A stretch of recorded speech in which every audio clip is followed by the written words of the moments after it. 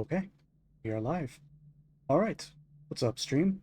I'm back to I'm back continuing from my previous stream where I covered Resident Evil 7 on our way to Resident Evil Requiem, which is releasing this Friday, and I will be streaming that the moment, I'll be streaming that at midnight, so come and join me for that. Today we'll be looking into the last numbered entry before Resident Evil 9, Resident Evil Village, as part of what I like to call the Ethan Winters saga, Resident Evil 7 and 8 together.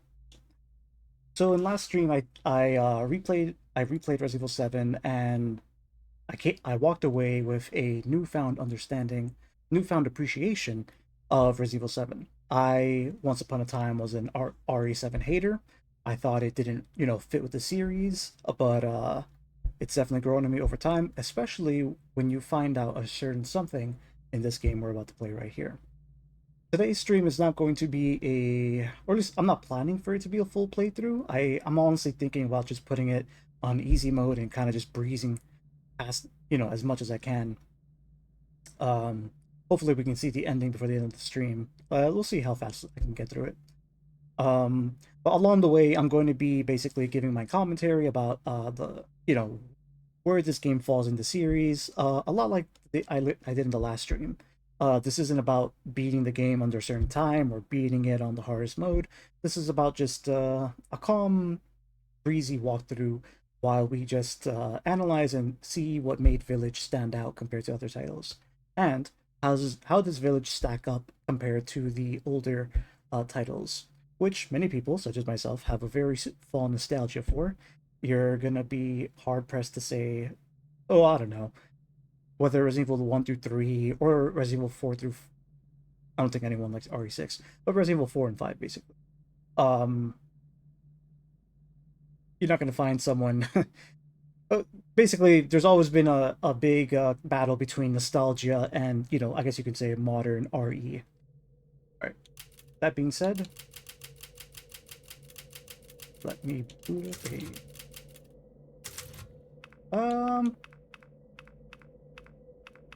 so I have the gold edition, as you can see, and you can choose whether you want to play first person or third person. For those of you who don't know, the third person mode was added way later, not way later, like a year or two after the initial release of the game. I've always been a third person shooter person myself, so when they added this third person mode, I thought, thank God they fixed. It made the game. First of all, it made it feel like a completely different game, and second of all, it felt a lot more like the older titles, like Resident Evil 4. And I think that was like the selling point. But there is an argument to playing this game on first person after, which I realized after replaying Resident Evil 7. First person mode is cool. It's very intimate. You take in the environment kind of more. I don't know. That's some people. Me personally, to this day, I will always prefer to play third person. Let's play this game. Let's play the game in third person. Also taking advantage of the gold edition that I shelled out for. Long ago, a young girl went with her mother to pick berries for her father, who was hard at work. But the forest greeted them with a dark, cold silence, the bushes empty. Yet determined to find the berries, the rascal broke free from Mother's grasp and vanished into the trees. Mother's worried cries faded fast as the girl ran on, over vine and under branch, and into the forest deep. Feeling strange eyes upon her, the girl recalled Mother's scary bedtime tales, and her throat became bone dry. Then the Bat Lord appeared. He greeted her warmly and bit his own wing. "Come, child, quench your thirst," he said.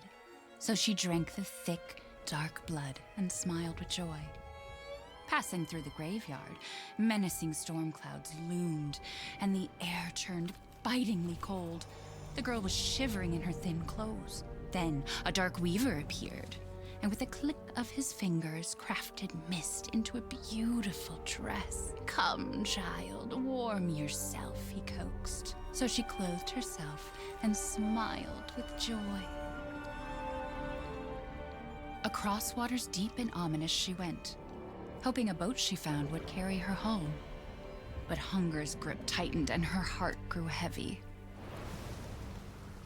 Then the Fish King appeared and offered one of his many fins.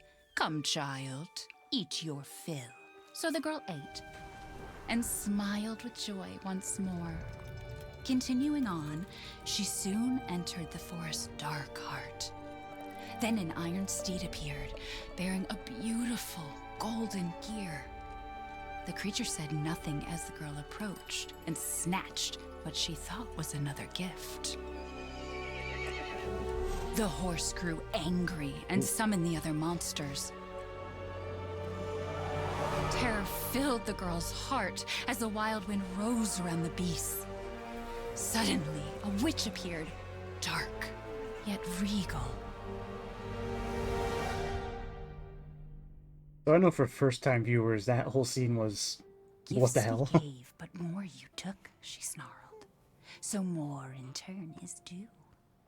In a blink, the girl was trapped inside a mirror. There. She's asleep. What is with the creepy story? She's only 6 months old. Woman at the store said it was traditional. A local tale. Besides, Rose doesn't seem to mind. Because she doesn't understand it. Thank God. We moved here so that she wouldn't have to deal with any of that, remember? There's nothing wrong with my memory. You're just being paranoid. It's not... Never mind. I'm sorry. But I'm not paranoid. I'm just cautious. Then, go cautiously take your daughter to bed. I'll finish dinner. Aww.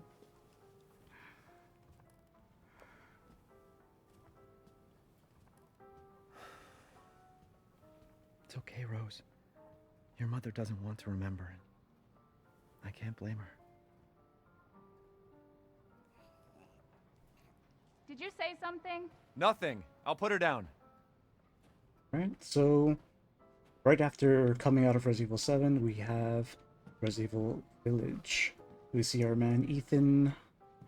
Ethan's a dad now. Oop. Took forever to pick up these wipes. So you can see if you explore around, Ethan is your typical new dad, I guess. But yeah, I'm sure there's a document around here that tells you how much time has passed, but I think about a year or so passed since the RE7. And yeah, Ethan and Mia managed to have a kid. Now that's very, very, very confusing because of what we later on learn. You know what? We might as well get it out of the way because it's kind of it's what reframed RE7 entirely, and you know it all came through this game. Ethan is a mold man. Ethan is a mold man that was killed by Jack. So that revelation, that revelation left me with two questions. One, in RE7, why wasn't Evelyn able to control him? And B, how the hell did he have a kid? There. It's like I said to your mom. That book's too scary for you. I'm sure this game struck a chord with all the dads out there. And I think it really does add a lot to Ethan's character. He has medication. Okay, so I'm guessing that vaccine that we gave her didn't do, probably Almost there, honey. Probably left her messed up or something. Or maybe she has PTSD.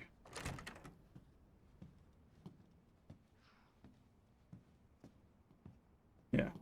So there's a number of things to interact with, but for the sake of moving forward, let's just drop the baby in the cradle. There you go, sweetheart. Don't you worry. I'll be right downstairs. Daddy won't let those weird fairy tale monsters get you. He really won't. If you haven't noticed, that whole opening cutscene and some of the dialogue, a lot of foreshadowing for what's to come for sure. Oh, right. Since times are quiet right now, We should discuss the horror. So as we just started, it started with that whole fairy tale sequence, and that's kind of a window into what you're going to experience in this game. The horror goes from, in RE7 it was very grimy and like disgusting actually, and we find in this game the horror is going to be a lot more fairy tale, fantasy like, still horror, like a different flavor of horror, and I noticing that after the fact is kind of cool. Is she okay? Sleeping like like a baby.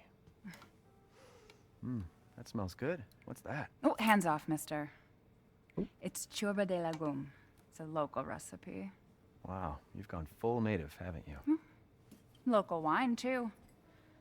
But if you're gonna keep sulking all evening, maybe you shouldn't have any. You really have to stop worrying. It's just finding you in Louisiana, the pregnancy, Chris moving us here, military training, it all happened so fast, you know? Well, at least we're all together. You, me, Rose. Now, everything's gonna Seriously? Think we can just forget about what happened in Louisiana? It happened so long ago. I don't understand why you are so... Ooh. Mia, get down! Mia!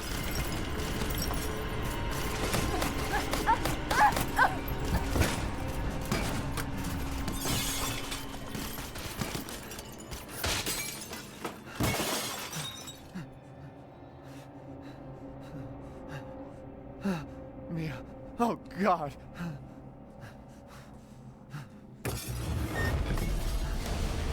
Chris? What the Big hell? reveal. Sorry, Ethan. No! What? Why?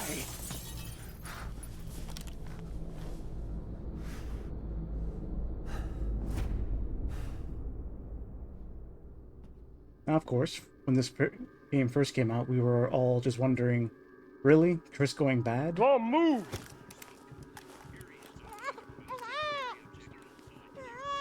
All clear. Rose? What the hell are you doing with my daughter? Package secured, sir. Take him away. I said get your hands off her! Ethan, no.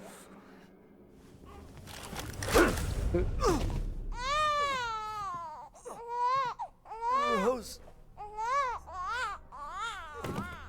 Get him out. As we later learn, there was absolutely no reason for Chris to be this, this obscure. Like, I'm sure we could have avoided 90% of this mess if he just told Ethan up front, what was going on.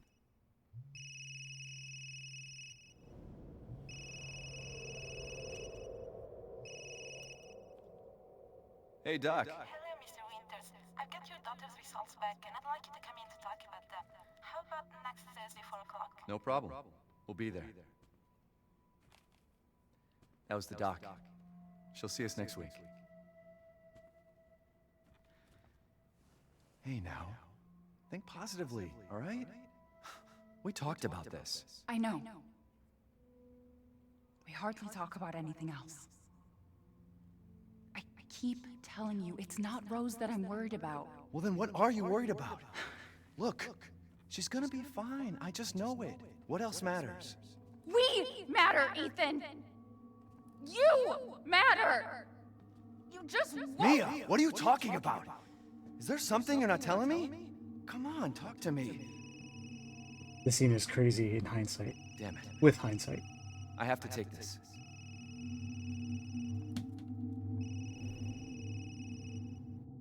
Although I do feel another instance of another instance of a lot of problems being avoided by them just telling Ethan the truth. Now I get it, game and all, and it's for our narrative suspense, but trying to think about it practically.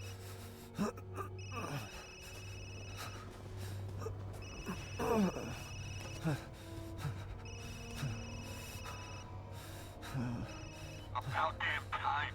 What's your status? Is the package safe? What are you talking about? Where's Chris Redfield?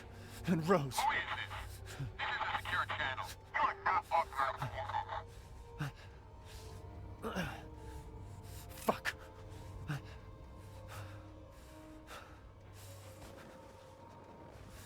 What the hell happened here?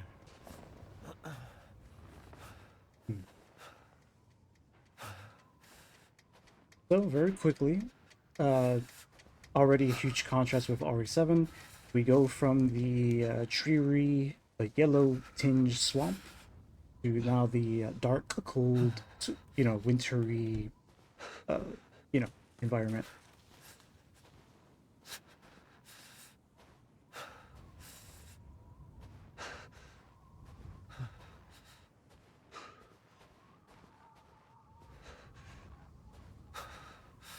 Now I know we just gotta stroll through here. And very quickly we're gonna find ourselves in a very similar situation to another beloved game in the series. For some reason, this game, not for some reason, I'm kind of glad that most people, I'm kind of glad that they did this in the first place. There are a lot of, I guess you could say, references to Resident Evil 4 in this game. Down from the siege that we're going to encounter soon. The, the opening, basically this game's village siege.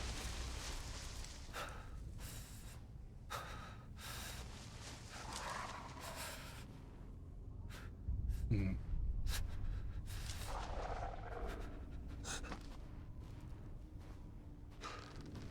lot of dead crows at the beginning of RE7.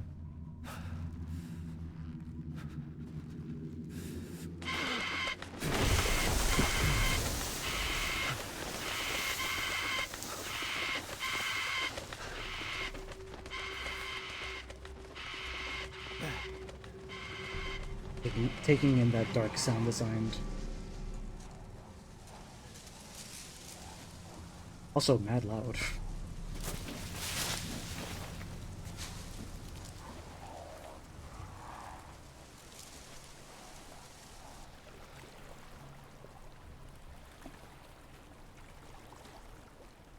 Yes, I'm already feeling a huge contrast from RE7. They're going for a more, well, for right now it just seems like classic Gothic horror type situation. I'm trying to find where I gotta go.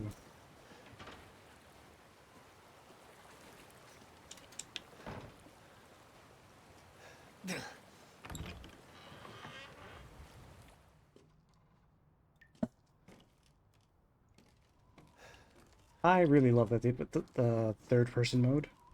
It kind of feels like I'm... Not only does this game have a lot of callbacks to RE4, I feel like I'm playing RE4 now.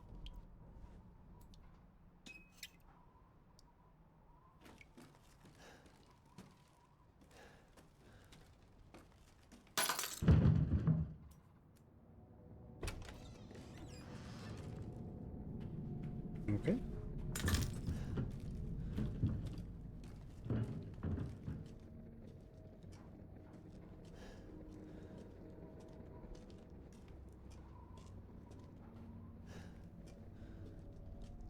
Yeah, so just like 7, the opening hour of the game is slow until all the action hits you at once.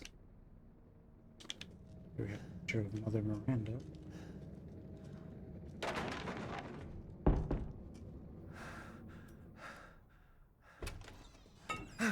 Yeah.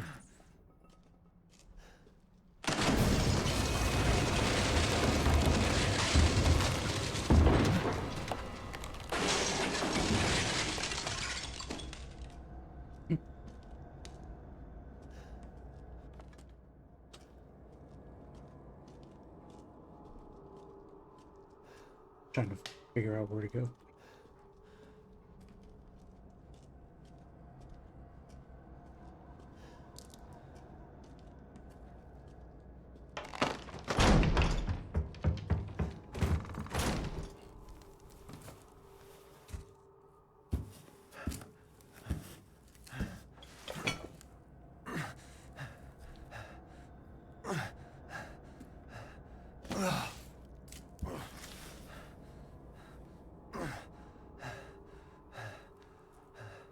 You know, we're What's in all this?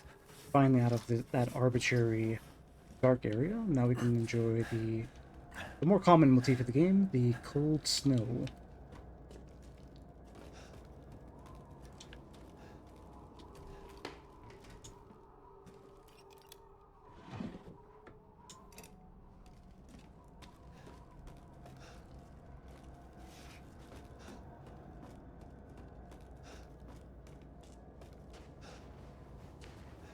There it is.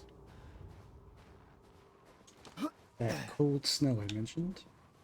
I will say that, I guess in terms of locations, you know, the castle of this game, I like it more than the swamp. That's for sure. Granted, you know, the swamp has its place, the RE7 swamp aesthetic, but this aesthetic here, I love it. Where the hell am I? Cool, wintry castles and all that.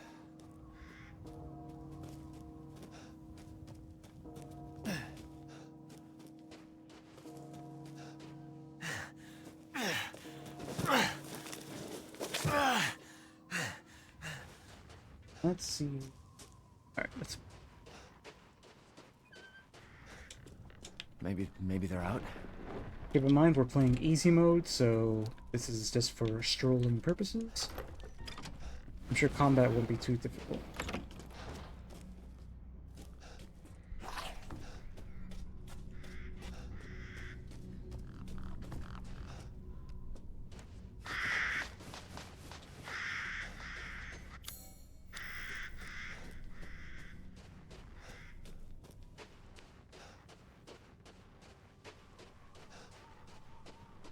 The village area itself feels... It does feel very, like... You know, it kind of... Actually, now that I think about it, kind of reminds me of Silent Hill. I'm sure this game would look great in a third-person perspective. Not third-person. Fixed camera angle perspective. It feels like this environment is ripe for that kind of camera angle.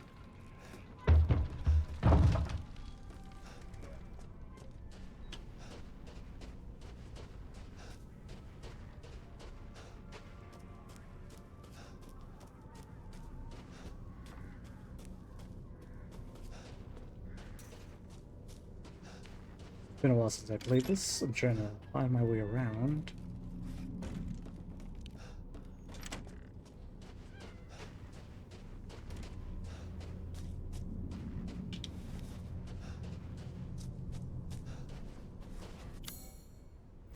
Something I remember off the bat, a huge contrast between this game and RE7. This game is a little more open-ended. You can actually, there's actually places to explore and stuff like that. Like in a big hub area. RE7 felt a lot more, I don't want to say linear. What happened? But more linear? Sort of more linear. And you could argue back and forth on that one. But this definitely feels more open world-ish.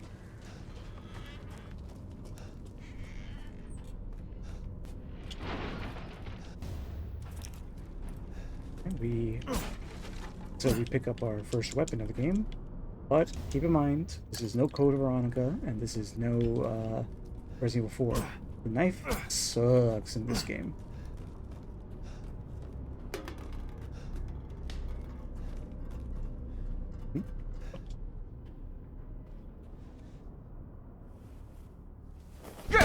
No! Friendly. Who are you? Who sent you? Nobody. There was an accident down on the road and... What's going on?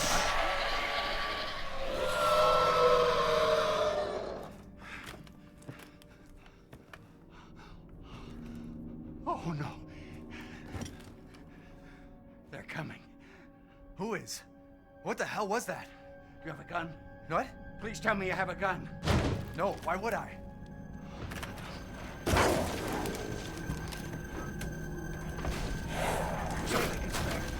Take it! Take it!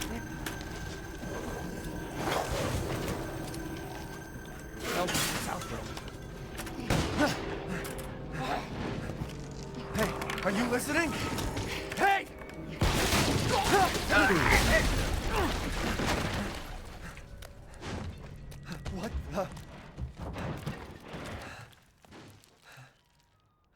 coming off.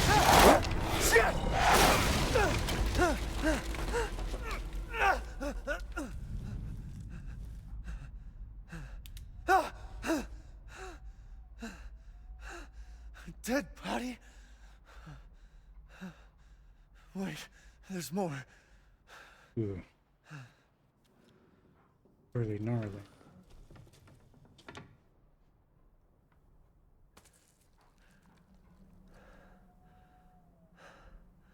Jesus Christ. So, wow. What That the hell is wrong with this place? a lot of dead bodies.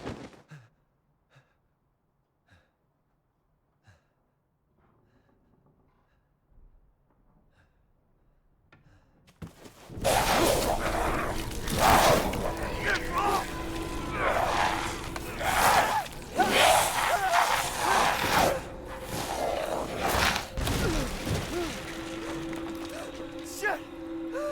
Fuck. What the fuck was that?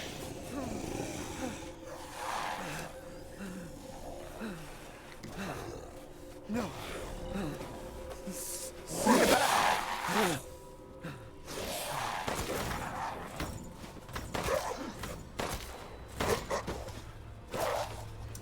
Oh.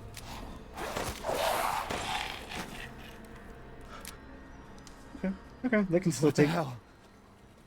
They can still take some punishment. They can still take some punishment on easy mode. On Village of Shadows mode, Village of Shadows mode, these guys are like bullet sponges for sure. But there we have it. Our first enemy of the game, coming off of RE7's molded, comes the Lycans. Now, the interesting about this game, the interesting in this game is that the Lycan isn't the only, like, I don't know what you want to call it, standard infantry, not infantry, your standard enemy type in the game. You also have those, like, zombie-like things that you find in the factories. But yeah, the Lycans. The Lycans themselves had a heavy, inspiration on the cover art.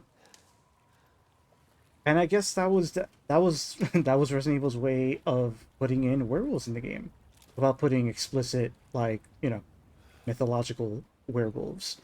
But I see the connection, and honestly, I commend them for taking that risk. And then later on, we do find out that these guys don't have, like, a mythological basis. Just like everything else in Resident Evil, it turns out you make them using a parasite. Yay. And that brings us to our next discussion point. This game advances the mold that was introduced in RE7, but now they introduce it with some sort of parasite called the Kado. And that's how they make the werewolves and the big ones. Lore-wise, whatever. It's lore, I guess. I don't think it's that cool. Or at least I don't think that's that cool yet. Maybe some files will change my mind.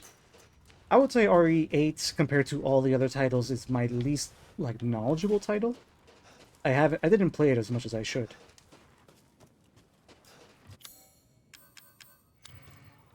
Oh, I know what happened.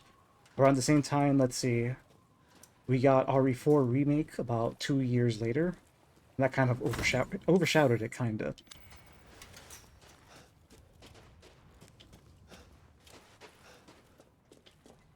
But yeah, but I'll try, I'll keep taking in what new information as it comes and see how it compares to other points in the series.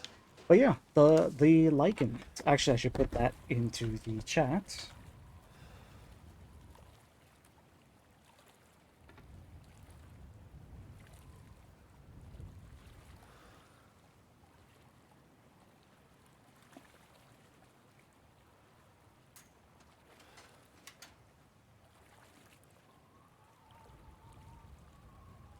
So RE8 Lycans. Better than zombies? Than zombies. Plagas.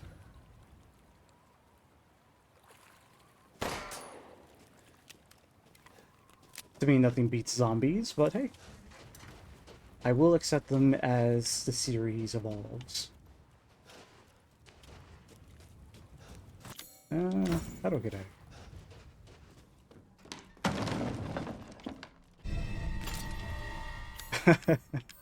Oh, right. The bolt cutters, yes.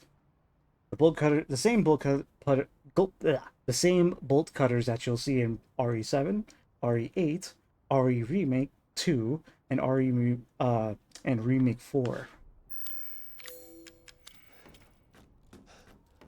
Talk about reusing assets.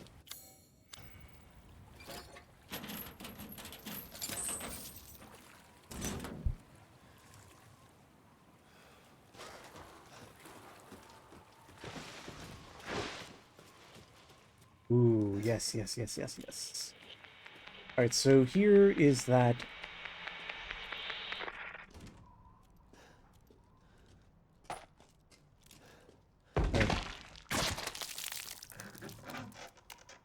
Alright, so just like Resident Evil 4, we have our opening siege. Uh-oh. Can I close this or not?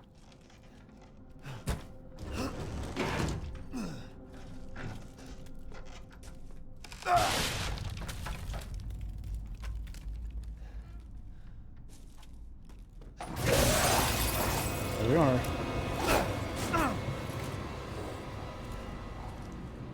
Now, I'm used to fighting these guys on Village of Shadows, so I'm gonna go kind of just Rambo, as you're expected to, really.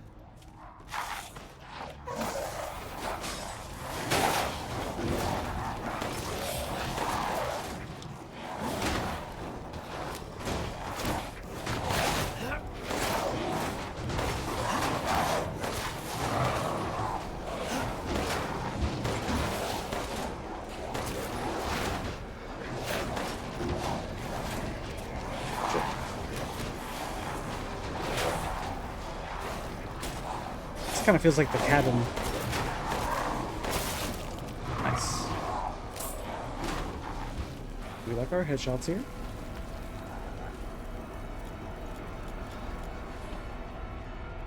Is it over? Yeah. Did I read zombies? We'll accept that.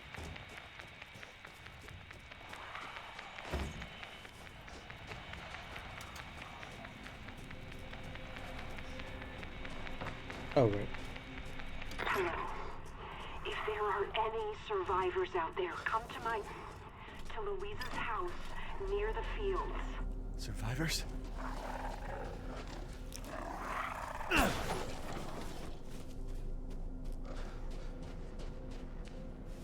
Alright, so some people would say that this opening kind of just bites off directly from Resident Evil 4, but I think they did it good in their own way. And also these Lycan guys are pretty intimidating.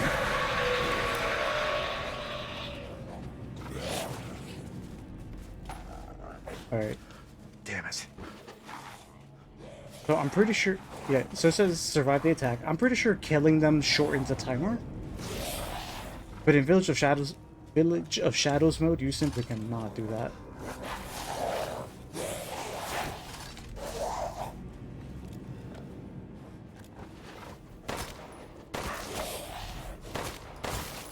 Nice. Alright, so one thing I have to remember is that obviously RE7 was focused a lot more on horror. This game, we're focusing a lot more on action. And I will say, they definitely deliver. There's so many guns, there's a lot of guns, explosives, and all that. And a good crafting system, too.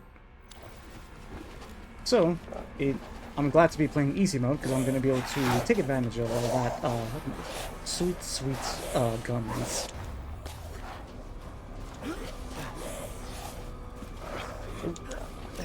There's no end to them.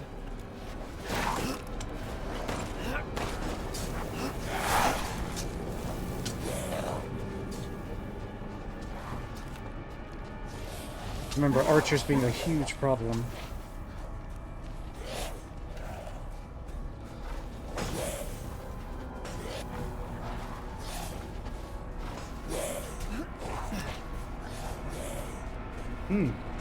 Another difference I'm picking up on. The way they're trying to scare us here is by overwhelming us. Not too different from RE4. Not too different from RE4 at all, actually. Whereas in Resident Evil 7, I feel like I was getting scared the more old school way, with, you know, one single imposing monster coming at me.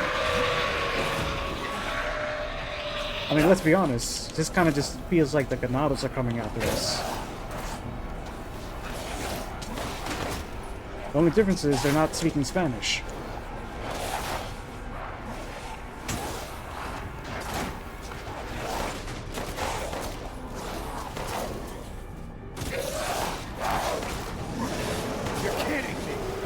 Damn, he's out already? So the timer definitely feels a lot shorter.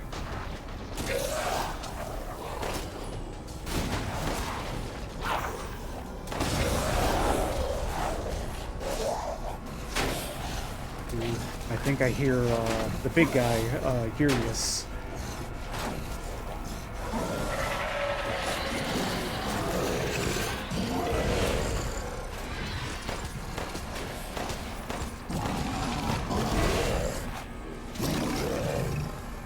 I'm sure shooting him doesn't do anything.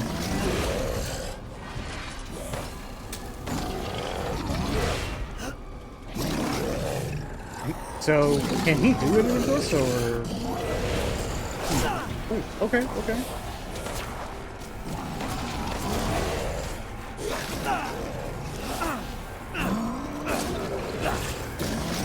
So, oh wow, that worked.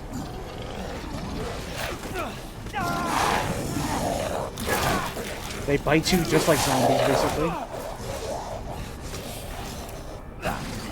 I'm sure they put that into.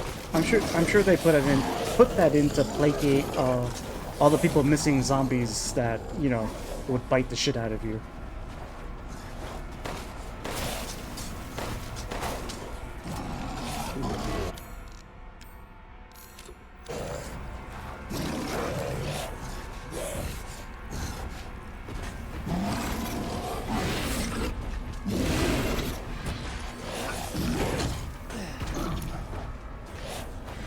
He can't actually hit us, can he? Oh my god, he can. Okay.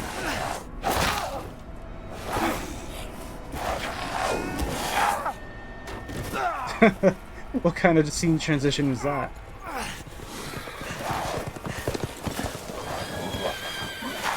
They have horses!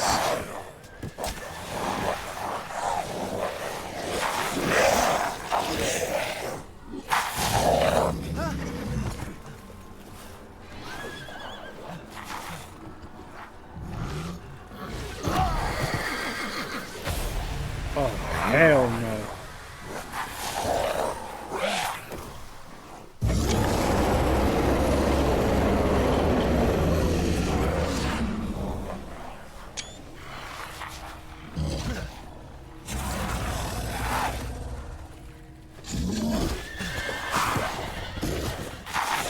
And there's this game's bell moment. They really did want to pay homage to Resident Evil 4. And why not? It is the GOAT after all. Ooh. That's his ring finger too.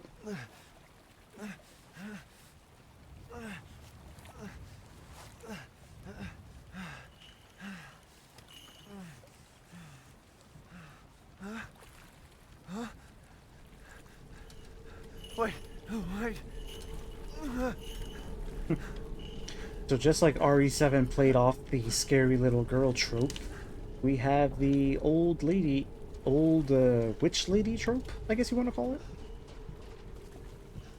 But yeah, that was Resident Evil Village's take on the Resident Evil 4, Village Siege. Clearly too. I mean, a bell finishes it. And all that. You're stuck in a cabins.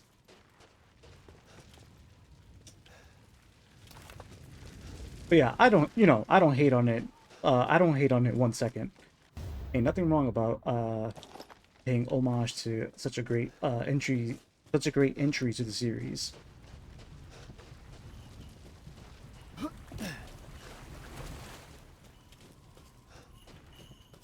Alright, before we continue, I'm gonna go get myself a quick drink. Be right back. Back with good old green tea to keep me going. Let's continue. So yeah, before moving on, we had our RE4 moment. Again, not complaining, paying homage to the GOAT Resident Evil title. One of the greatest, I don't care what anyone says. Is never gonna look bad in my eyes.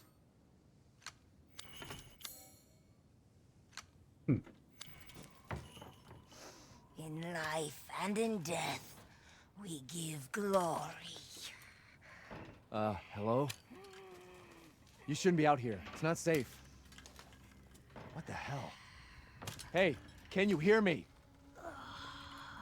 It's you, the child's father. Child? Hey, wait. Do you mean Rose? Is she here? Rose! Rose, yes. She is in great danger.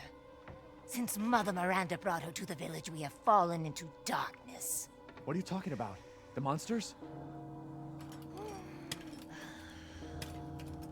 The castle bell heralds danger. They're coming! No.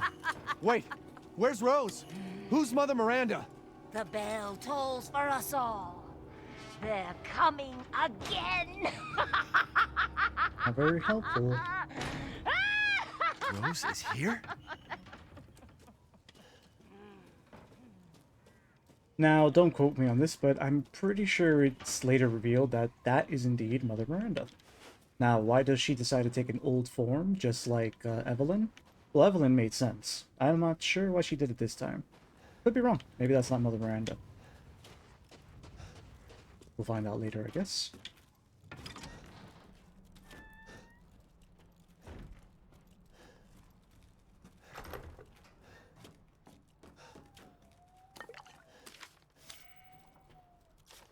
O great Lycan, the fabled monster wolves of old, may they come to eat our flesh, may they come tear us apart. Excuse me. Fabled monster, yes. So while RE7 had its creepy molded monsters, we have our nice fable-like monster. Vampires, werewolves, giant fishes? Either way, point is a whole different flavor of horror, if you will. But which I appreciate. They really took some creative liberties in this game for sure, trying to mash together different types of different genres of horror.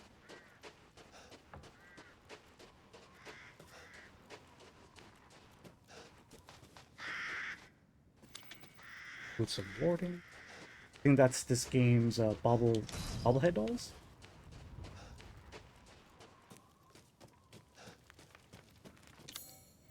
Alright, so we have the entrance to the first technical area of the game. Castle. The castle where we'll be treated to a nice dose of, I guess you could say, medieval, I don't know, Gothic horror. Big castles, vampires, bats. There are bats, right? No. They turn into bugs. Well, they had to add some sort of Resident Evil spin to it, I guess. Alright, let's try to quickly get through this. I'm trying to get into the castle quickly. I think we do have this whole scene with the people living inside.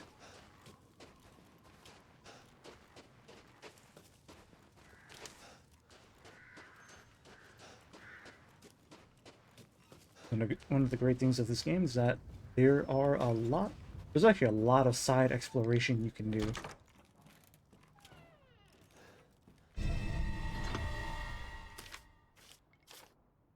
Which Louisa's house.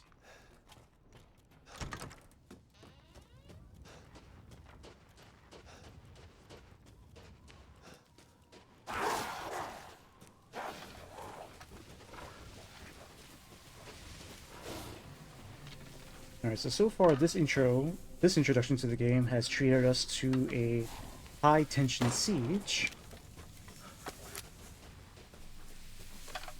And now we have some...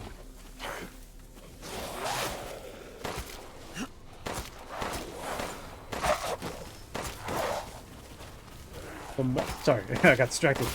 There we go. Ooh, okay. Ooh, that would have been danger status on Village of Shadows for sure.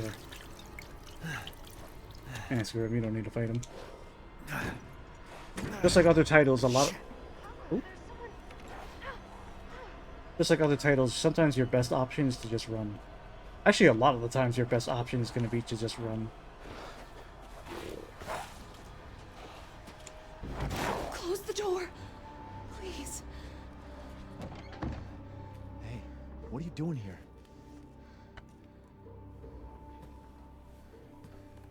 Stay back. Please, don't hurt us. Whoa. It's okay. I'm not gonna hurt you.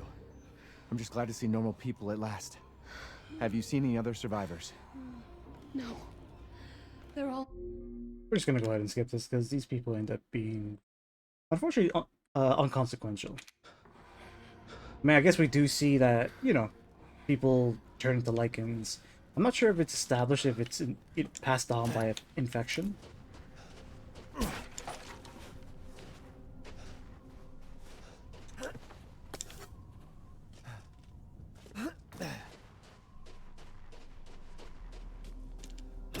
Yeah, I'm trying to just get my way to the castle now.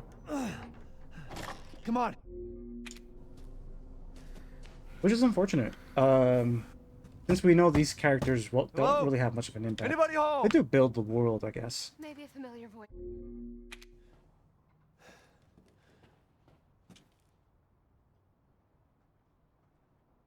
I think this is some information about the upcoming. Or actually, it's about the village itself. This way.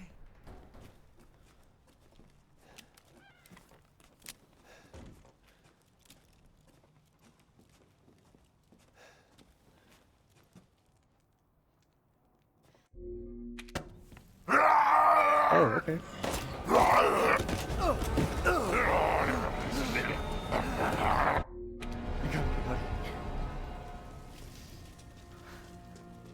Yeah, so we're still kind of just going through this quick opening sequence. It's a shame. It's a shame that, you know, these characters don't end up being more consequential, but, you know, I guess they serve their role in the story.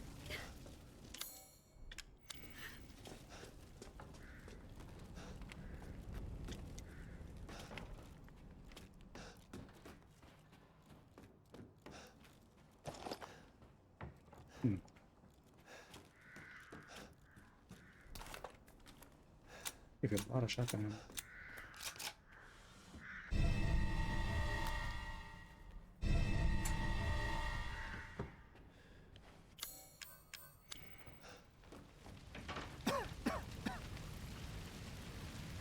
Damn, the fire's moving fast.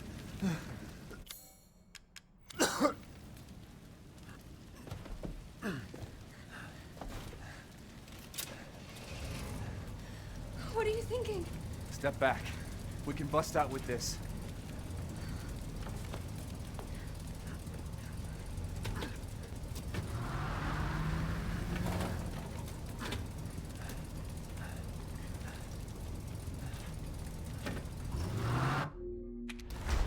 Don't worry, and try not to breathe in the smoke. I know. Thank you, Ethan. You're kind. I hope your family is safe. I do too. Come on, it'll hold.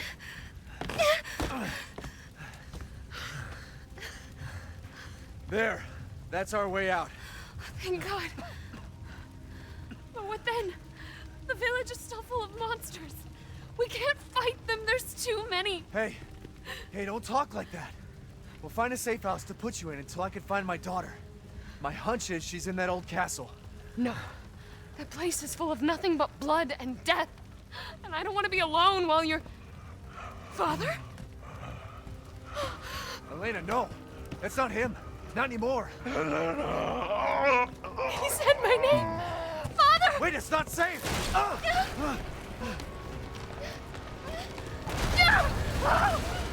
Stay there!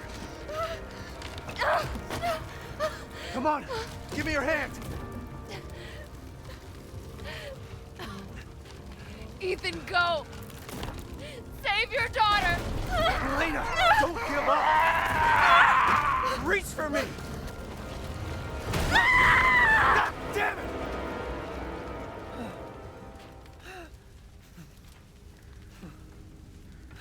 Why is everyone dying on me?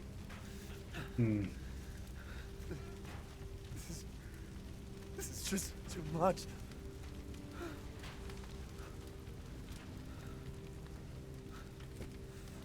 Ethan really is just a normal guy, you know?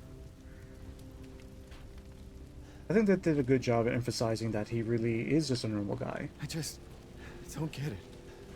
He's no Chris Redfield, he's no Leon Kennedy.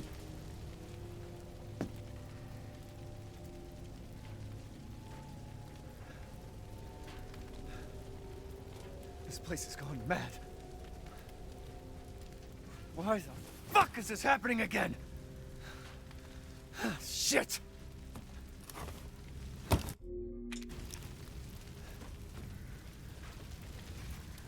Okay, so I said that part was like whatever, but I guess it is character building for Ethan.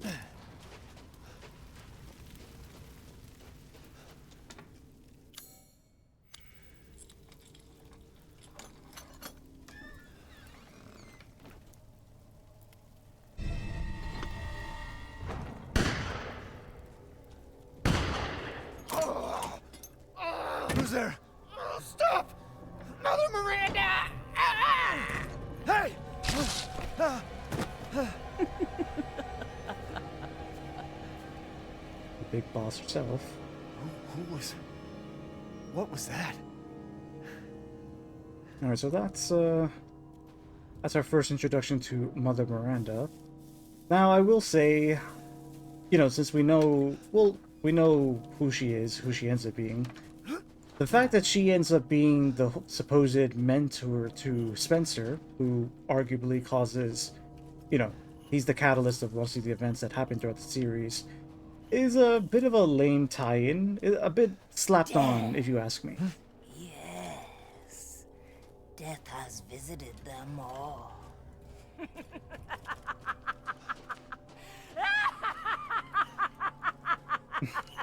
Do we have to stay here and listen to her?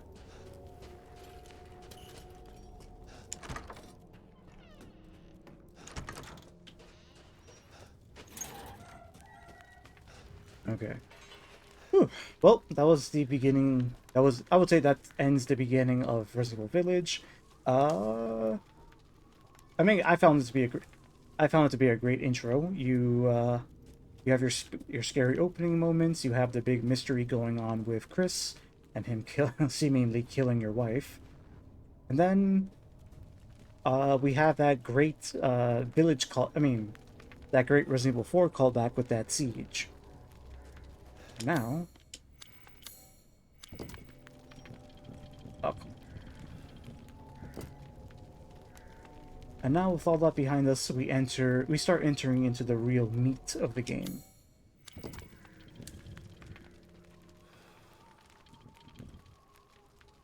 How does this go? What is this supposed to be? I think I see it.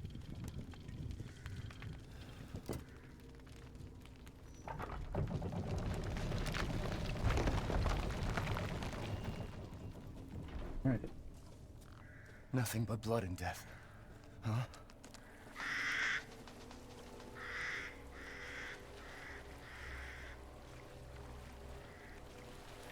Alright, so now we're gonna start entering into the real meat of the game, and meet the true antagonist, if you will. Well, I'm looking for a fish. Apparently, you can, if you kill, you know, wild animals here, you can use them from power-ups. I don't see any here.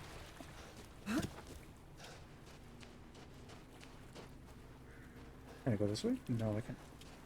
Alright, into the castle we go.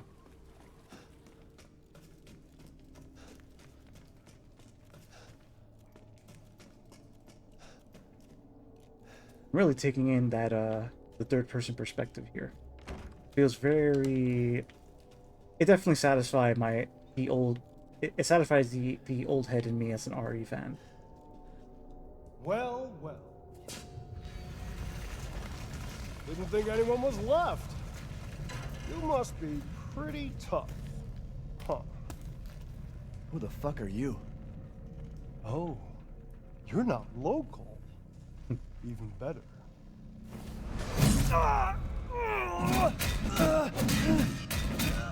Mother Miranda's gonna love you.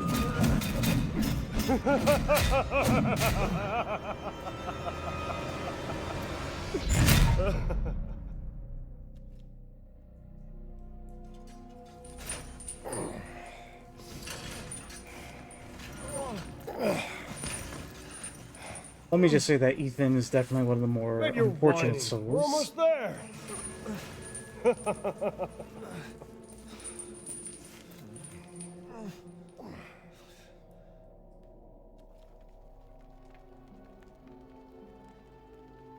The man is of no real use to anyone else, and my daughters do so love entertaining foreigners. Furthermore, I can assure you, if you entrust the mortal to House Dimitrescu, my daughters and I shall deliver to you the finest. Wait, please, I want to see. You mean... He's awake. You mean... Both of you shut the fuck up! What? Is it? Where? You mean you'll screw around with him in private, and where's the fun in that? Give him to me, and I'll put on a show that everybody can enjoy. Ugh, so gauche. What do we care for bread and circuses? The man thinks suffering is assured. Yak, yak, if a man's dick is cut off in the castle, blah, blah, blah. I've heard all your arguments. Some of you were less persuasive than others, but I've made my decision. Heisenberg, the man's fate is in your hands. Mother Miranda, I must protest. Heisenberg is but a child, and his devotion to you is questionable. There's half the Give game's more promo to material me, right there. And I will ensure he is ready. Shut your damn hole! And don't be a sore loser! Go find your food somewhere else. Quiet now, child. Adults are talking. I'm the child. You're the one who's arguing with Miranda's decision. You wouldn't know responsibility if it was welded Oh, to keep that growing! One day your head might actually fit your ego! Hey, don't I get a say in this? Silence! My decision is final. There will be no argument. Remember from whence you came. Thank you. Huh. Lycans and gentlemen, we thank you for waiting. And now let the games begin!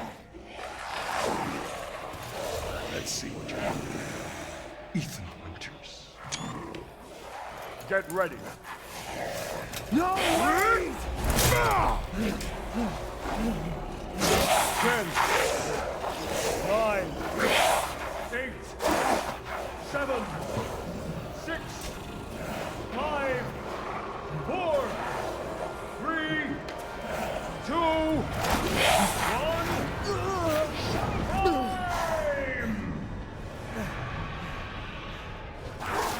1, Jesus Christ!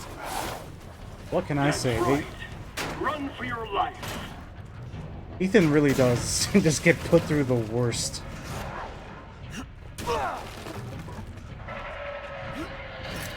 Very nice, Ethan.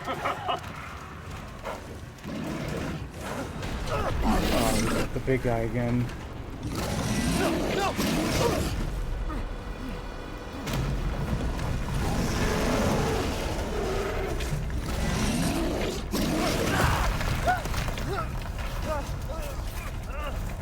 How lucky.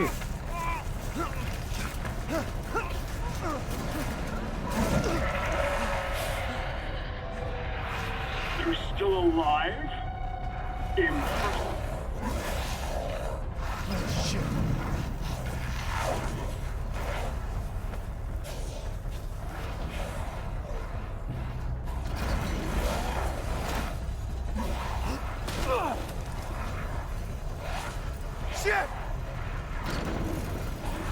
Yeah, so look at all this.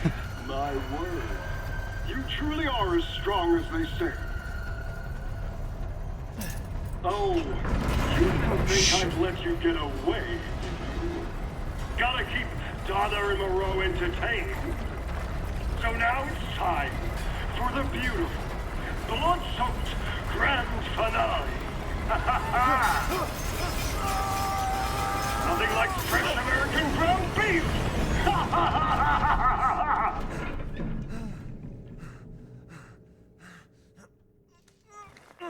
Too close. Wait, do those freaks have Rose? Oh, do they? So compare this, compare the first hour of this game, which we're just about in 1 hour into the game. Go ahead and compare, the first hour of this game to the first hour of RE7. Whew, quite the difference in approach and how they try to scare you.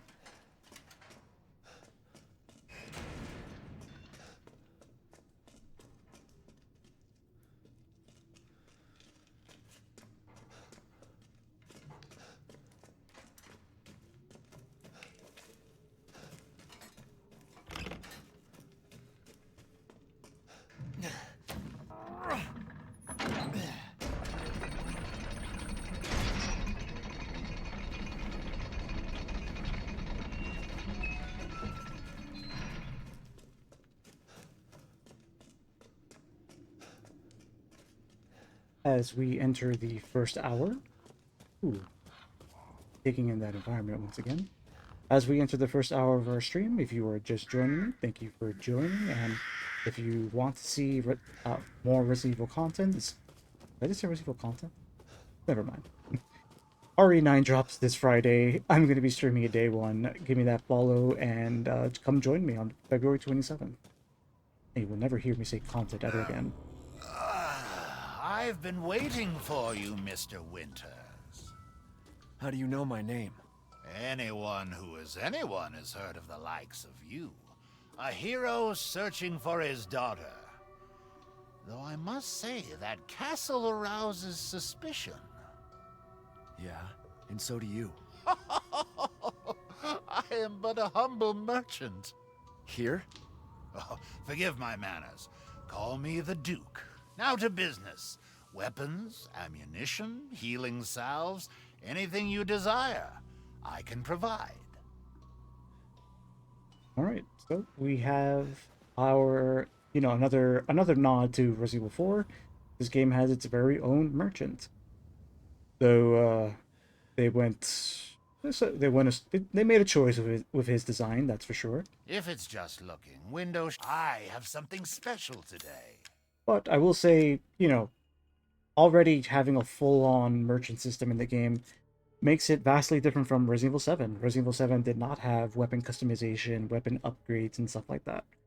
So this game definitely leans more into the action perspective, which, it's no stranger to Resident Evil after experiencing 4, 5, and 6.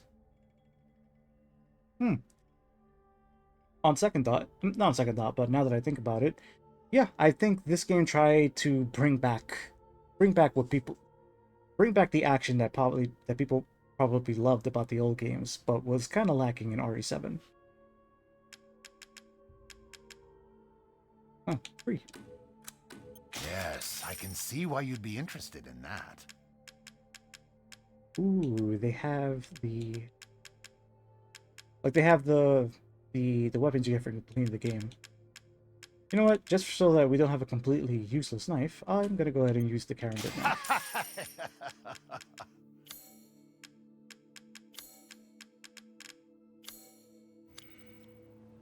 Till next we meet.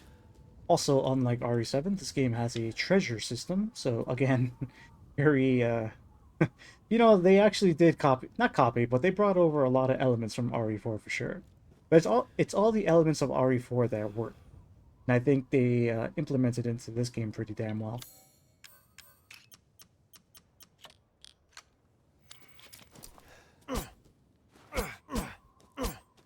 Yeah, see, I know this knife is definitely strong.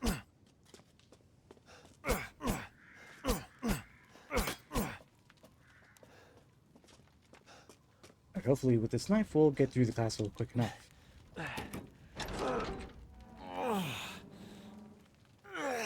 Alright, so we're about an hour in and we've just reached the castle. Could Rose be here?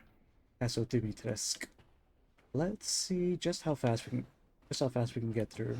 Keep in mind we are playing on easy difficulty, so combat is not going to be the problem. Neither is resource management. Alright, let's see how quick the castle is. Huh. So we see that the Duke actually interacts with the inhabitants, which is strange. The Merchant of RE4 didn't have any narrative significance. He was simply a gameplay mechanic. Versus here, somehow the Duke is, well, let's just say he's a magical merchant.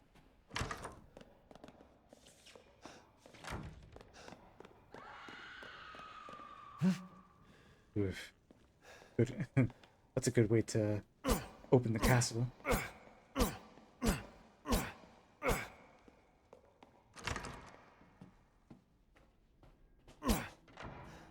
And it would not be a Resident Evil game without having its own beautiful save room theme. And this one's a very nice one. It actually, just like a lot of things, very Resident Evil 4-esque.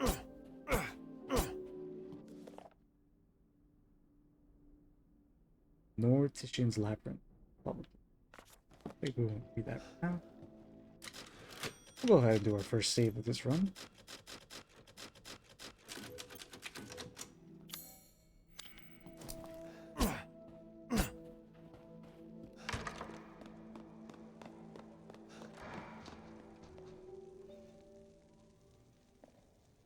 Okay, sit back and relax for more Ethan sadism.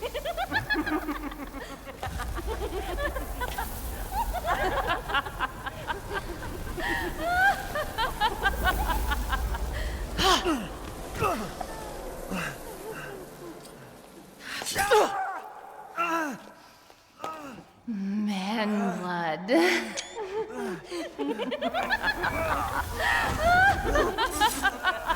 Not my thing at all.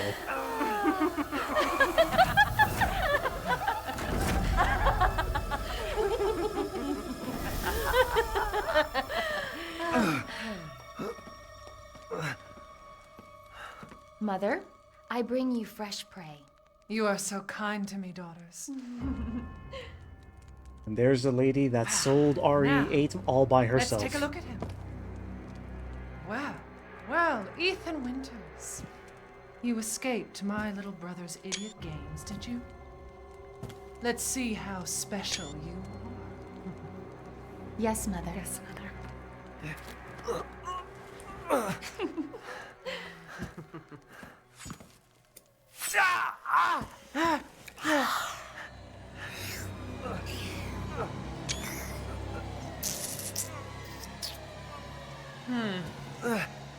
Starting to go a little stale. Then let's devour his man-flesh quickly, Mother. I am the one who captured him. Now, daughters.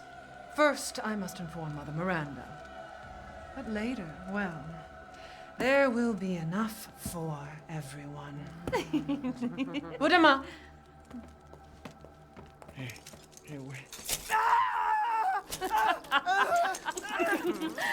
Let me down! Oh, be careful what you wish for, Ethan Winters.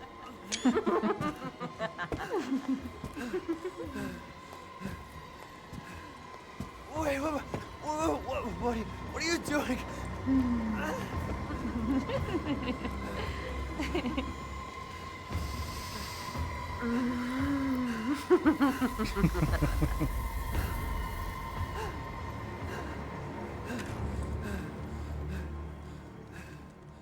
Bro, Ethan could not get a break. Well, there she was, Lady Dimitrescu, who single-handedly promoted this game to the high heavens. Sadly, as we find out, she's really only the beginning section of the game. But she does temporarily serve as our honorary stalker of the enemy. I mean, stalker of the game.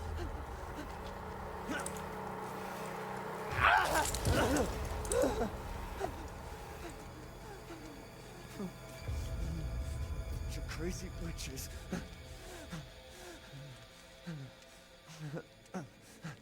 They're vampires, Ethan.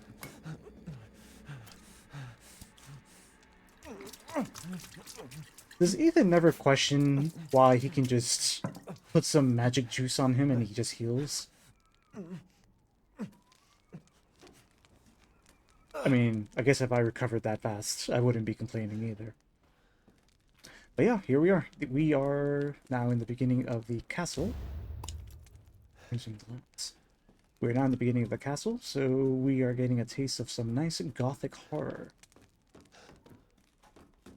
Contrasting, obviously, with, well, I actually can't remember the last time Resident Evil engaged in some Gothic horror. I believe the closest thing that we got was Code Veronica, with Alexia's Manor. I guess you can say RE4's castle is kind of Gothic horror as well. This is more mythological. There you go, mythological horror, vampires and bullshit. Even though they're not vampires, they're Resident Evil vampires.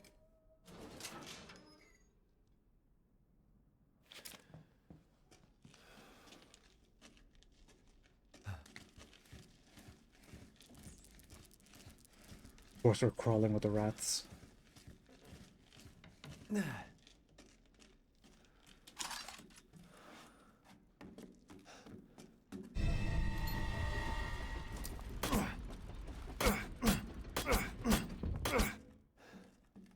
think with the Karambit knife, all the small enemies go down pretty quick.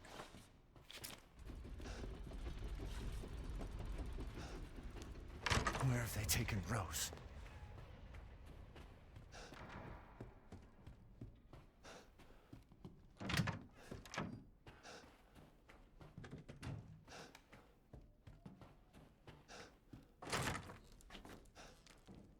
That's just when we started.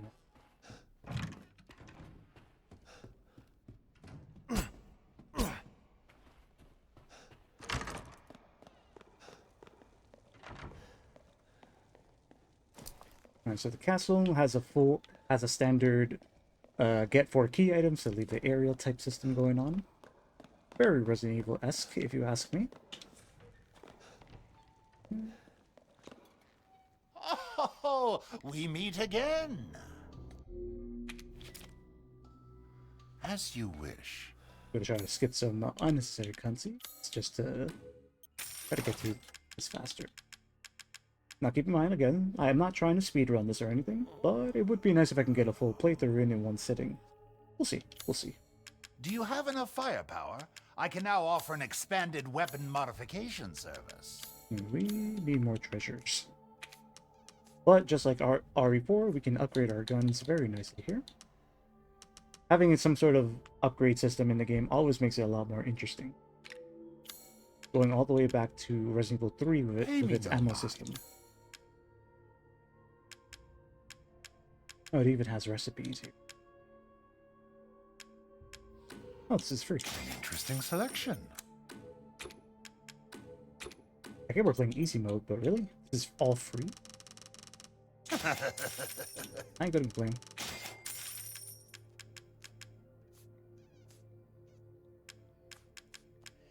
Something for the shotgun. Huh? Yeah, my bad. He just called me broke. Ooh, yes, this is gonna come in handy.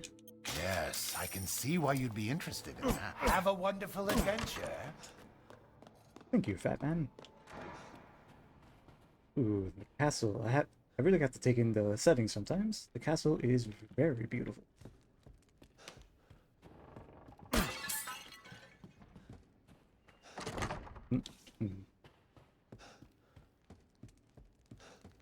So, you know, I'm happy that I'm getting some time to play some Resident Evil Village before Resident Evil 9 comes out. Because I know once that comes out, it's all Resident Evil games are put on the back burner for now.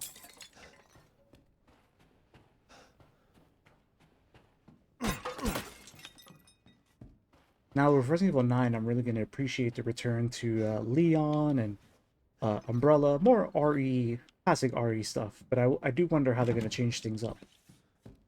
If there's one thing Capcom is good at not doing, is keeping they're good at like shaking things up so things don't stay stale, even if they have to take risks to do so.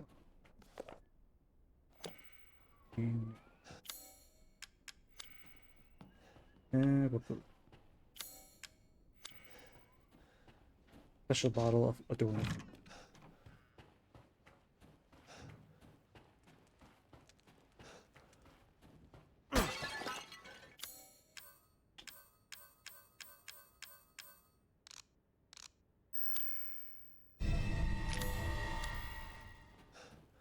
Classic, gotta examine those key items.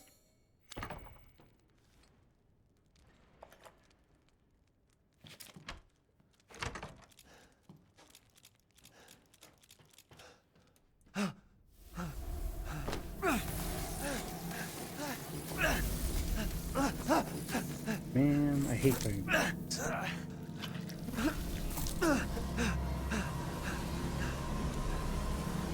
I haven't cut open a man in a while. That's not what I want to hear. Slice your jugular and just watch. Take an alive, dead witch with you. I can't hold back any longer.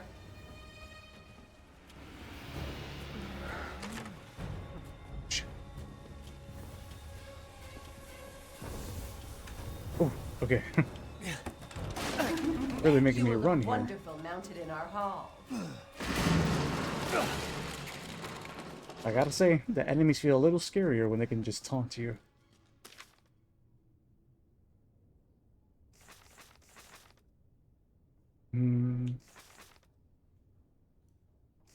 Yeah, this document talks about how the sisters are weak against cold.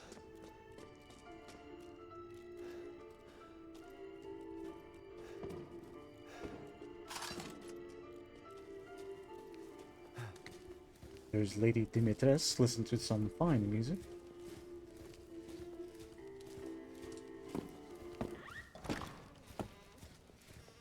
Damn, she's tall. Dumb tall. Freakishly tall.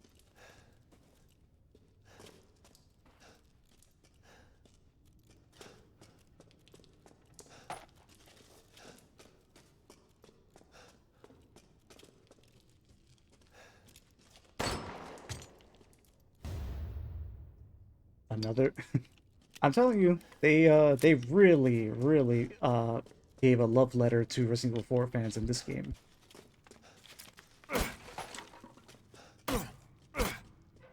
Which reminds me now, does this game have an item box?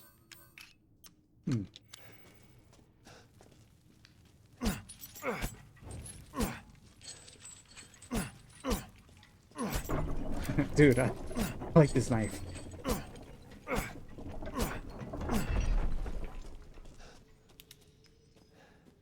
So we have the quick dungeon section. Was this in the demo? I forget.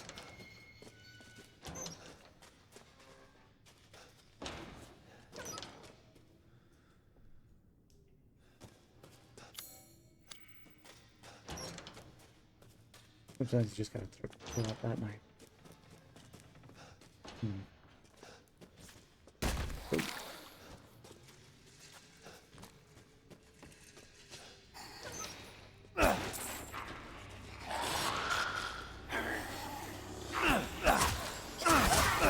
Aha!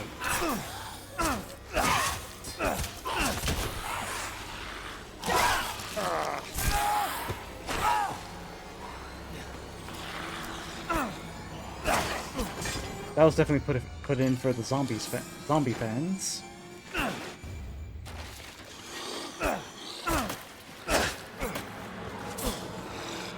Okay, 2-hit killing them is kind of wild. But we are playing on easy, remember that. Not trying to get bogged down by monsters, just trying to get our way through. Play our way through. Look at that. Ingrid's necklace.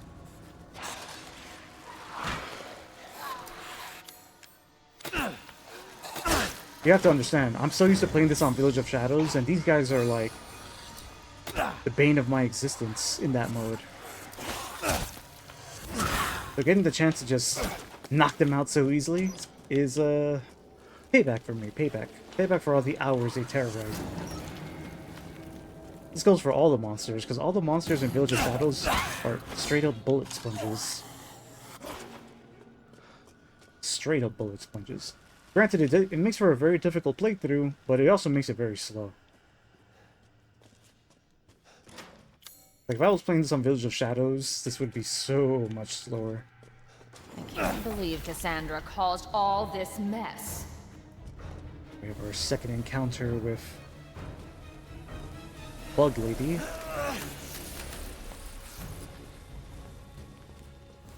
Squeeze the blood out when they're alive, and it's that much sweeter. I bet it is.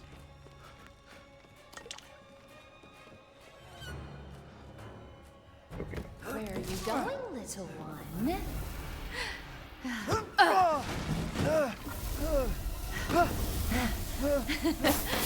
Bullets cannot harm. Well, that does. You stupid man thing! What? My body! It's breaking! I don't believe it. Give up!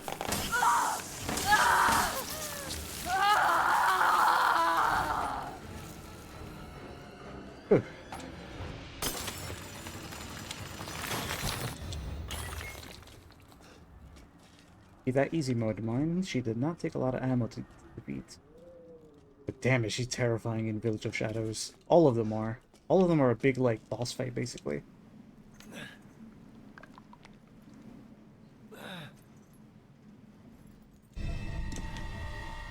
Ethan's hand, his left hand, remains messed up for the rest of the run. I have a theory, I don't think it's true, though. I have a theory that the reason that one doesn't regenerate is because that's the only thing about him that remains human. I could be wrong. But keep in mind, he was killed when when that hand wasn't attached to him. So I could be wrong. It seems plausible. Is there not an auto sort feature? There is not an auto sort.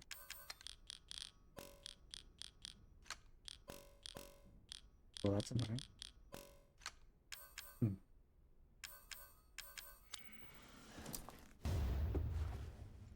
Angel statue. Ooh. And we're finding enhanced parts. Very nice.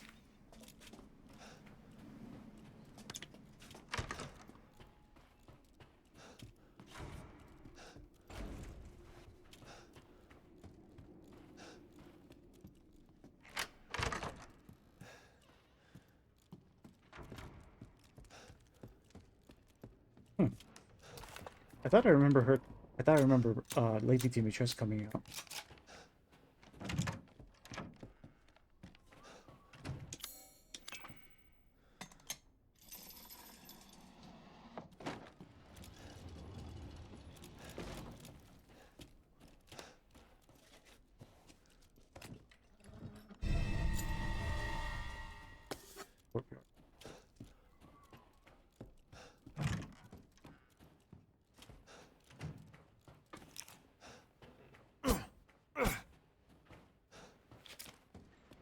I need to go to the merchant. I'm gonna get rid of the weak knife that I have.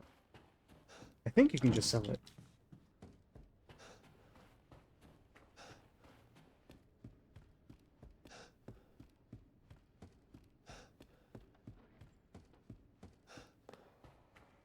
Please don't let any here.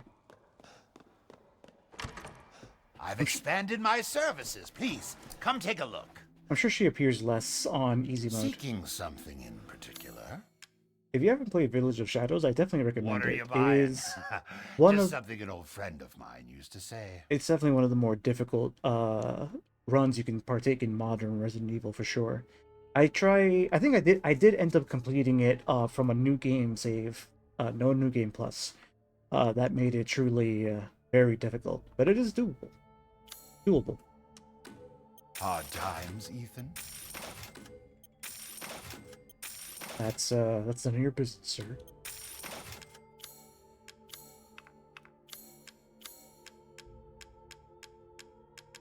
Find the rest. Fine. I think you definitely need this. God created man's back to carry burdens, but to think you want to pile on even more.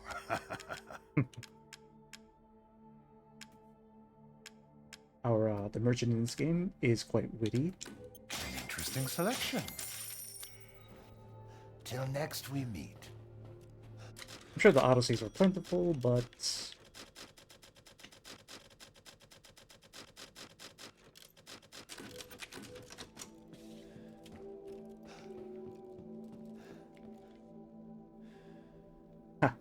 just taking in that nice save room theme. Very nice. Very atmospheric. Alright, back to the horror. So we got the courtyard key. Shall I give you the tour? Shit. She stands right in my way.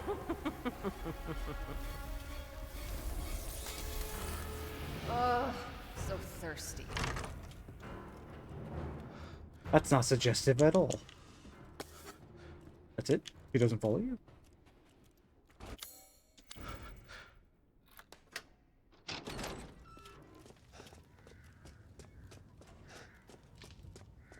Now, I have to admit, Resident Evil 8 is my least played Resident Evil, along with Resident Evil 7, to be honest.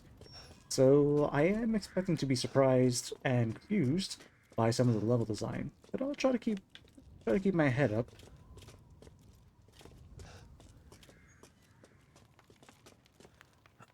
The castle so far doesn't seem that too convoluted.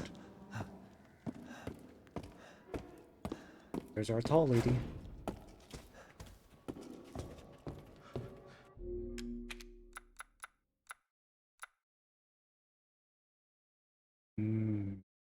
I was wondering what was going on.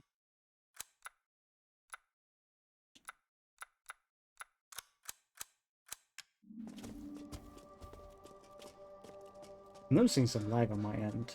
I'm gonna lower the resolution a bit.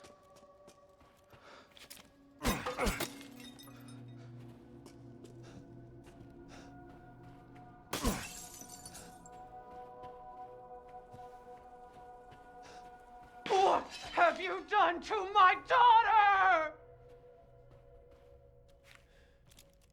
That's not intimidating at all. Last thing you need is a tall vampire being mad at you. Look at the castle map. Very nice. Very nice.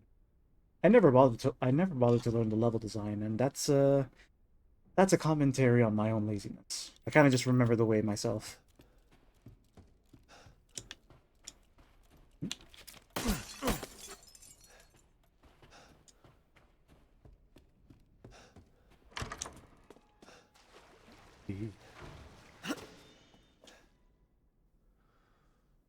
Ah, man. Alright. Do some puzzles. Women are blind to male advances, but the poor shall take their chances to give their lord their bounty sown, so that soon the wine may flow.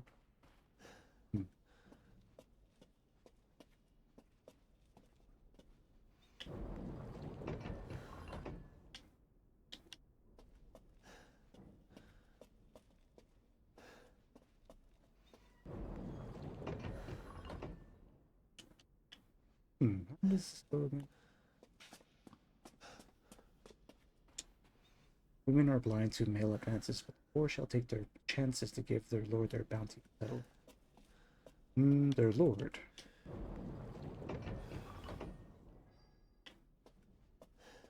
Is that not his lord?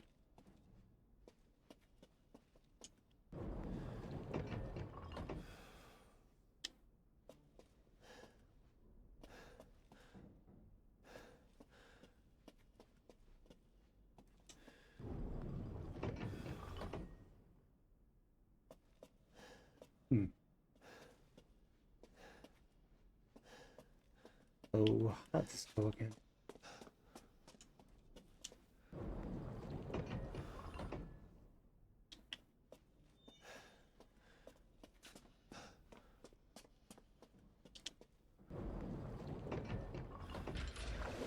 There we go. The ladies have to face each other. The dude faces the lady. The peasants face the lord, I assume? Oh well. Ooh, now we have the creepy... What the hell? A very memorable part of the game, the creepy wine cellar.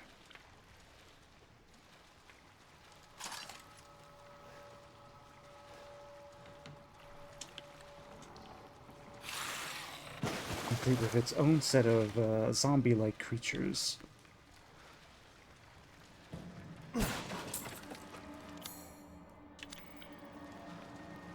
Right, we're actually going to use our map here.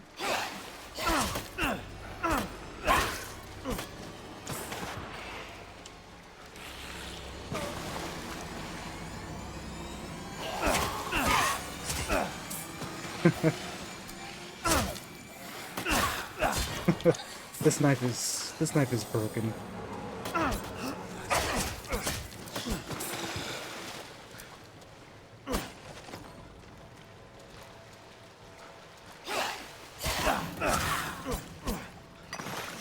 Definitely just having some fun with the gameplay for sure.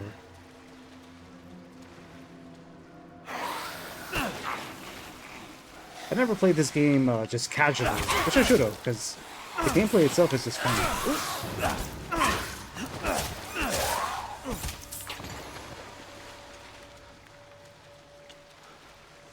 Sniping everything on our way.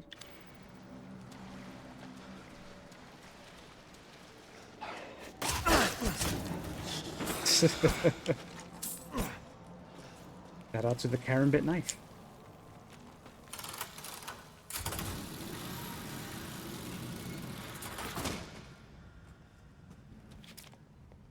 Okay. Progressing well here.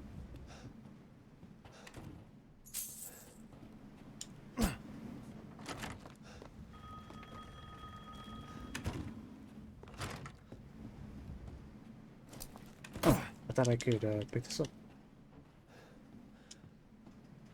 Let's do some exploration.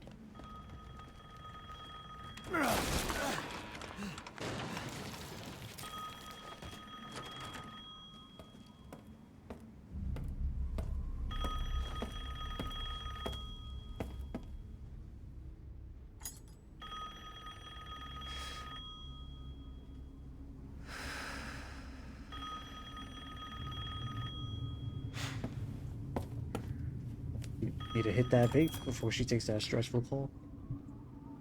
Mother Miranda, I regret to inform you that Ethan Winters has escaped that fool Heisenberg.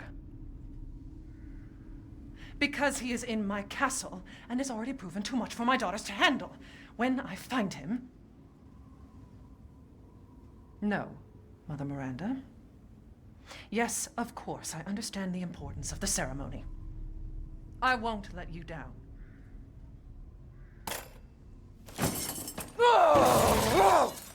To hell with the ceremony! That man will pay for what he's done. Definitely made an enemy out of her.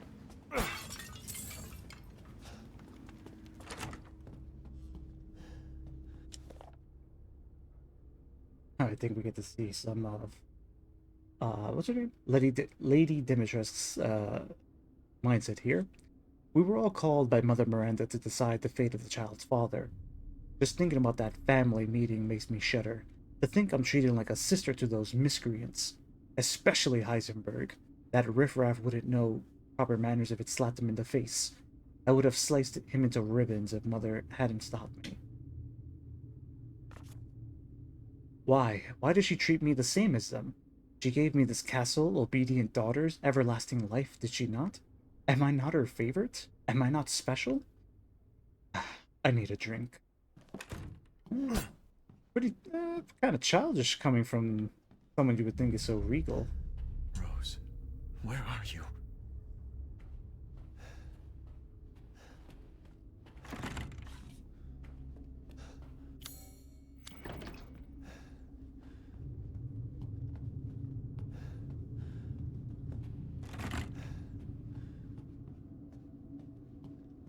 No.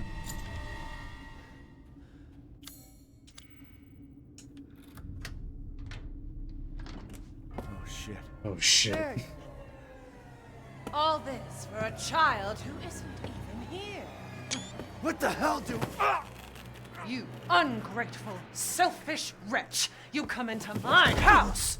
You lay your filthy man hands on my daughters! And now you even try to steal my property! How dare you! We did do all that. Rest while you can! Because I will hunt you, and I will break you! Go ahead, do your worst. You can really see how you can really see why Lady Dimitrescu really sold the game for Capcom, didn't she? But yeah, she's also quite goddamn intimidating, I'm not gonna lie. Even though we don't have her for a long time, but she definitely makes her mark.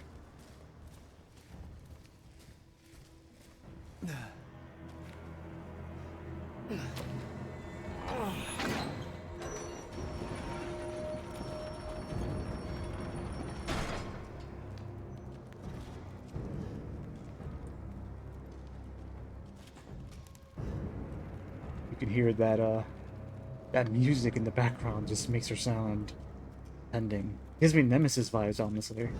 You know that she's around. Like that ominous theme that plays when Nemesis is around.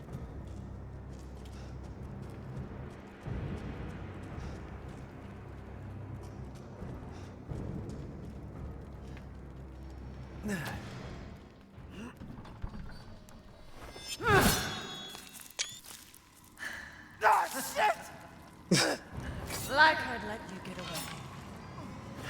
You'll be sliced to ribbons before you ever see the child.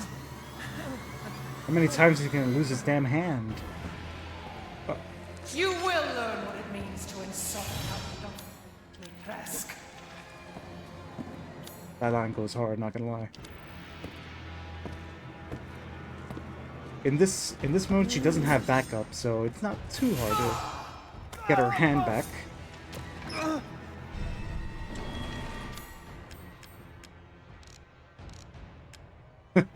Severed hand, the right hand that Dimitrescu cut off. Just like in Resident Evil 7, you can examine your hand as a key item. God, why is that opening so slow?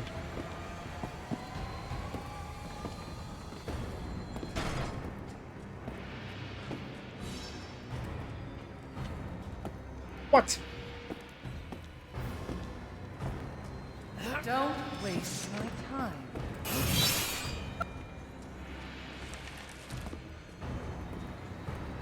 Don't edge guard, please.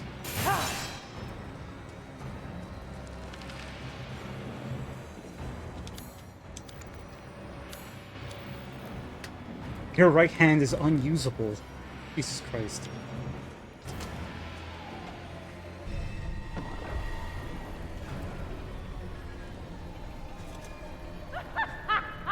Running will get you nowhere! Now, we've seen Ethan attach his limbs before. First his leg by Jack, and now his hand. If that didn't sell his whole mold theory, I don't know what did. It's funny too, because you know, on your first playthrough, you think, damn, this guy could just take a hit. Good. Man, screw this castle. How did his jacket heal?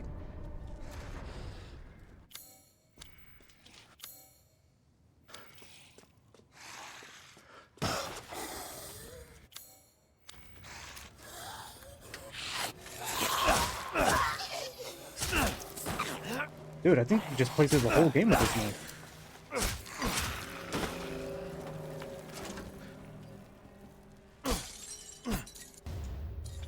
Castle map.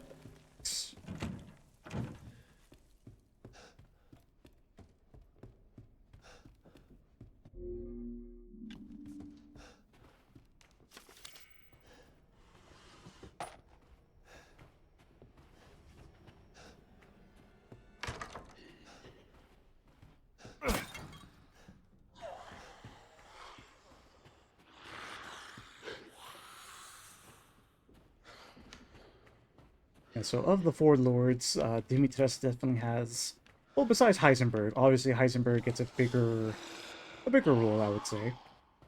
But she's definitely more memorable in terms of her personality. And she's actually downright scary.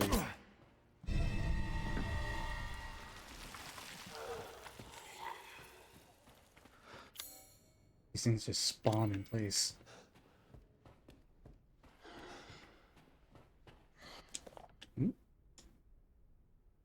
One day since treatment, the three girls have stopped moving. They seem almost dead. An insect flew out of the eldest's mouth. It appears to be a common fly. 2 days since treatment, all three bodies are covered in flies. It appears the flies are consuming their flesh. When I opened the window, some of the flies dropped dead to the floor. It would seem the cold petrifies them. Quickly closed the window to avoid weakening insects further. 4 days since treatment, all three bodies have been almost completely consumed by the insects. All that is left is a dark, writhing, human-shaped mass of creatures. It is just after noon, and the insects have started to change color. Those around the face turn pale, and those around the lips turn deep crimson. 6 days since treatment, the mass of insects have transformed into human bodies again. All three girls awoke, looking at me like newborn. Sense a bond between us, like mother and daughter. I've already decided their names: Bella, Daniela, and Cassandra. Dimitrescu's daughters.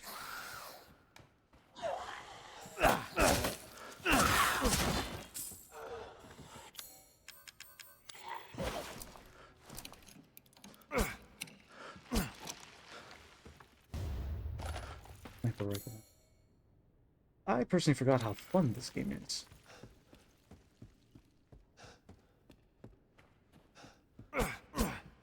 I personally forgot how fun this game is as a Resident Evil title.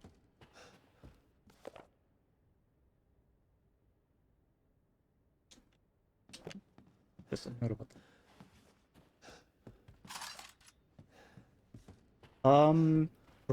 Regarding the fun of the game, it has a lot going for it. It has the crafting system, a lot of different guns, the upgrade system, just like Resident Evil 4.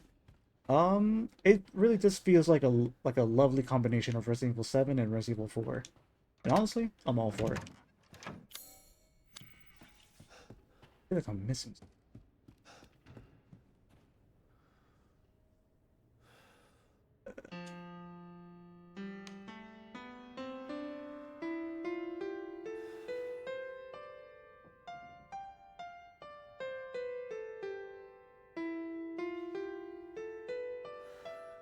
And I'm figuring out this piano as I go. I'm definitely not playing any Moonlight Sonata.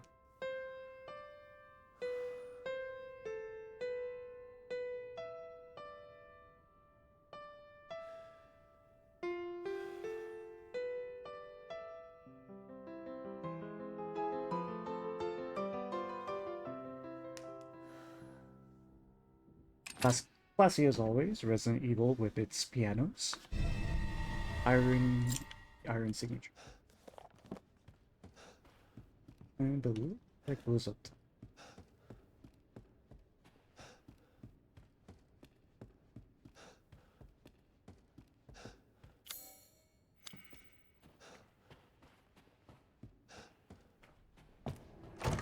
Oh hell no! So we finally.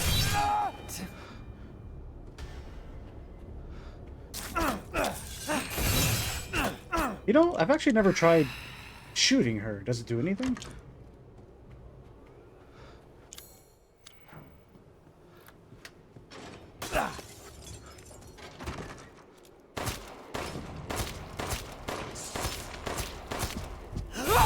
Okay, it does nothing. Just run.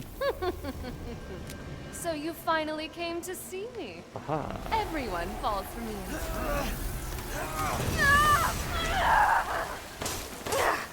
Ow! So mean! Oh, damn! We have our second little mini boss fight with Cassandra. Why are you doing this? I don't want to die.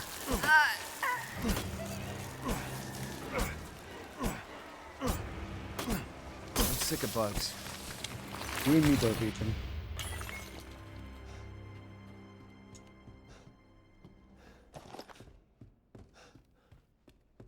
So, I mean, hey, you know that this game has a nice casual mode, because we're just kind of breezing through all these fights, which is fine.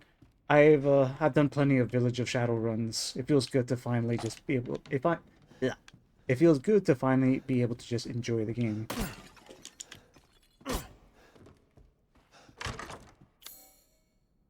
Full of joy. Make sure.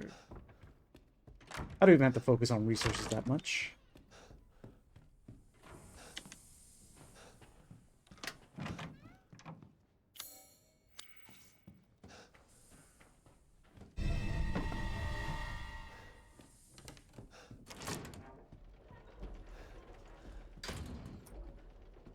I remember.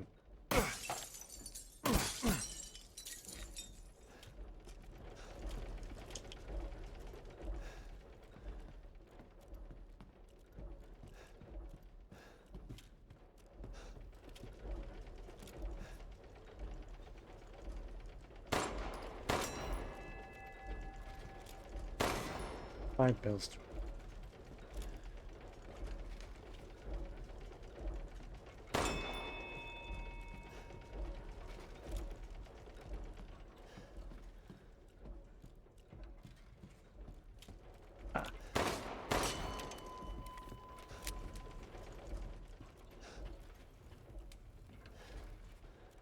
Hmm.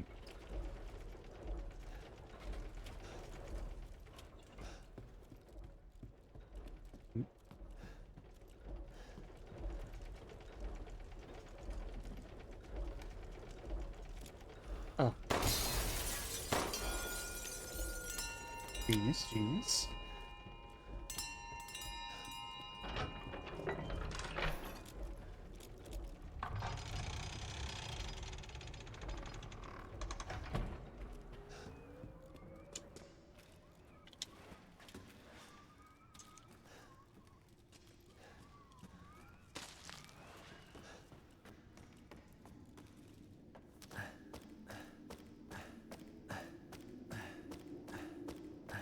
Yeah, since we're breezing through the fights, I'm noticing that the castle isn't really that long. I know what's coming up, and it's like about 2 more events, and then we get our big fight.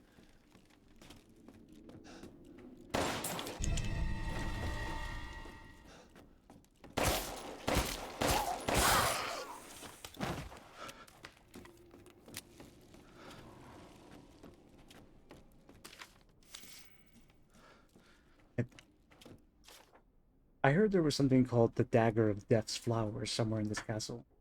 It's apparently an antique from the Middle Ages that's coated in a concoction of poison from across the continent. It is said to have been crafted to kill demons and monsters. It sounds fascinating, but no one knows where it is. So Capcom, leaning into that Gothic medieval mythological horror, to kill the vampire, you need to stab it with a special knife. Take that for what it is. Hey. So like I said, unlike Resident Evil 7, we have access to way more guns in this game, and one of them is, of course, the beloved sniper rifle.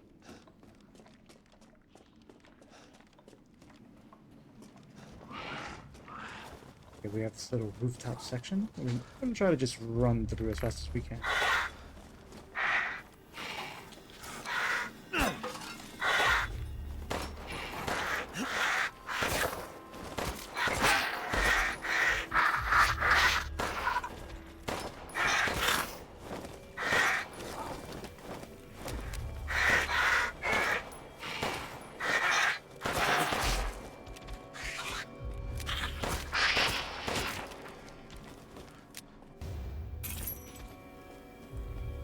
So we got these flying bat human things. Resident Evil is no stranger to flying enemies.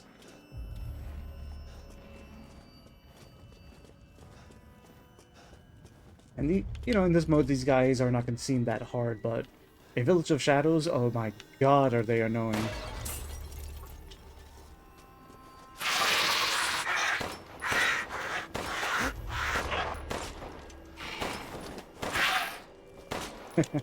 I'm barely aiming.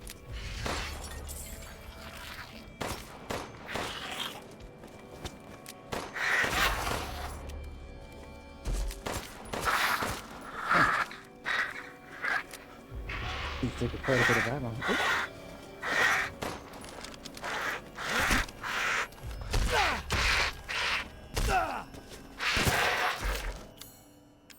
My placement's all messed up.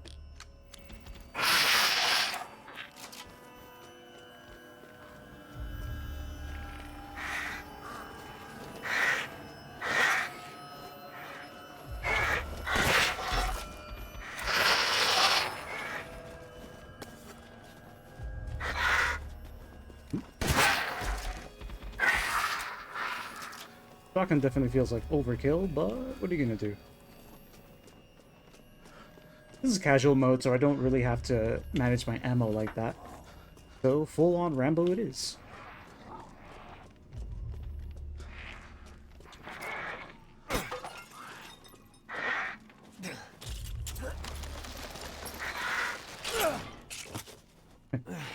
I remember, since you can't, there's no way you can kill them all in Village of Shadows, so you kind of have to just run and hope for the best.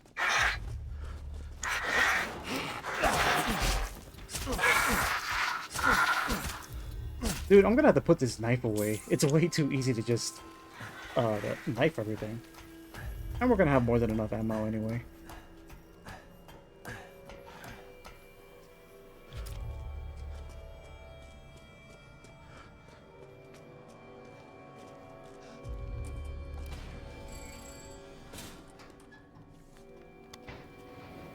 Ooh. Okay, we're going pretty quickly through the castle.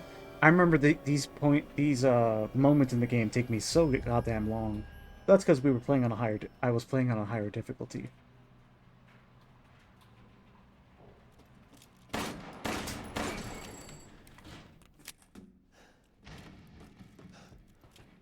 Okay, we have. I believe we need.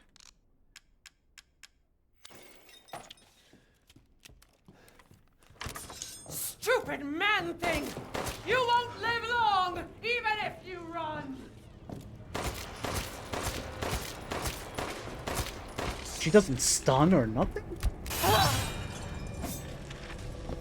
That's not fair.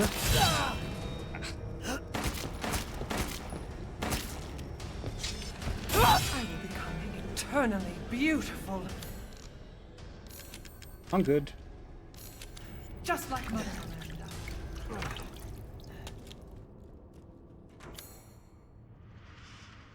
Doesn't last for long, but she did her job as a stalker. Kind of raises the question. Am I missing it? It's a pleasure to see you safe. How were things? No sign of Rose. I'm so sorry it turned out that way. I've expanded my services. Please, come take a look. It's weird that the merchant is actually involved with you in this game. Ah, I believe he does you a real solid later. I'm buying this because of our relationship, you know. And we thank you for it. Pay me no mind. You know what? We're gonna go ahead and just... Do take we're gonna care selecting your weapon. sell the karambit knife. It was getting kind of ridiculous.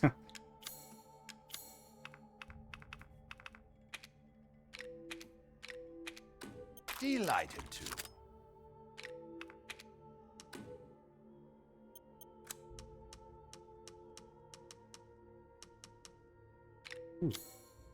Securing goods is more important than anything. Anything, my friend. You'll be slaughtering things in droves. The plan. Please come again. I've always loved the ammo upgrades that you can get throughout the game. Okay, just saving for our meats. Now, we need to locate the final mask. Ooh, I forgot that Ethan keeps his own little journal. Let's read from the beginning. February 9th. Some forest. It should have been a night like any other, but then Chris Redfield came and destroyed our family. He took Rose away, shot Mia right in front of me. I was knocked out and now I'm in some forest in the middle of nowhere. What the hell is going on? February 9th. Early morning. I found a village just outside the forest, but one of the villagers was attacked and dragged off by some beast. I managed to survive those creatures, and an old woman told me Rose is here, somewhere. I need to find her before those monsters get to her too. Louisa's house. I found survivors huddled together in Louisa's house, but I think she's the bigwig here. But then one of them turned into one of those creatures. He slaughtered everyone there. I get it. These monsters are the villagers, and the village is their den. I now know two things. That I'm the only one left, that Rose might be in that castle. So that's where I'm going next. February 9th, morning. I was on my way to the castle when I was captured by a group of 5 twisted freaks. Heisenberg, a hammer-wielding asshole. Dimitrescu. Dimitrescu is the tallest woman I've ever seen. Donna has some kind of creepy doll. And Moreau is some nasty, spewing thing. And last of all, their mother, Miranda. They can control those creatures too. Ooh, what are these? Morning in front of the castle. Some merchant, calls himself the Duke, appeared out of the horse-drawn caravan. He seems to know what's happening here. I don't trust him. But I don't have time for that. I need to search for this castle for Rose, or at least some clues. Morning, castle chambers. This castle looks like something straight out of a Gothic horror movie, hence what they were going for. Complete with a giant noblewoman and 3 of her witch daughters. They caught me while I was looking for Rose and strung me up. I had to bite the bullet in order to get loose. Hurt like hell, too. Morning, castle courtyard. I can't find Rose anywhere in this damn castle. Perhaps she was never here to begin with, or maybe she's being kept somewhere else. Either way, there's no reason for me to sit around. Now I just have to escape. Now I appreciate the main character having his own little journal. Alright.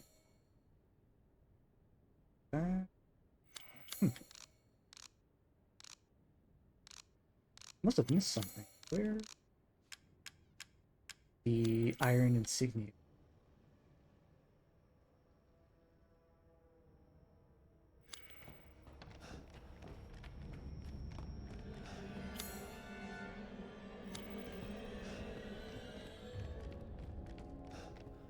Play with me.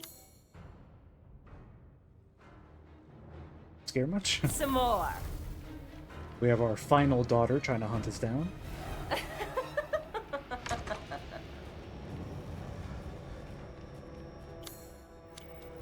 Wrong key.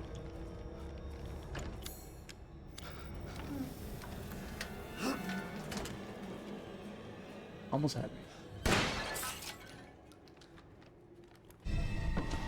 Mask of pleasure.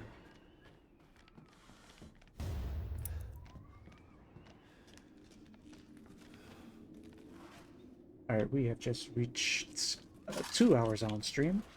We're about to be done in the castle in the next, I would say, 10 minutes. If you were just joining me, thank you for joining me as we revisit Resident Evil 8 before the release of Resident Evil 9 this Friday. Drop that follow, and I will be streaming Resident Evil 9 on day 1. Oop, I don't have a knife.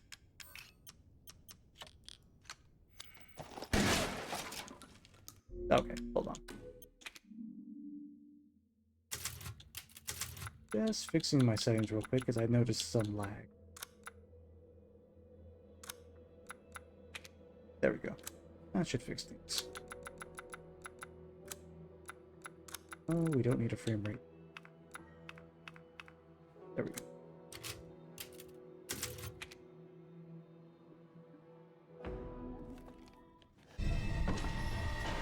Much better. Wow. I guess I was playing with my settings a little too high. I'm not sure if you could notice it, but it wasn't feeling that great.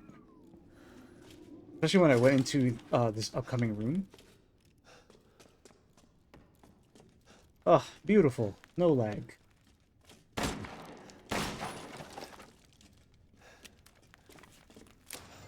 I was worried my sisters had gotten too first.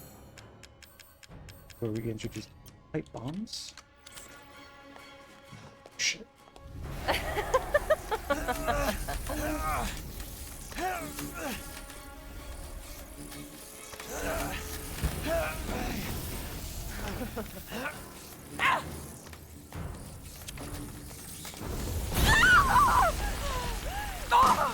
You've ruined the curse, you!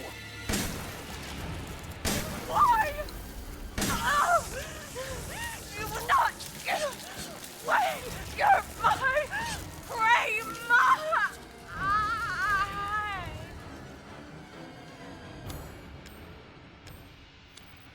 Crazy witch. So glad to be playing casual mode because this fight is also a huge pain.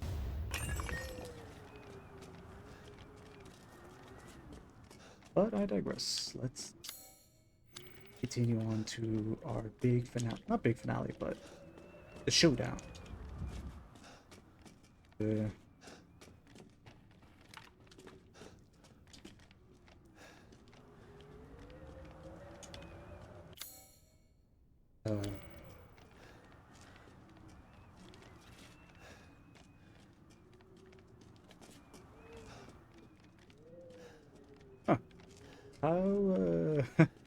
How do I get out of here? Oh no! Oh my god. I just threw my grenade. It's great.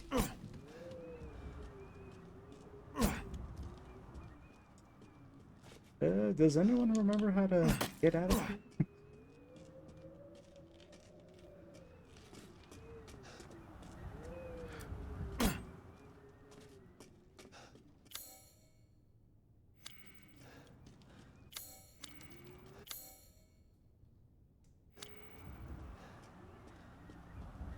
Am I supposed to exit through this? Dude, I'm stuck. Oh, mounted animal skull. There we go. Totally didn't get stuck for no reason there.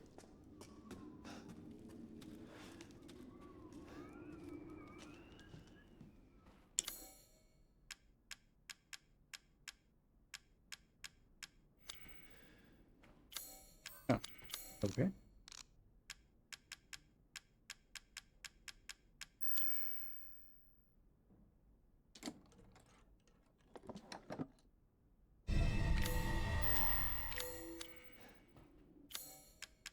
Okay, I should be able to get out with these.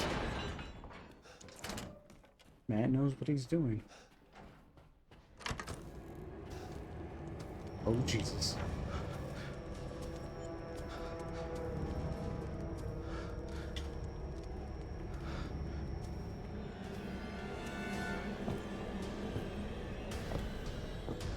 How does she not notice this? Let's see how close we can get without her noticing. The Not close enough. Bloodline of House Dimitrescu is done in by the likes of you. Hey, you are talking to Resident Evil 7 alumni here.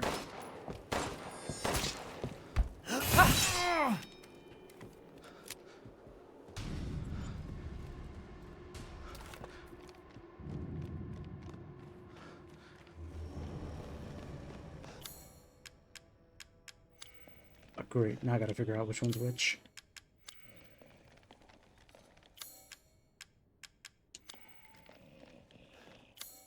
There's a charm.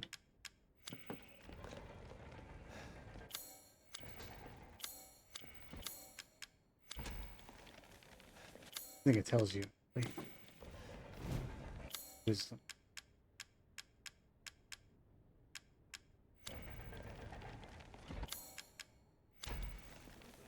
Come on, Eddie.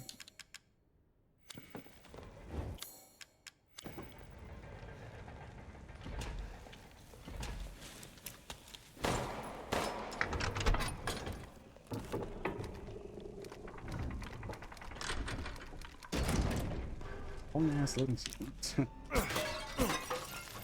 Alright, what are we? We are just a little over 2 hours in, and we've reached the big showdown with Lady Dimitrescu. And, well, I guess before we finish the segment, the end of the castle segment. Now, like many, I found it disappointing that this castle, despite being so heavily, you know, Lady Dimitrescu, the daughters, and the castle being so heavily marketed towards us, it's actually a very small portion of the game, unfortunately. But I think it didn't overstay its welcome, I would say. You got your Gothic castle, you got your vampires, you got your eye candy, if you want to say that, and now it's time to move on to the next phase of the horror.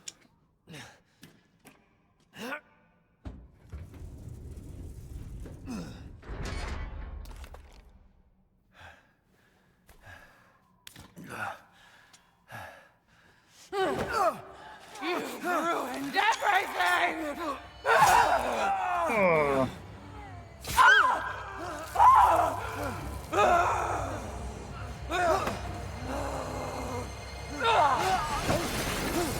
So Ethan gets stabbed tyrant style, and he can still keep going.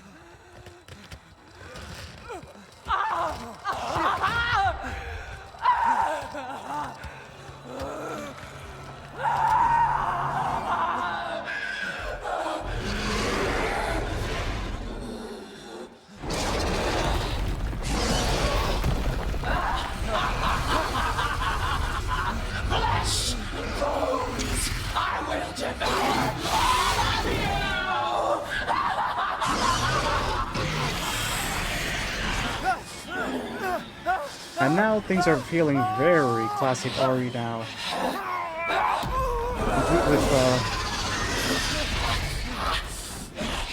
Complete with our big bad stalkers turning into a big bad monster. Looks like your outside matches your inside. Son of a bitch.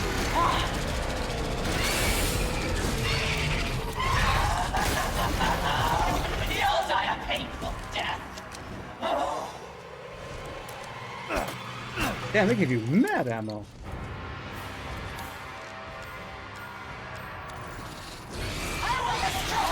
I like that boss version of her encounter theme. You're a lucky man, Ethan. Besides Miranda, though the only legacy is born. Too bad you'll pay for it with your life.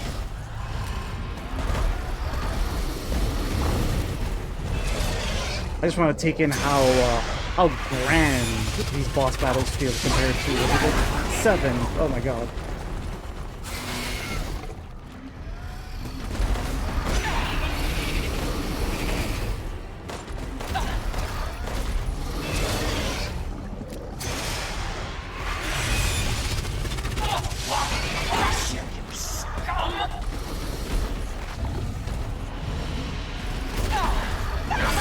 I'm expecting these are the type of fights we're gonna get to enjoy in Resident Evil 9.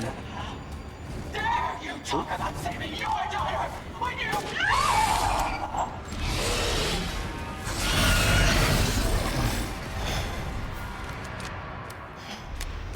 You human!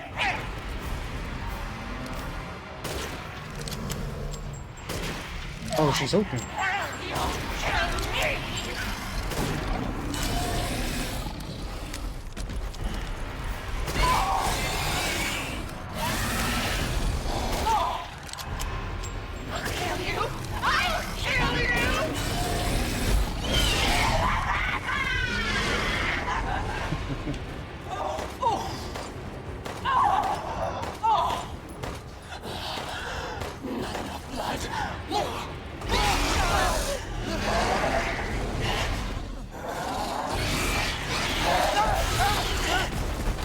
I know this was just casual mode, but this fight is so, like, spectacular.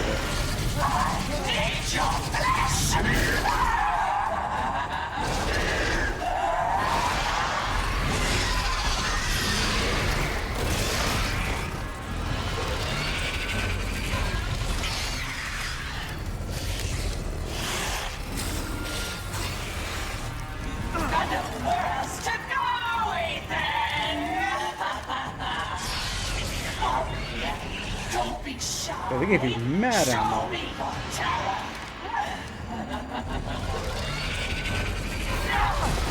Time to die! I'll eat you up, every last morsel!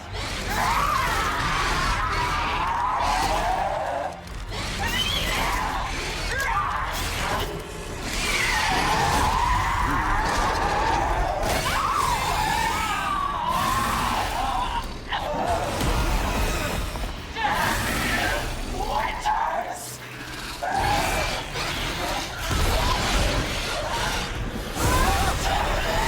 You'll never see your rose again!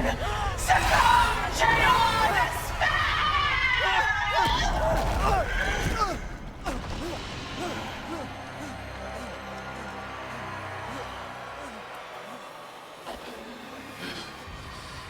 Curse you!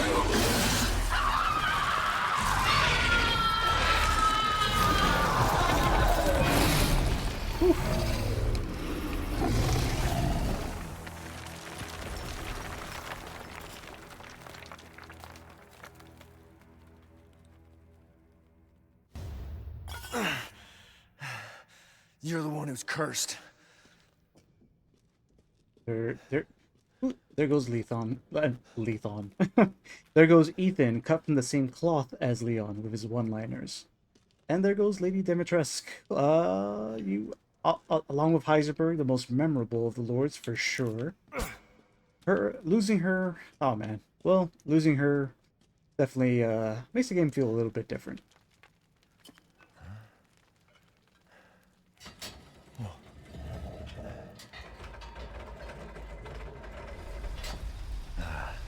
Looks like I'm getting out of this place.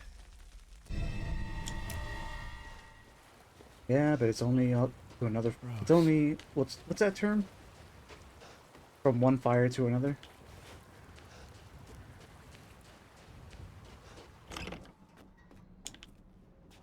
Or out of the frying pan into the boiler, whatever you want to call it.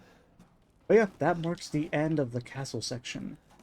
And leads us back right into the village. So, I mean, as you figured, the village acts as our central hub, granting access to the 4 different main areas of the game. So with Castle Dimitrescu, we got a taste of Gothic horror. Next up is Donna, going into more of that creepy doll psychological type horror.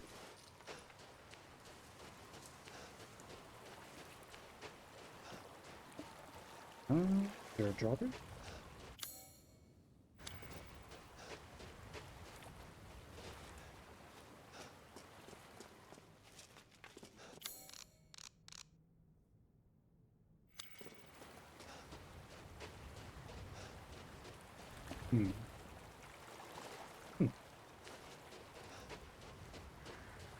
No, I didn't see this giant door in front of me.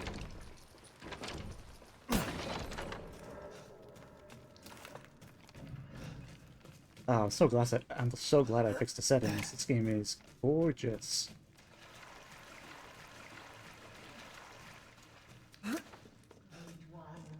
Hear our voice together as one in reverence.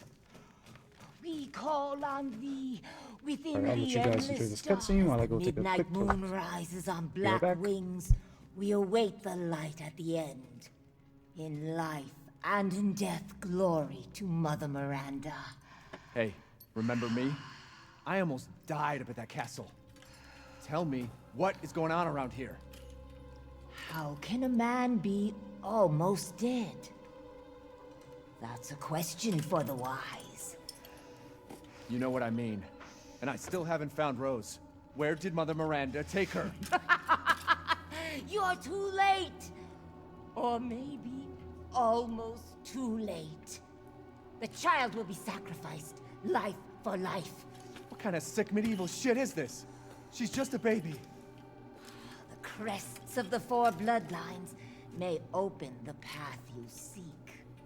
Will you please stop talking in riddles? I just want to find my daughter. It's only a riddle if you don't know the answer.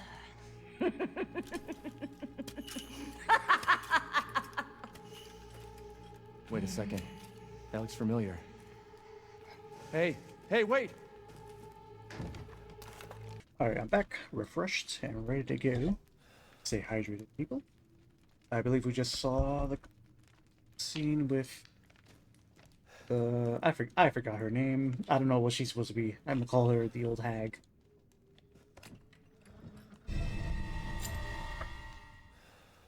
So we get the winged key, which acts as... basically, it's going to be the gatekeeper between each section.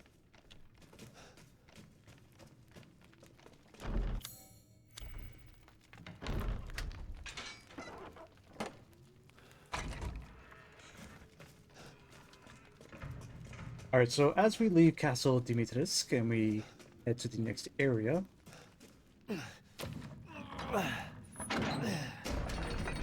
Over there. Lost my trail of thought. Right. As we exit Castle Dimitrescu, we wander ourselves back into the village before going to our next section. Our next section, of course, not being, surprisingly, not being action focused at all. So immediately we're already getting a tone shift, basically. Each of the 4 areas have, has a tonal shift in terms of its type of horror they're going for. You see here, we're back to our Lycans. Okay.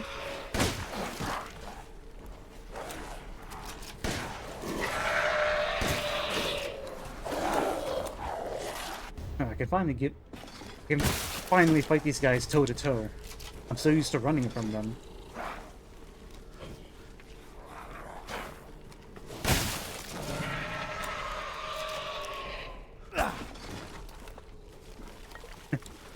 So this, for me...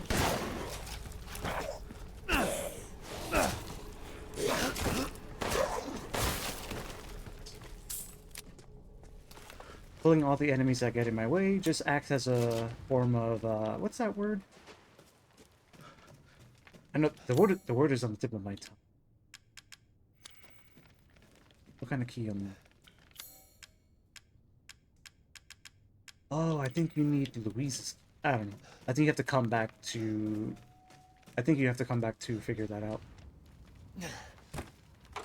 I think that's unlocked with Louise's key? I could be wrong.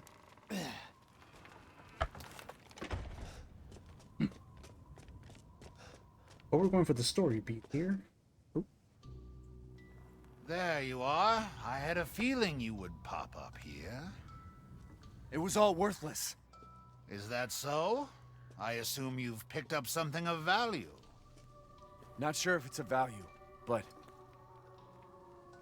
Why, you have your daughter right in your own hands. Oh yeah, that's creepy. What are you saying? Take a closer look.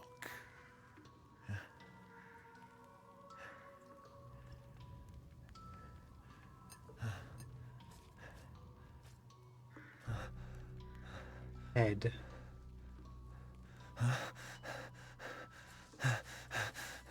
Rosemary W. Head. That flask seems to contain her head. That's horrible. What? Roses... Don't say another word! This is impossible! This just can't be! Your daughter's essence is still intact. Her powers are truly unique. Who could even do this? She can be saved, you know. Saved? From this? Are you insane? There's a house with a red chimney on the western side of the village. Go and seek out the man who lives there. Then we can continue our conversation. Quit holding out and get to the damn point. You don't have to trust my words. But do you have any better options?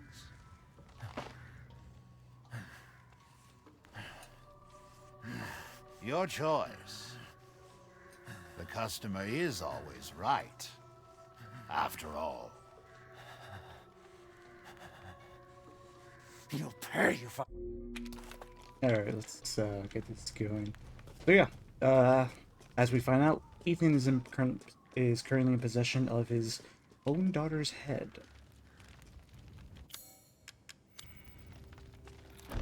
Now again, this game really stretches the... Resident Evil has always been based in, like, semi-grounded, like, science horror, right? I think what started turning me off in this game was that it started getting a little too mythological, if you know what I mean. For example, the fact that we have Rose's head, and we can, you know, her powers make it possible for her to just be put back together like a Lego, is weird. And you know, and that's saying something in a series like this. But it is what it is. Rose apparently has the power to be...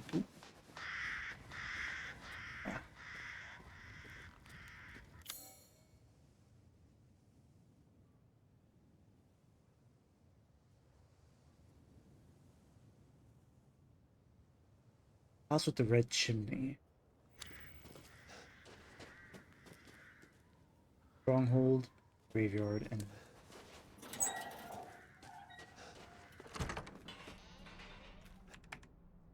Operation date, February 9th, 2021.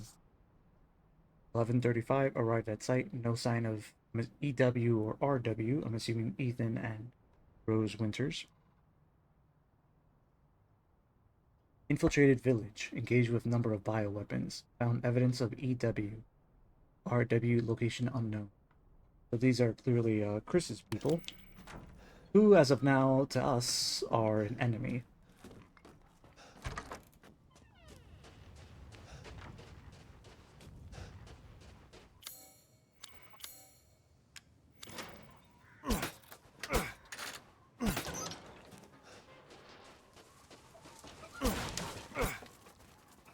Sorry to do this, chicken, but you do count as power-up material. Okay. I'm so sorry, chicken. But we're trying to get our level ups.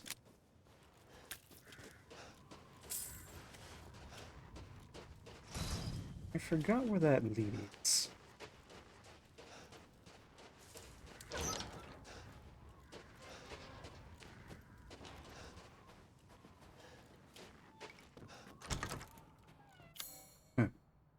I'm going to...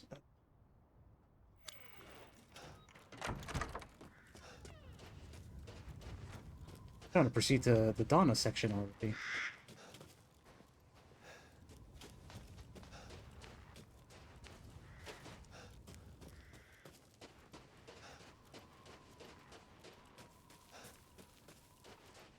Remember, the method of getting to that red chimney house is very indirect.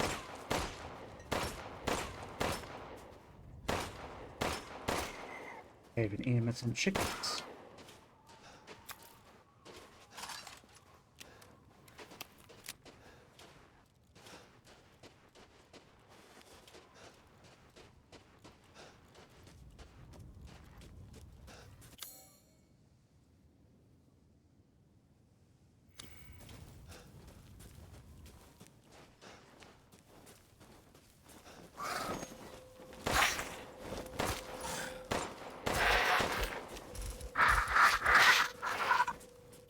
Sweet.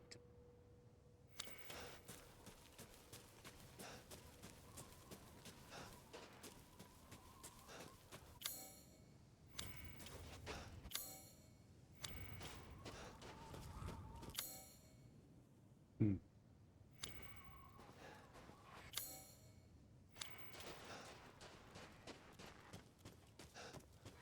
really forgetting here. Go.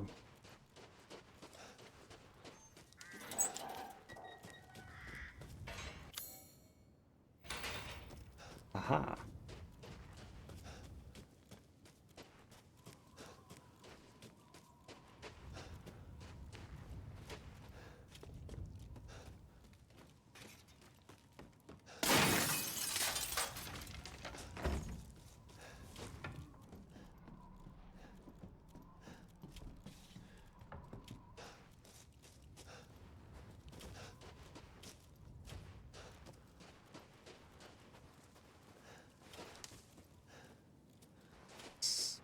always confused me.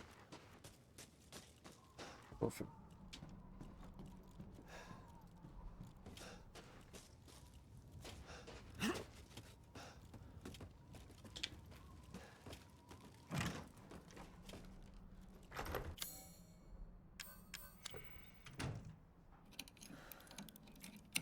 I never find myself using the lockpick that much, so I'm happy to be able to.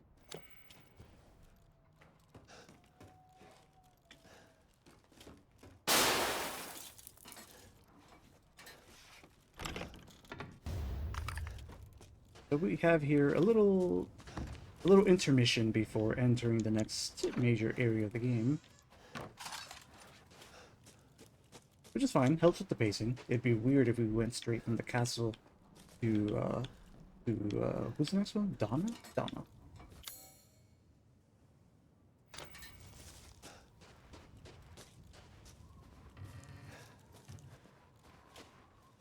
Hmm.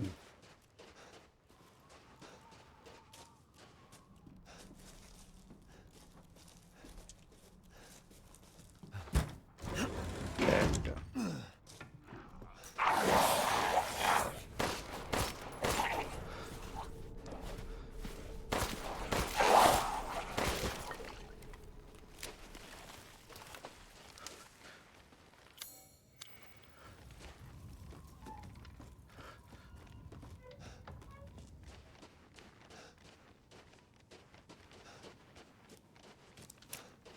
Now this turns into a very high pressure.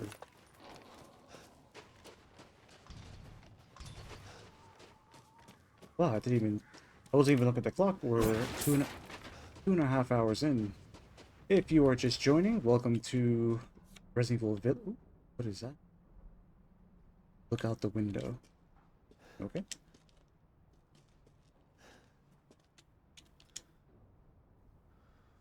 Oh, 07. Oh! Nice jump scare.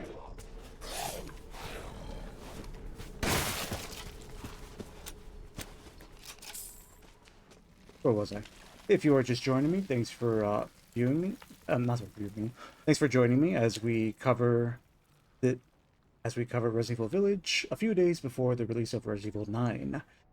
If you are as excited for Resident Evil 9 as I am, go ahead and drop that follow, and I will be streaming Resident Evil 9 at midnight this coming Friday. I guess that's part of Thursday too. Doesn't matter. Thursday night. Thursday night, basically. I'll be streaming Resident Evil 9. 07 0908. 7.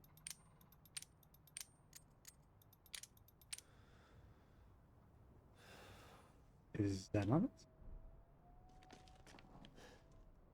Oh, 0704. Well, I don't know. Not sure where the hell I'm getting 9 from.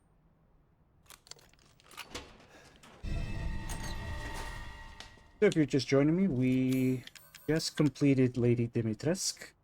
Got a nice taste of Gothic horror, and now we're trying to make our way to the next segment of the game, which explores psychological horror.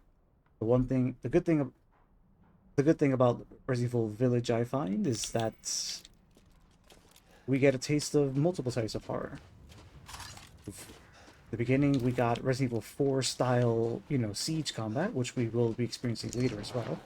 And we'll get a taste of that right now as well.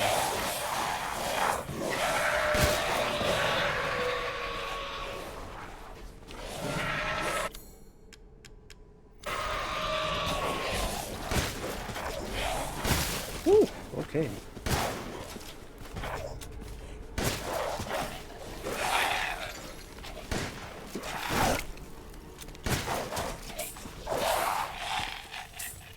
Keep in mind, viewers, we are playing on easy mode, so the objective here isn't challenge, it's just appreciating the game and its lore.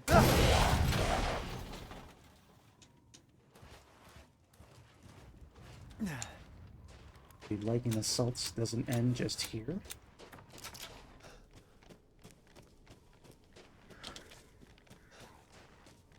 Damn, this game is pretty.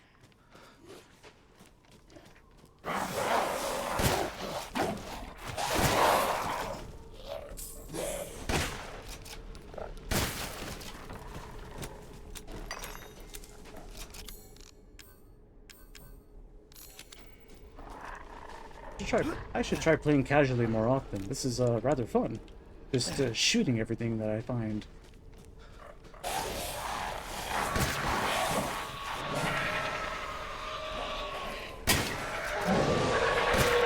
Oh shit.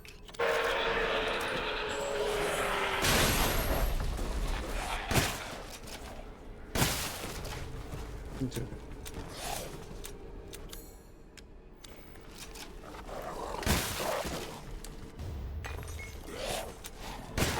Cathartic. That's the word I was looking for. It's so cathartic just to be able to stand my ground and actually shoot these guys down. I'm usually running from them.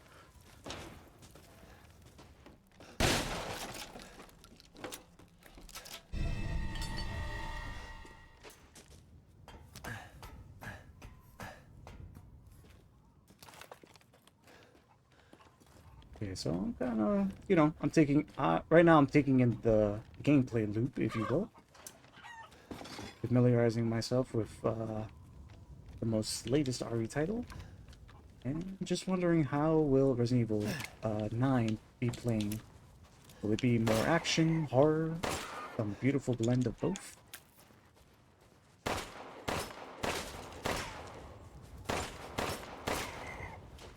From what I understand, Grace is supposed to be, you know, the newbie. And of course we're gonna have Leon Kennedy for the action, for all of our action creatings.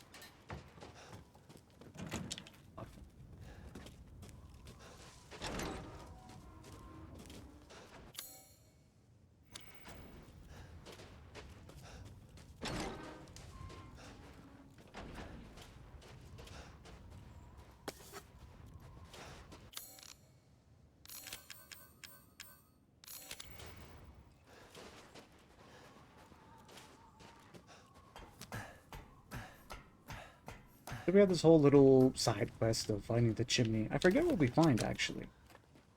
Find that in a sec. Alright. The man that he sent us to find looks like he's already turned. Oh, satisfying.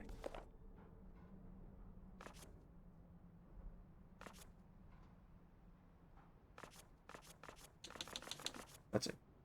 Alright, this is the note of the man that we were supposed to find. Sacrificed 2 goats to Mother Miranda. Offered wool to Mother Miranda. He instructed I find her a list of drugs and tools for the next few days.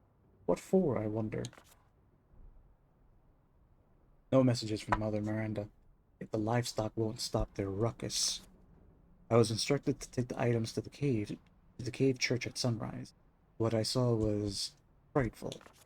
The great 4 lords were there, and Mother Miranda were holding a child. She whispered something and touched the child. I can't explain it well, but the child turned into a white crystal. Then she... I couldn't help but speak up, and I asked why she did such a thing. Mother Miranda just smiled at me. This is the chosen child. She will return to her original form no matter what befalls her. Then she gave each lord a part of the crystal in a flask, and they left. I forgot to bow to Mother Miranda before I fled, still shaking. What did she do? What is that child?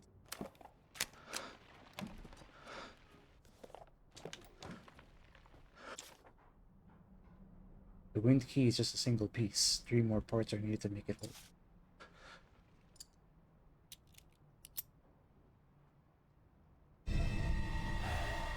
Damn it. Better see the Duke again.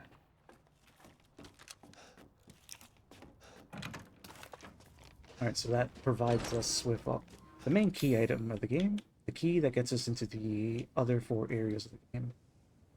So, we continue our journey.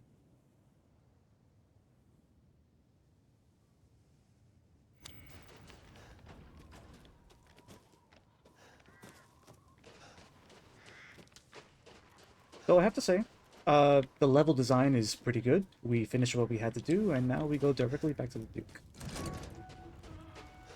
So although that felt like a goose chase. How was it? Did you learn anything? I found these feathers. Now tell me how to fix this like you said you would. Settle down. First, you must use that key and collect all of your little roses flasks. Where are the rest of them? There are 4 in total. You have the 1, and The other lords have the rest. Lords?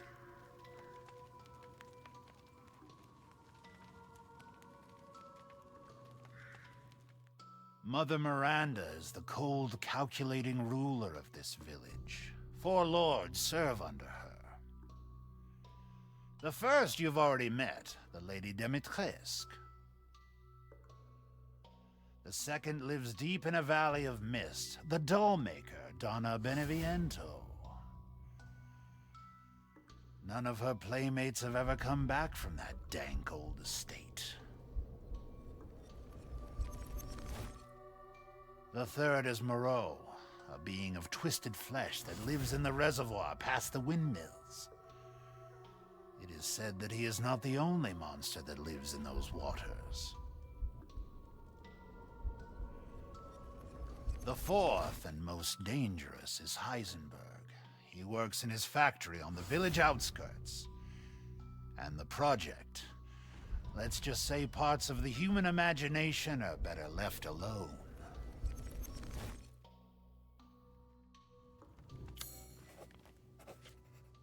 Okay.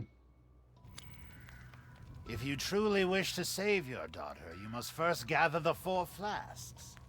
I'll do you a personal favor. I've marked the Lord's locations on your map. Once Some again, the treasures merchant still helping us lurk out. in this village. I'm sure each one will prove of great use to you. Why are you doing all this? Alright, enough. Alright, so there we go. Once we reach this section of the game, we have our objective. Go collect 3 flasks, restore Rose, and hopefully things go from there. Now, while I would have... So we do have Castle... We have We have Donna's section, and then we also have Moreau's section. Donna's section is a quick section, no combat. As you all remember, there's that infamous scene with the baby, the giant mutated baby. But as that entire section shows, it's more psychological horror. There's no combat, there's nothing like that. It's all key items and just figuring where you have to go.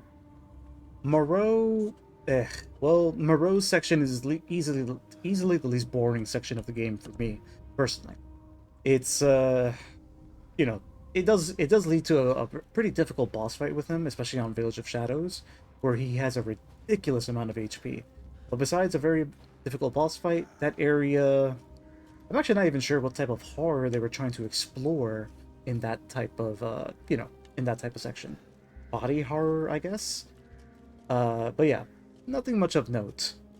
Once you complete those 2 sections, we get to Heisenberg's area. So to jump ahead, I don't want to, as much as I would love to sit here and play the entire game from start to finish, time constraints plus not liking those sections anyway makes me not really want to. So, what I'm going to do now, I'm going to go ahead and save this. This was fun. We were playing a nice easy mode, just to explore the beginning of Resident Evil Village, and especially the castle area, which is the most iconic in my eyes. But then, what I have in the background is a nice save file.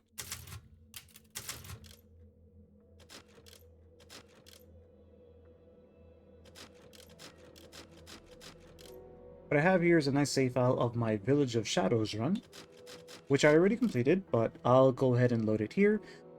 This one is deep into the game, around where around the Heisenberg fight. I don't remember if I'm up to the Heisenberg fight. I think I had to fight that Sturm guy first. So we're going to jump ahead into Village of Shadows. I'm sorry. We're going to jump ahead to the Heisenberg section just to try to see if we can get to the ending by the end of the stream, because obviously the ending of Village is it's one of its strongest points, to be honest. Ooh, okay, I'm dying. I believe I already got Heisenberg's key. Yeah, so we have Heisenberg's key, which leads to the later areas of the game. We are playing on Village of Shadows, so the difficulty has definitely been cracked up to 11. No more easy kills. No more me no more me bullying the small fry.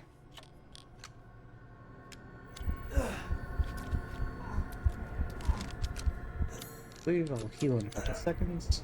We'll go ahead and just go to the first floor.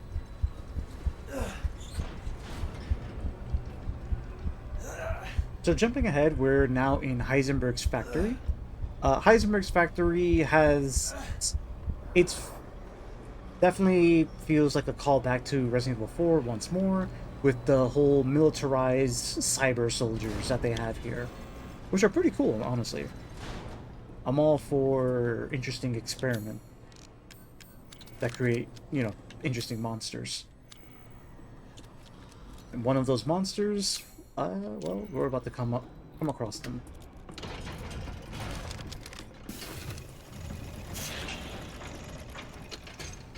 You really are a tough one. But I'm tired of chit-chat. Time to die. You can hear it, can't you? Alright, so I actually have to collect my resources here. Waiting for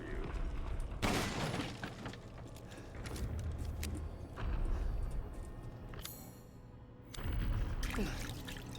Just heal up to the strength. And we have a fight on our hands. Prototype Sturm. Used a cheap turbo prop engine that is impossible to control. All he does is charge. Too much power output from the reactor. Completely invincible head-on. But the dumbass managed to chop his own arms off on the propeller.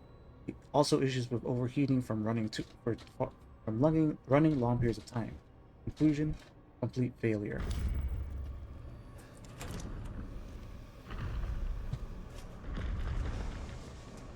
Alright.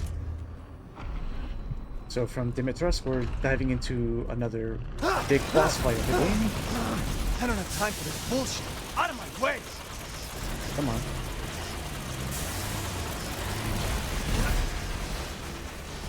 Alright, and so starts our boss fight with Sturm.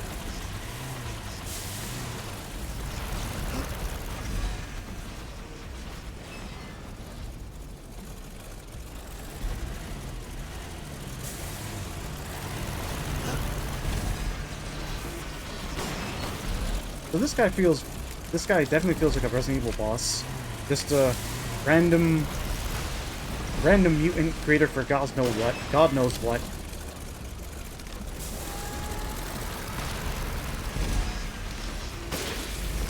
Supposed bioweapon.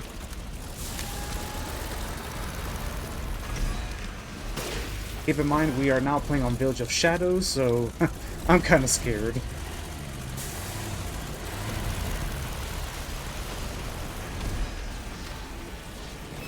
But actually, I believe I did pretty good in this run. I have the grenade launcher, the Magnum.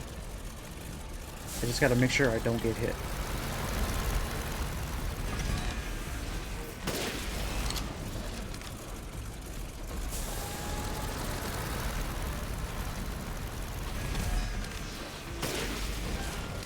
Thankfully, we have a fully upgraded sniper rifle. I can only imagine how much longer this would take if I didn't have this. Let's see if a Magnum can get us moving a little faster.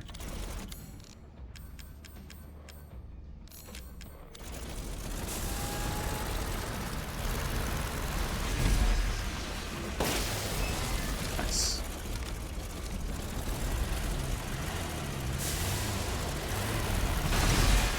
So close. So close, so close. Yeah, so the first part of this fight isn't that difficult. It's when he starts turning into a flamethrower, basically. Actually, honestly, he's a pretty well-designed boss. He starts off pretty easy, just running around like a dumbass, as Heisenberg said. Should probably start using my lungs more. There we go. I wonder if this hurts him.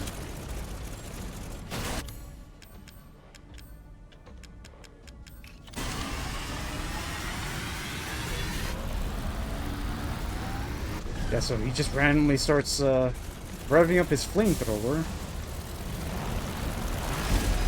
He also starts running a bit more erratically from what I remember.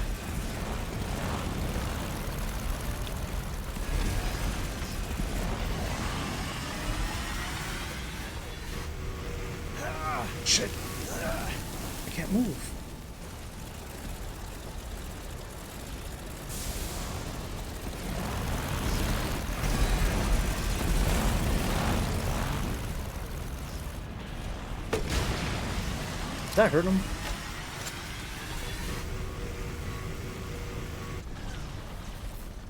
Yeah, so the problem with all this fires now is now we're boxed in.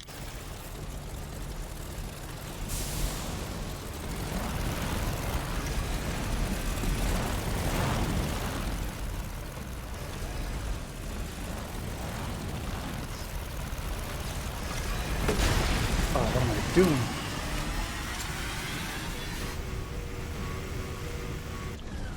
Oh shit, I'm really boxed in now.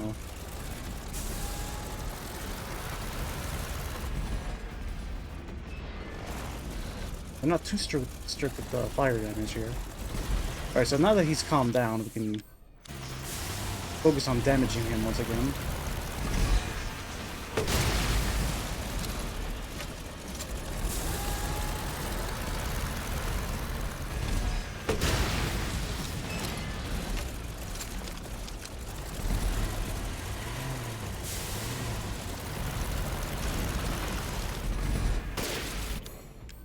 Easy enough. I wonder if mine's hurting.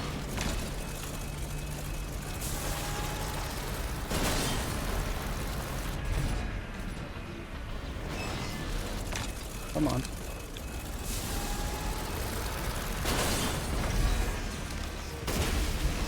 Alright. Yo, the fire from the last time hasn't even gone away yet.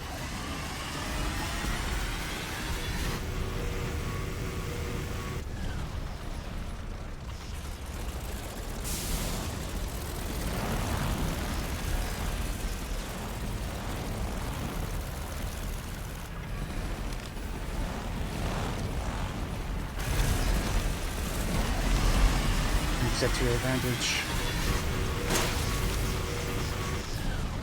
Oh man, I was angled just the wrong way.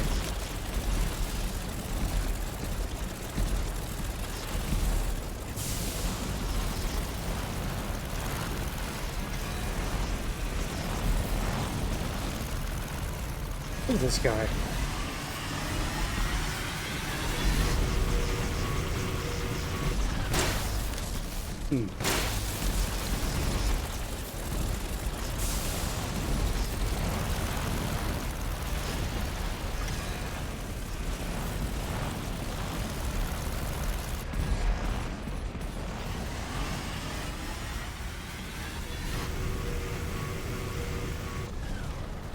Not giving me much opportunity to hit him.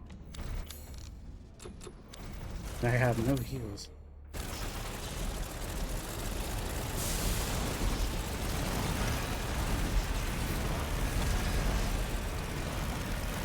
Look at this guy.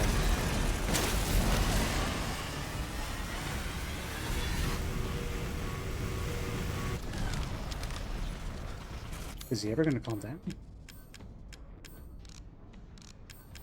Maybe I should just try invincible head on.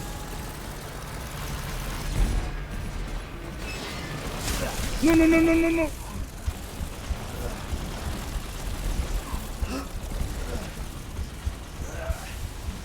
Ah, oh, come on. This boss is hard. Thankfully, I think after you beat him, we pretty much get on a fast track to the end game. I'm tired. Alright, this time... Time to die. This time we play less passive. You know what? This is good. I'm getting a taste of how difficult this game actually is before I really get tested in Resident Evil 9. Now, I have to admit, Village of Shadows was a very good difficulty mode, like in terms of difficulty.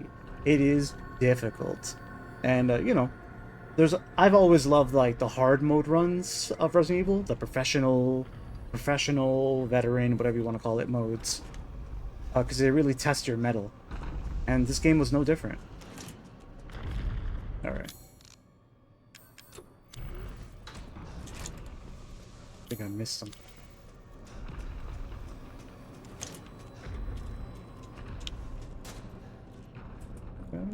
Huh. Really, guys?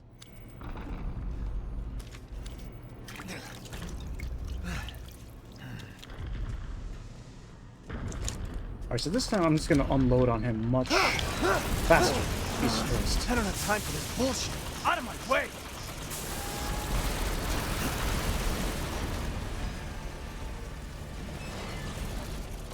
Where is it? Sheesh.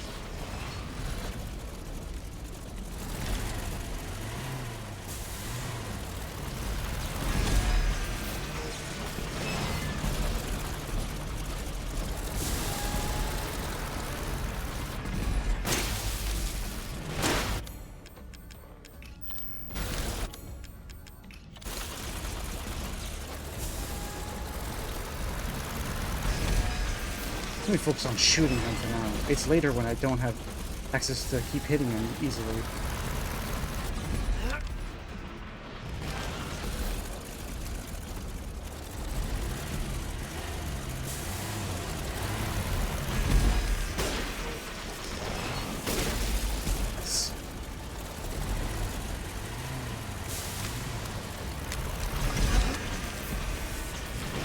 I gotta get this guy moving around more, crushing more of the battlefield.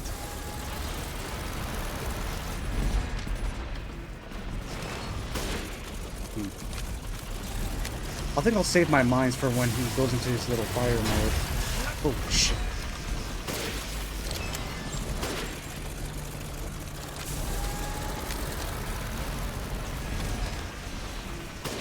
Can't see.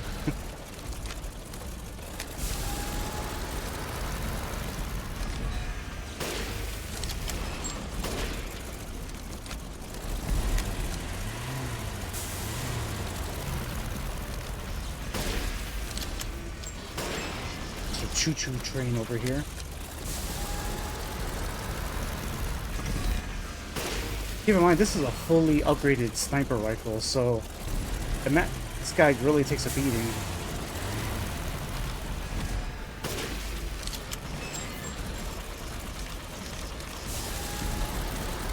I'm telling you, man. Village of Shadows. As far as hard modes go, it's one of the better ones. Very difficult, but very fair. I'm hoping RE9 has a similar good hard mode. Also, series veterans need a challenge. Alright, let me see if I can get him with a mine, since he wants to run around so much. That's right, choo choo choo choo. I missed.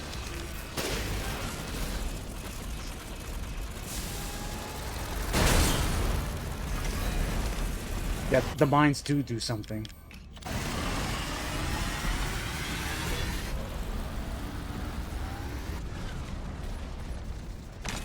Yeah, step on this.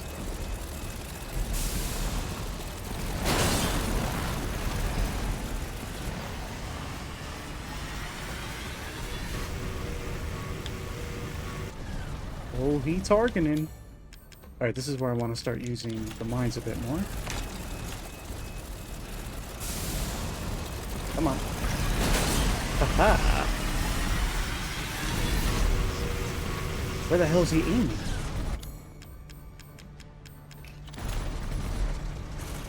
Come on.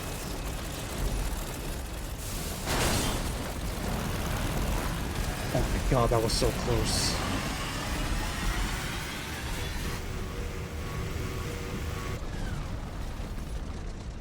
Another mine for you.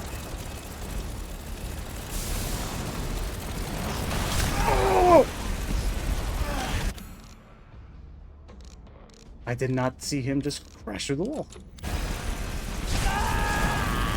Shit.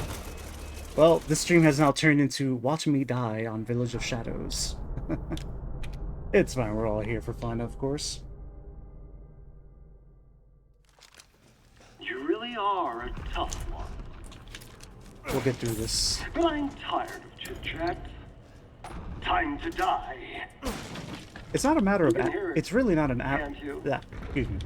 It's really not a matter of ammo. It's just positioning.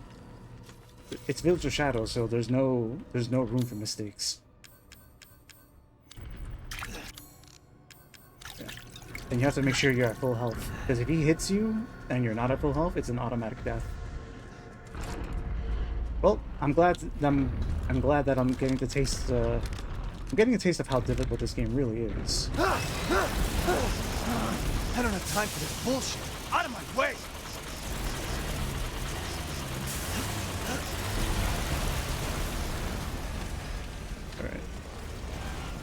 Have him do his whole choo-choo routine.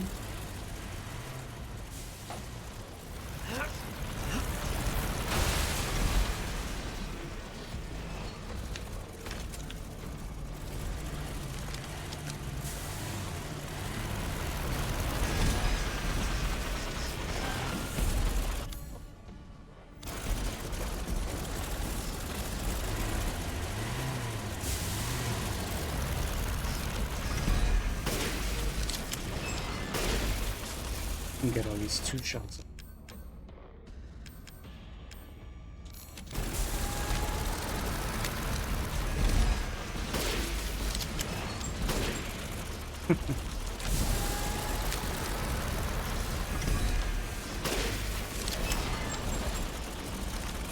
Alright, so at first, when he's in this mode, he's pretty easy. Just let him run around, keep shooting his weak spot.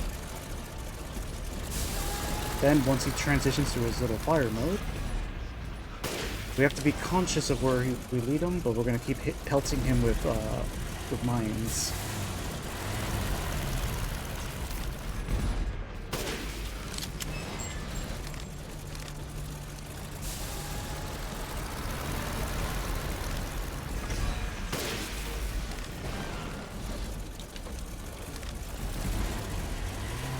Come on, come on.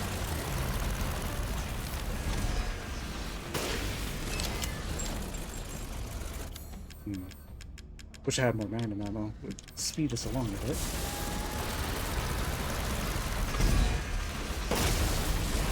Alright. Alright, he's on fire now.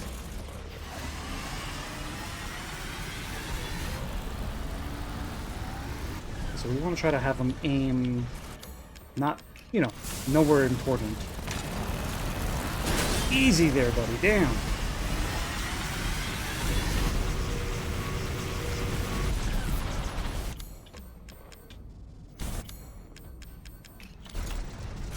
Right here.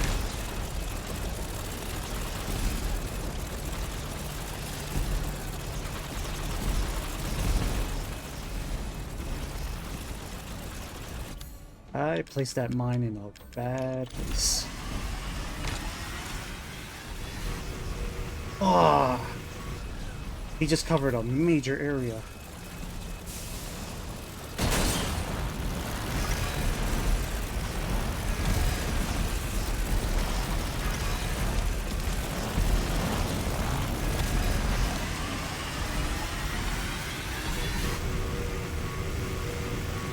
Oh, that's just not fair.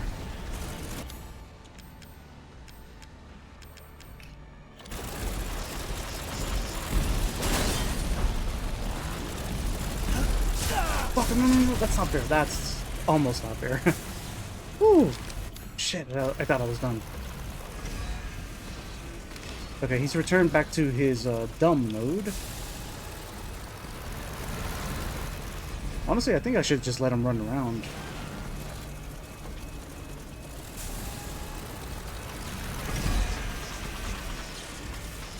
And now he's finally gone over there.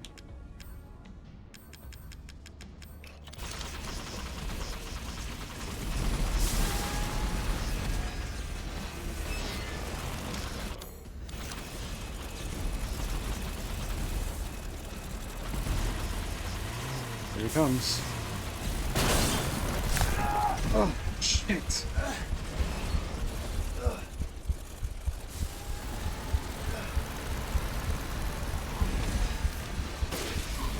Just keep shooting him.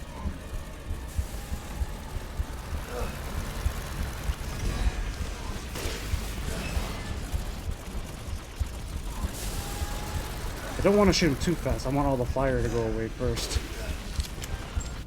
Right, we have another one.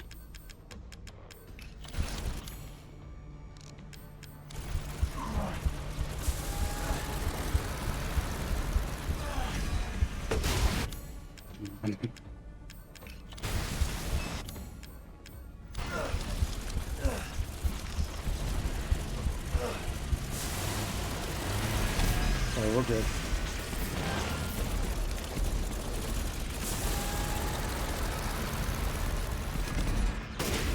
Alright, there he is, back on fire.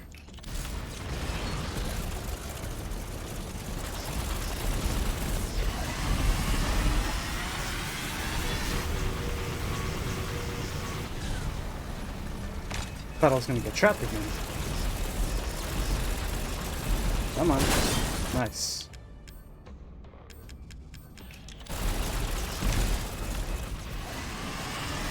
Here goes again.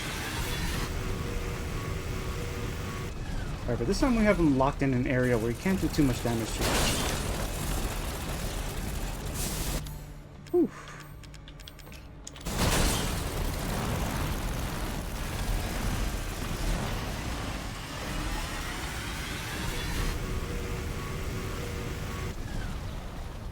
Little fire engine here.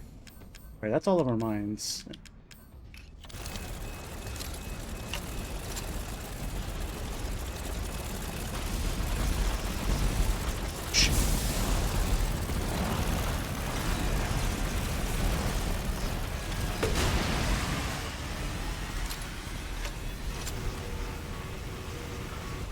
Shit. I don't have any more mines. I can't make any more either. Come on, man.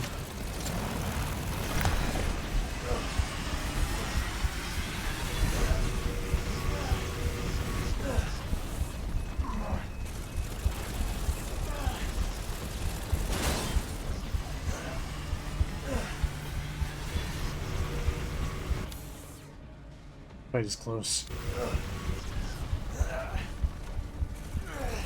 Please go back into normal mode.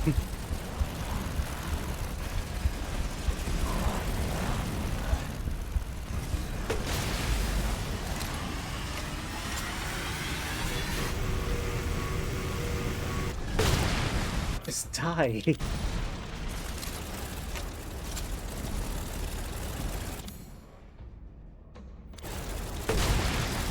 that do anything?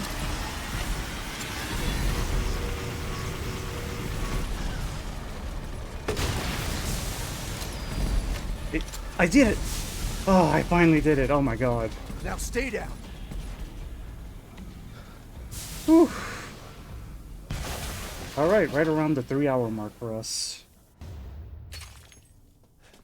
Whew.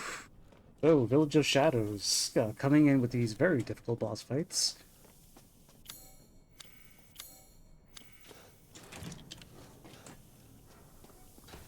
Damn.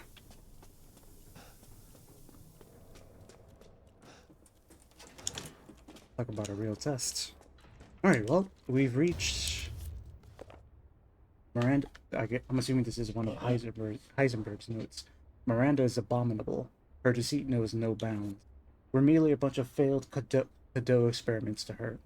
I was just lucky I had more affinity to the stuff than the other poor schmucks in the village. So she calls me her son. What a joke. I'll never forgive her for what she did to me.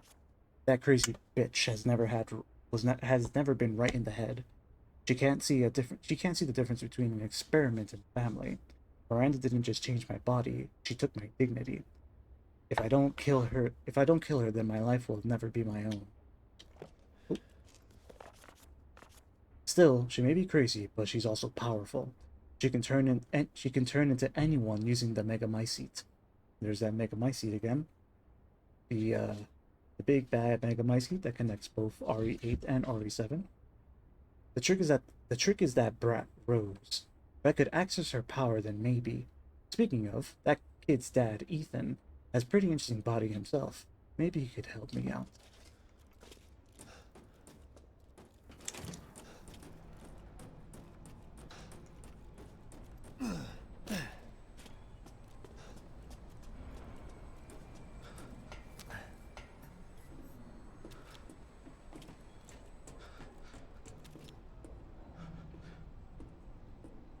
That doesn't seem safe.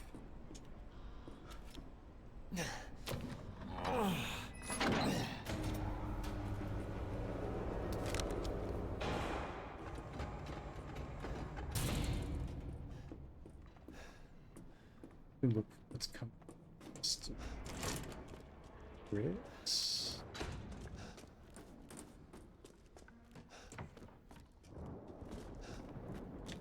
Oh, I think it is. All right.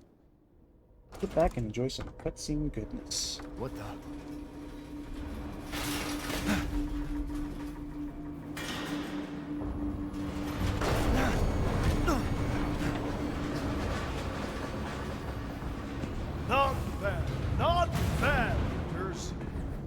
persistent. But I've got a rebellion. So stay out of my way.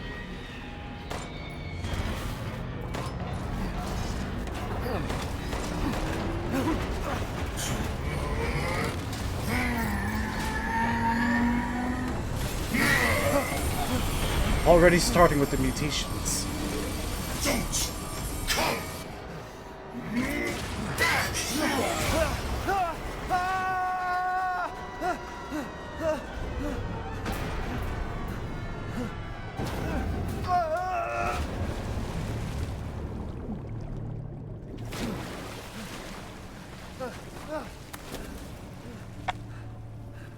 That bastard.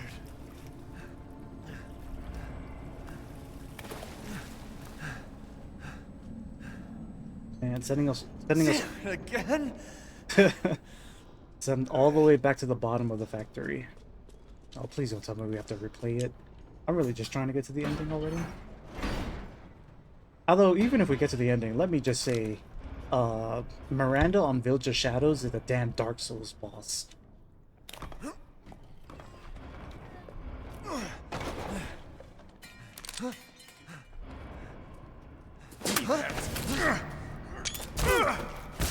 I told you to leave it alone, Ethan. You are in the way. What do you care, Chris? You killed my wife, you son of a bitch! You think I killed Mia? That wasn't her. It was Miranda. What? She's a bioweapon. She changed her appearance and pretended to be Mia. Seems she also survived being shot, so now I'm here to finish the job. Bullshit! Why don't you fucking tell me right away? Because I knew you would want to be involved. And this job is hard enough without civilians getting in the way. Why us, Chris? What the hell is going on? All right, Ethan. All right. I guess I owe you an explanation. Yes. Hand me that wrench.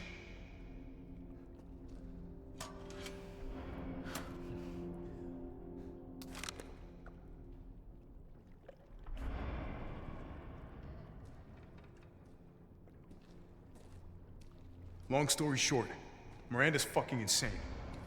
In this village, all these monsters and freaks, this is her life's work. Some sort of crazy experiment with the mold. The mold. Like Louisiana. God damn it. All this time, I thought I could save my family.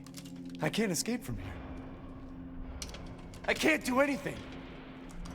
That might not be true. Take a look at this. My men sent those pictures a few minutes ago. Miranda. Keep looking. Rose. Holy shit, we gotta go! Relax, my men are monitoring the situation. But they have my daughter. You don't get it, Ethan. You don't stand a chance against Miranda by yourself.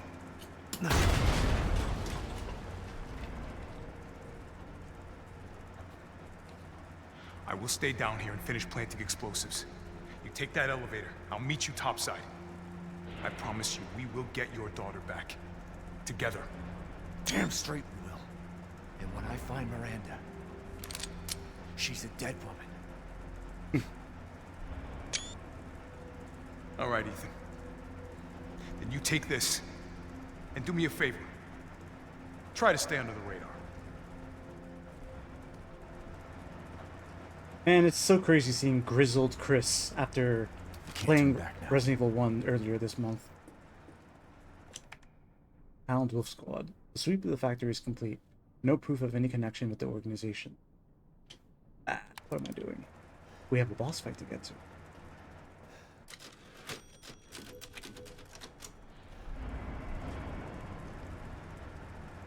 Alright, I think this triggers the fight with Heisenberg on Village of Shadows difficulty.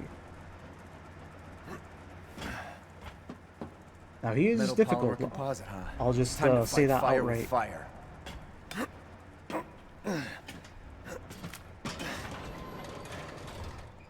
I'm coming, Rose.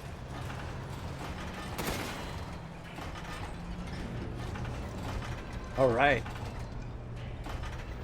So, as customary in most Resident Evil games, you get a chance to be a badass yourself. This time, we get a big-ass mech to fight an even bigger mech. Also, of course, we have a chainsaw.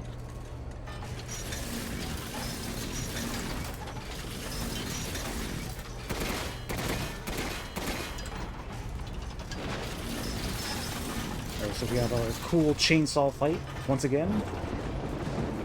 Ethan is no stranger to chainsaw fights, as we saw with Jack Baker. How do I get out of here?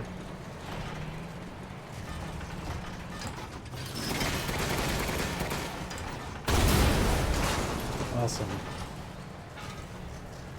You're like a goddamn cockroach! There he is. You can take me on? Fine. This will be my rule before I kill that bitch. Let's settle this. Man, a man. Your corpse will be another addition to my arc. Don't die like the world's watching. Try hard. Show me what you got.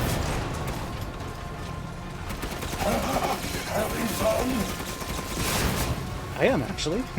This is a cool machine mutant fight.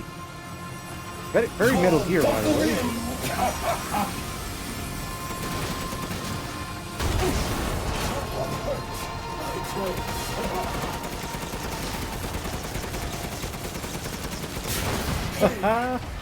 Dude, this game has a little taste of everything. We had horror, action, big mech fights. Shit. I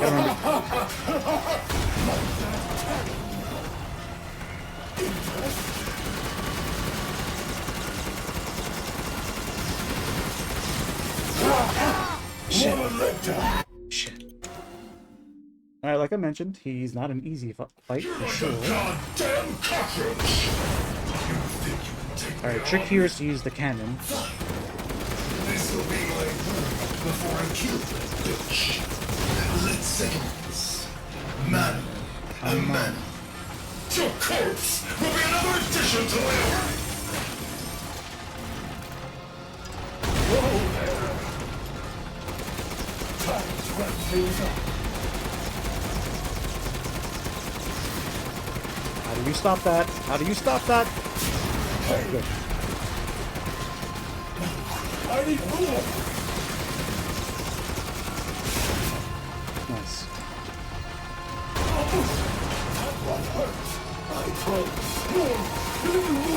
Whatever, can I just say how cool it is to have a fight like this in the middle of nowhere?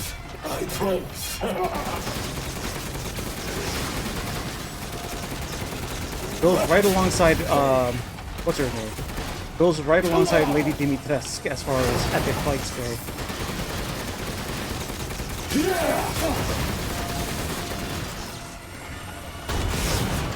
Nice.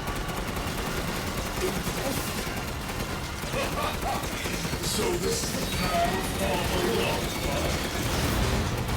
You're gonna stop that right now, Too bad I'm your only fan. Keep shooting. Doesn't even take. Shit! Shit!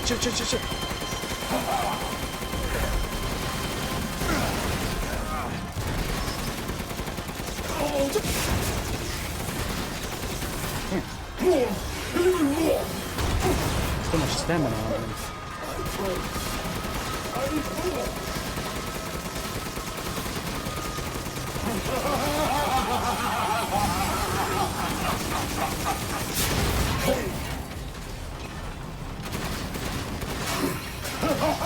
I feel so alive! Hey, don't die!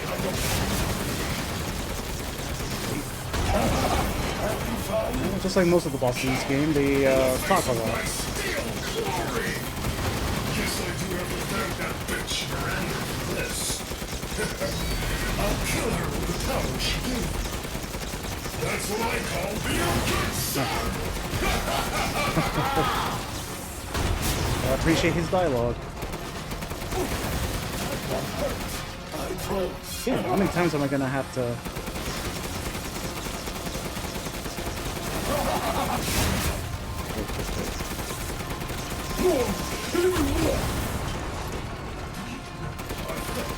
Spending years in a bitch's throat. Are nothing but a bunch of worthless heroes. I'm a goddamn freedom fighter. Am I supposed to stop that?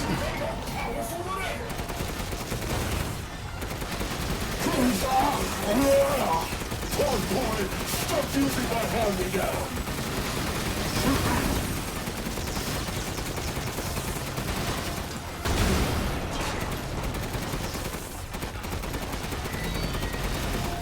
Here he goes again.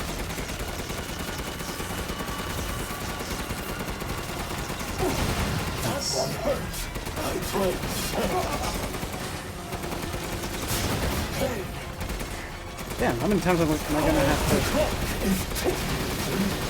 Ooh, okay. Alright, he's on fire. That's a good sign.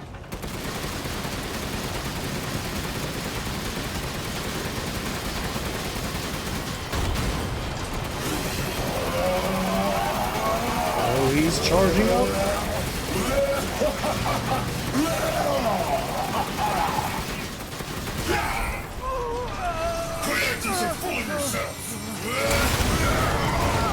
Nice. Okay.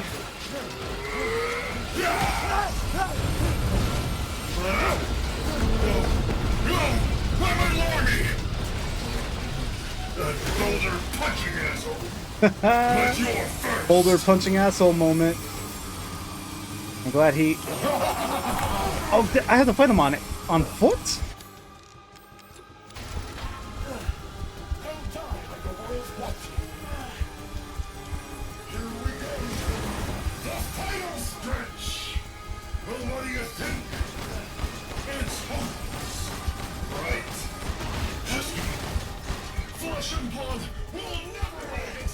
Come on, let that be an herb.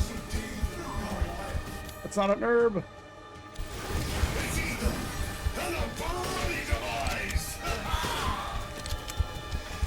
that even working? Feel that it's doing something?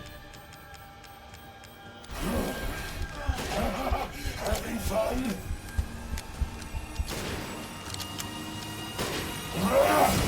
Tell me that counts as his head or something. It's supposed to ring.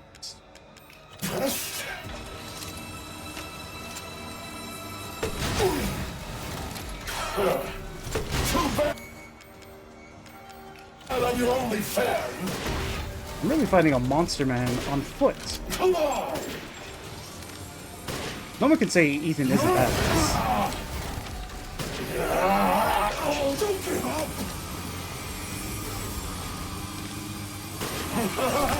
Shit.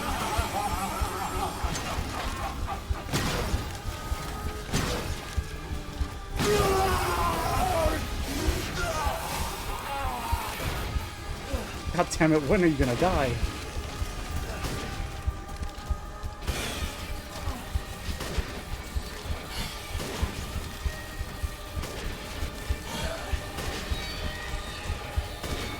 He's doing something again.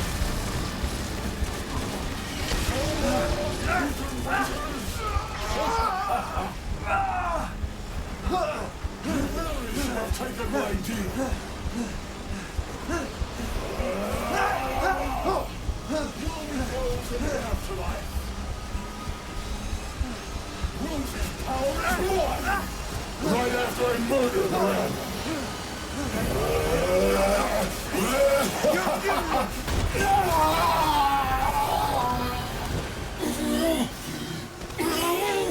Yo, Ethan is a badass. The end for me. I must kill her. Whew.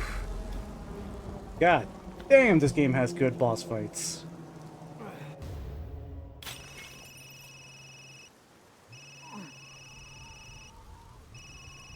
Whew. Alpha. Ethan, I heard explosions. What the hell happened? I dealt with Heisenberg. Now I'm gonna find Miranda and get Rose back. Not without me. It's too dangerous. Wait there, you hear me? Ethan? Oh shit. I'm glad we got to see this scene. Mia? Our child. She's so important, isn't she? She's everything to me. And mine to me. With Heisenberg gone, you've lost your lead. What are you going to do? I don't know, but I'm saving Rose. You'd never know, do you? Even when I took Mia's place in your home. Poor Ethan. Who are you? Where's Rose?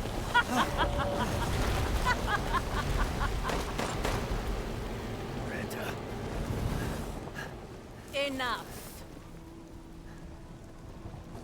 Remember Evelyn and her power over them all?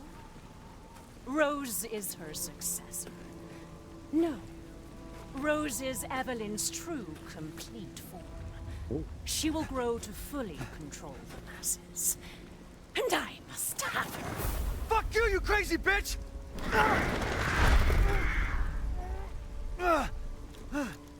Calm yourself.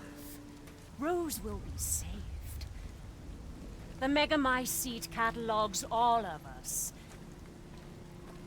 However, she will be reborn as my daughter. She's my child, not yours. Where are you? Show yourself!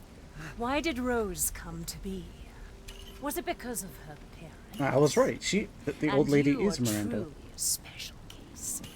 But I've learned all I can from you. Your worth as a lab rat has run out. Miranda! You coward! Come out and face me! Oh. Don't worry. Your death will come quick. You will join the Megamycete's records. I will make sure to sample your blood for later.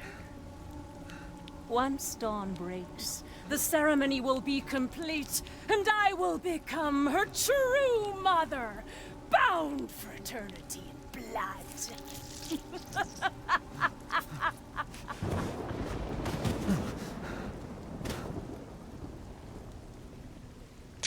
Shit. I've waited so long. But dreams really can come true. Vessel or not, I can't wait to see my true child again. He really Mortal Kombated Ethan. Oof. Seeing that the first time was, of course, was heartbreaking. Ethan, you know, character we sympathize since RE7, just seemingly killed. I wasn't able to retrieve the body, but I've recorded evidence. Share your screen, and I'll go over the situation. My team and I were careless. Yesterday, we took down the transformed Miranda, but we didn't kill her. Who knew she could fake being a corpse? Since Miranda could have infected Ethan, I forcefully took him and Rose with us. But the vehicle they were riding in was attacked. When I got to the wreck, Ethan and Rose were gone. The last time I was able to contact Ethan, I heard Miranda's voice. She murdered him. Shit. And she is not gonna get away with it. Ooh. God damn it, when does it end? What's that, sir? The mission? Classic Chris. All of it. 3 years trying to put this thing in the ground. Oh, 3 years. 3 years too long.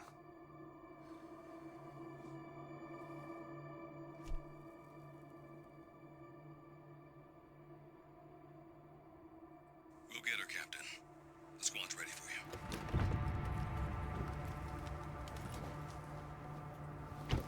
All right.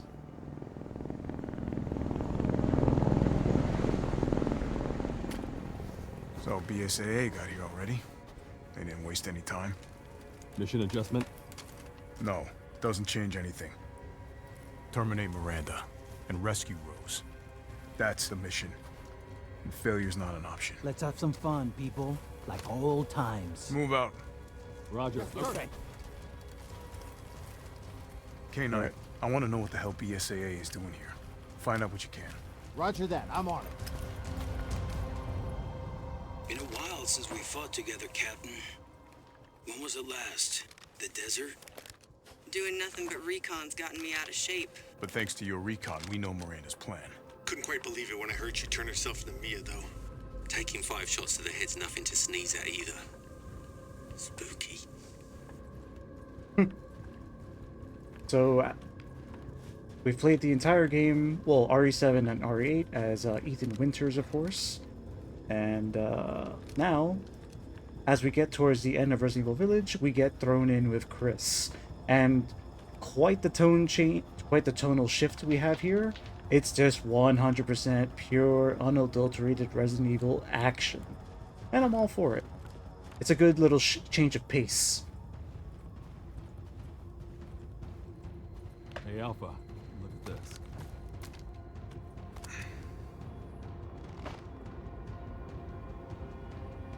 BSAA. They've gone too far.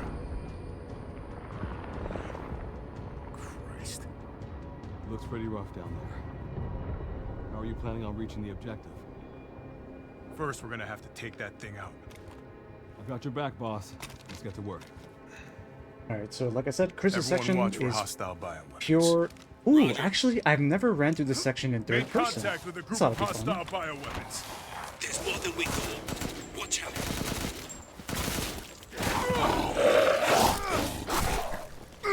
Damn, Chris even takes more damage.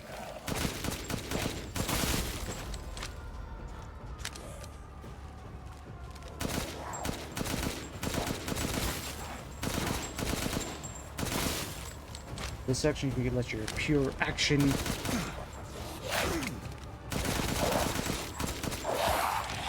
can let the action junkie out here. You get to play as series veteran Chris Redfield. Now this is quite cathartic after playing RE1. Clear, moving out. Roger that.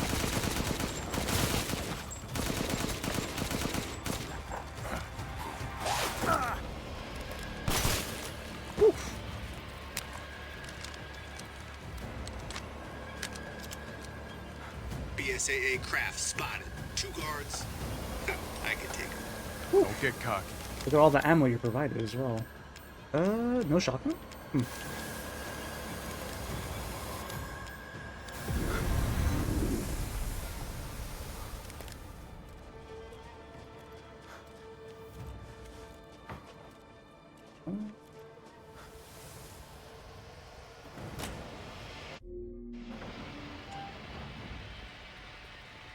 What the hell is that thing? It's low. You to my seat. That's probably where Miranda is. Yep. Let's go.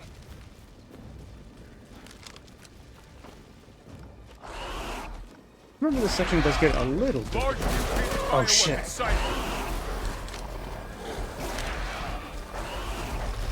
Might be releasing infectious particulates. Keep your masks on. Oh, there's 2 of them. Yeah, I don't think there's any... Hey boss, it's me. I'm at the location preparing for support fire. Might be a minute. Roger. Tundra here. Leaving some supplies in one of the houses, Captain. Help yourself. Yeah, so you're just flooded with resources. This is meant to be a good... I can't let this mold spread. Already got one of his guys. This section is supposed to be your lick back for playing scared all throughout the entire run. Ooh. And we get splinter cell type action. Look how clean that looks. Umber Eyes, I need some backup. I see you. 200 to the point.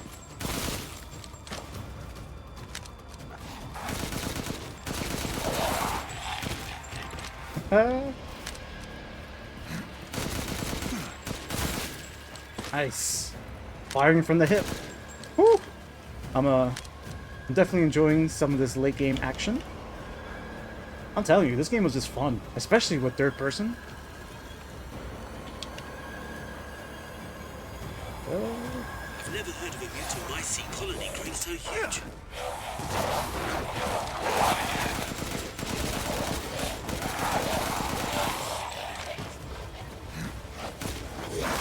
Ooh, come on, guys, let me reload. Let me reload.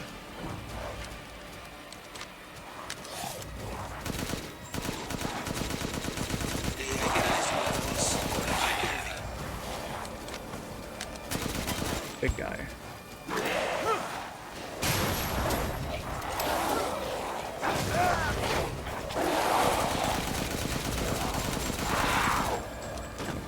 Meta. I think in this segment they lowered the difficulty because I'm taking damage left and right, and these guys are falling pretty easy. My mom saw this shit. She thinks she died and gone to hell.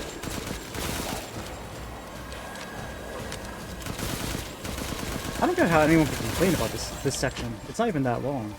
Just enjoy it for what it is.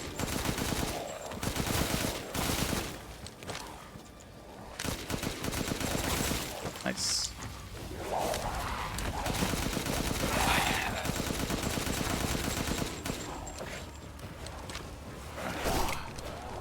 Come on, reload already.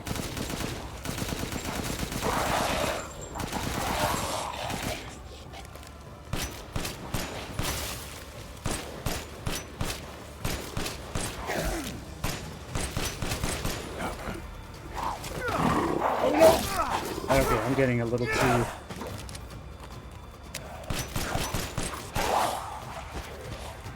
having a little bit too much fun here.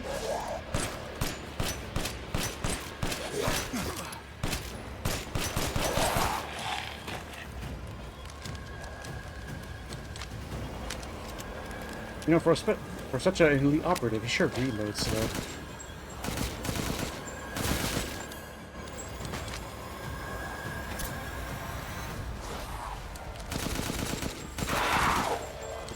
I've reached the target location.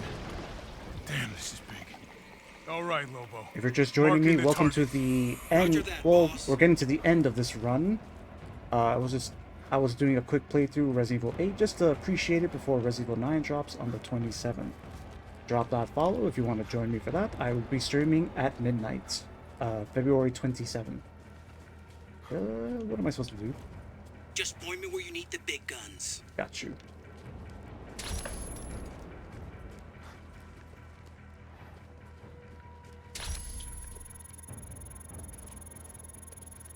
I assume it's this.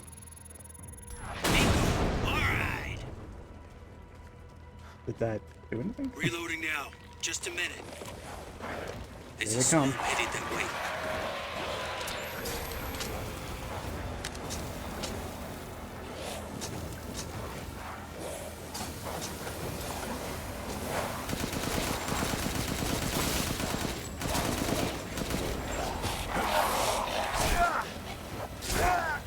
Come on, guys.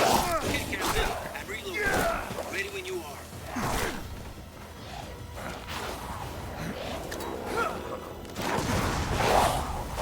The mold is rapidly expanding. There must be something stimulating it.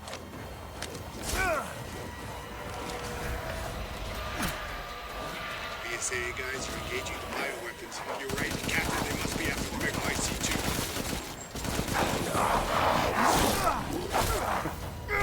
Is the target locator working?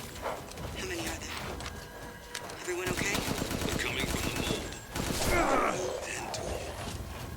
Give me a break. Damn it, these things are using weapons. Sure they're thinking the same about you. Another hit. Looks like it's about to collapse. Hold your horses. I'm reloading. It's them. Watch your perimeter.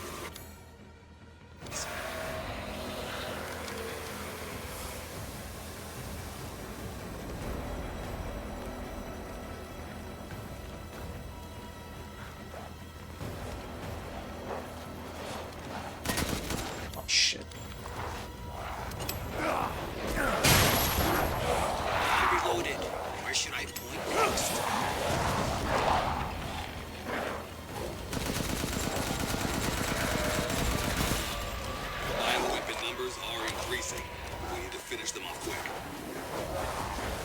I'm working on it. 5 more from the mountains. East side. I'm nearby. I'll handle it.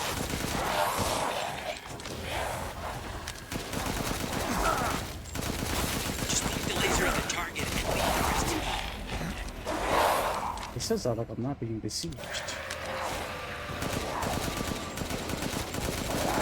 don't think they're gonna let up. I have to end this now. Oh, come on, guys.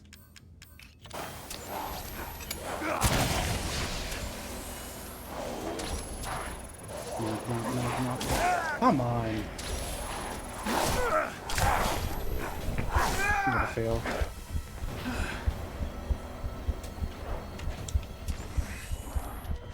Of course there's a guy in here.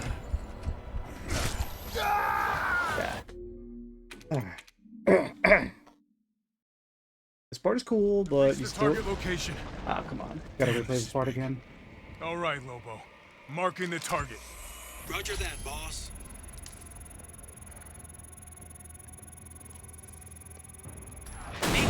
Alright. I think I'm a savior grenades. Reloading now. Just a minute. There's a swarm headed that way.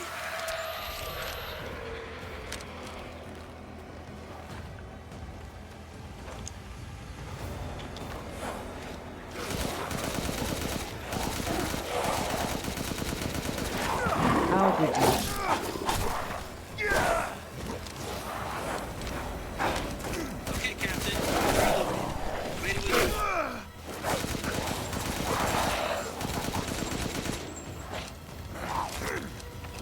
Come on. Mold is rapidly It takes expanding. forever to reload. There must be something stimulating it.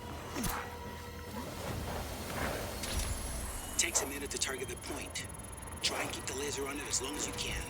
BSAA guys are Another hit. weapons. You're right, Captain. They must be It's after the about to megamycete collapse. juice. Hold your horses. I'm reloading. Is that? Watch your perimeter, vessel. Shit. Two of the armored guys coming through.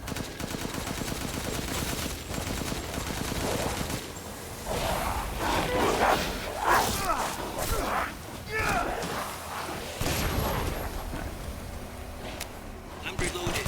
Where should I point next?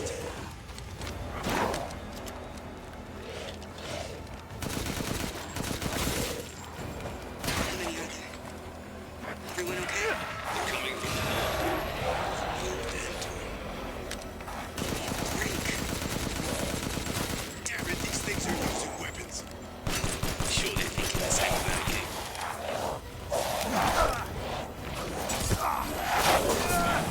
Bioweapon levels are increasing. We need to finish that off quick.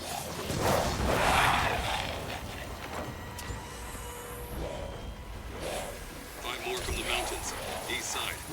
I'm nearby. I'll handle him. Excellent. Take that. Good. Oh, Megamycete that one must be stays. slow.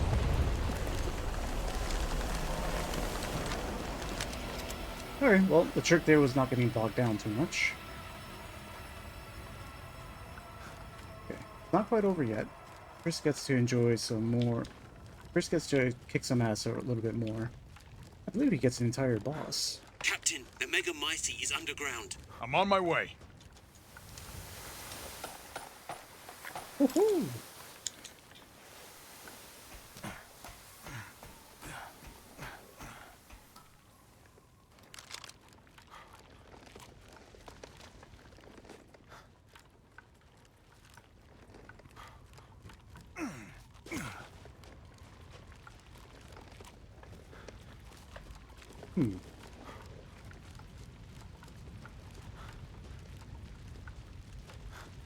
I found a way down.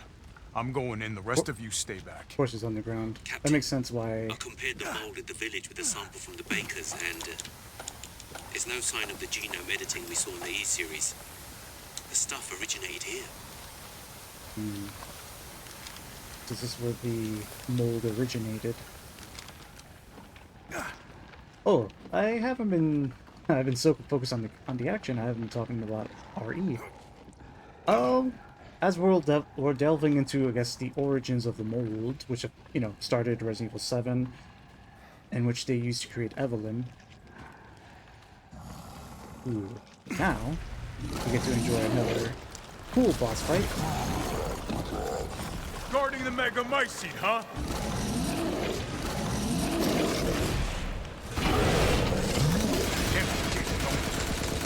Lobo, I got a tough guy here. I'm gonna need backup. Boss, you're on the ground. There's an opening in the roof. Use it. Okay, I'm moving out. Hold until I get there.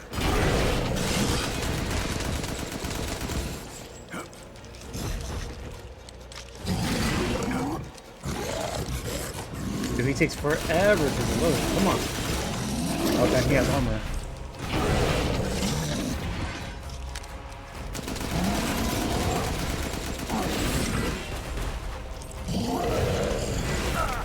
Shit.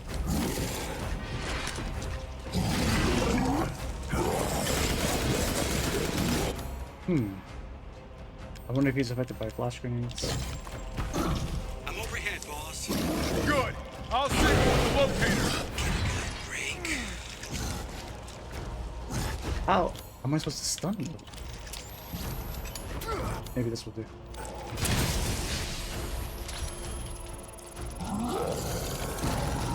Come on, come on, come on. Nice. Awesome. Reloading now. Just a minute.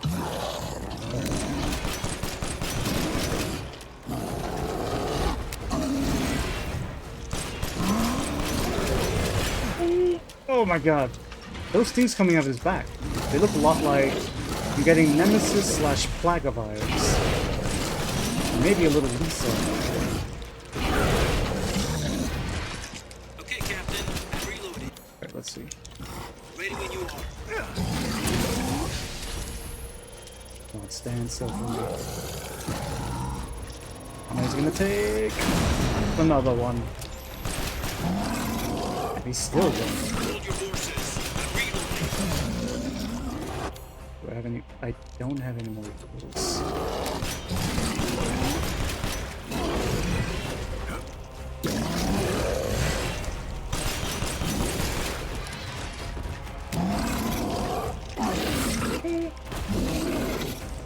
Maybe I'm safe if I stay in front of him.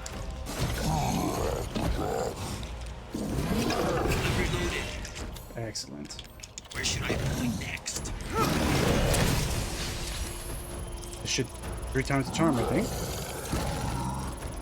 The usual rule of 3. Come on, that has to be it, right? Prepping the next round. Just a sec. Oh. Oh no. Oh no, I do have heals. Alright, I'm fine.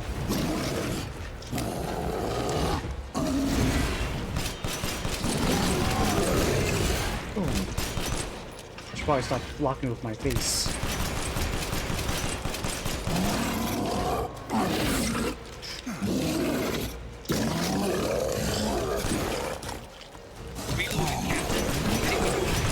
Alright, I don't have any more flash grenades, so let's see if normal grenades will stun them long enough. Nope, they didn't do shit.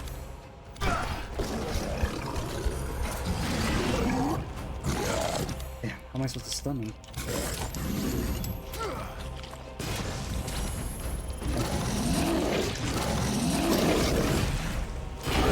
That's my chance. Stop jumping. Actually, no, keep doing that. Come on. Just a little more. No! Get back here.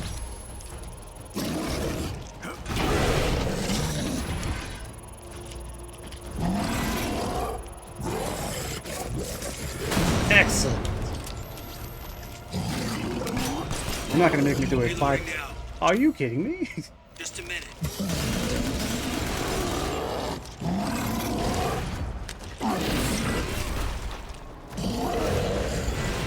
Let's use that overpowered block.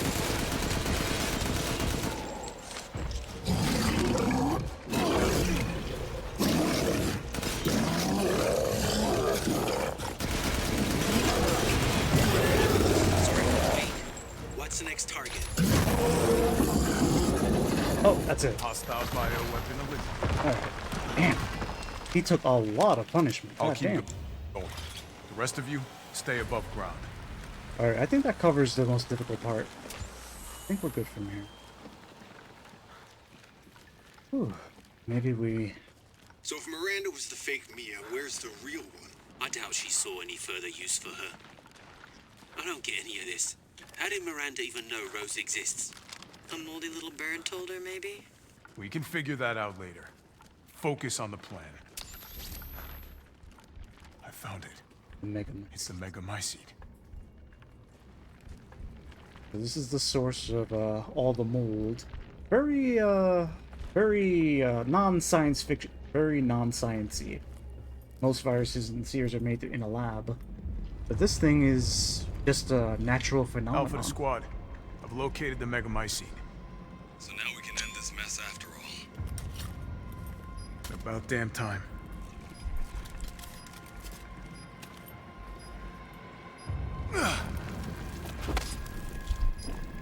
N2 explosives armed.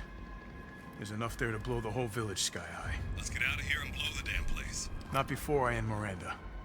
I'm not taking any more chances. I'm going in. Roger that. Standing by. He's so Captain, badass. I have eyes on Miranda at the ceremony site. Keep your distance. Do not move until I give the order. I know it's too late now, but we really should have told Ethan the plan. There wasn't time. We didn't expect Miranda to act so soon. Even so, you should have told him. Yeah. Yeah. Tell him.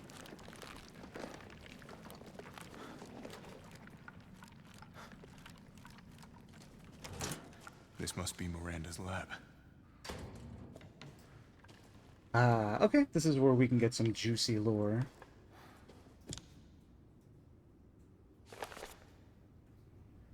Subject name, Salvatore Moreau. Cadeau affinity, low. Brain functions, surprisingly low. The Cadeau has caused drastic changes to internal organs, transforming them into organs similar to fish-like gills and a swim bladder. Another subject with irregular cell division causing him to transform into a giant fish. The subject is unable to control this transformation. Too many defects.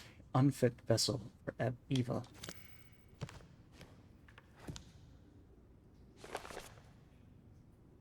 Subject name, Alcina Dimitrescu. Cadeau affinity, most favorable. Brain functions, normal. Regeneration rate is incredibly fast.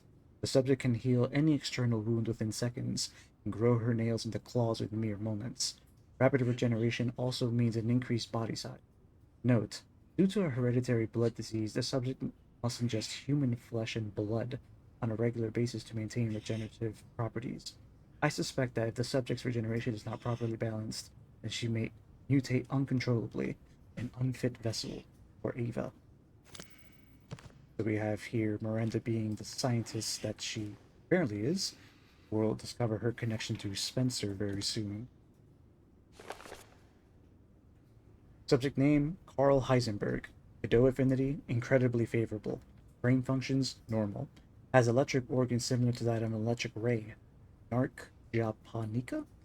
These electric organs are connected to the subject's nervous system, and therefore pass and control electricity throughout the entire body, allowing control of magnetic fields, which is used to move metal. Splendid specimen, but still unfit for Eva. Oh. Subject name, Donna Beneviento. Cadeau affinity, favorable. Brain functions, normal, although severe mental illness. Physically, she is no different from a regular human. However, she can secrete a signal-producing substance that controls plants infected by the mycete. Ooh, take a breath. When humans absorb the pollen from a particular flower, she can cause them to have hallucinations. However, she is mentally underdeveloped and has divided her Cadeau among her dolls in order to control them from a distance. An unfit vessel for Eva. Little dossiers on each of our lords. Cadeau. Yeah, so they're using this to control the bioweapons. Yeah. So the Cadeau is basically a combination of the parasites that we're so used to from Resident Evil 4, 5, and 6, and combined with the mold.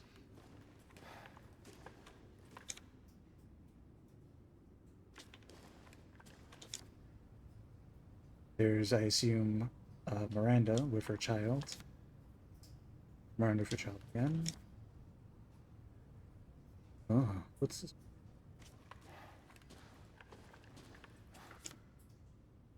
Ah, I believe these are supposed to be pictures of Miranda with Spencer.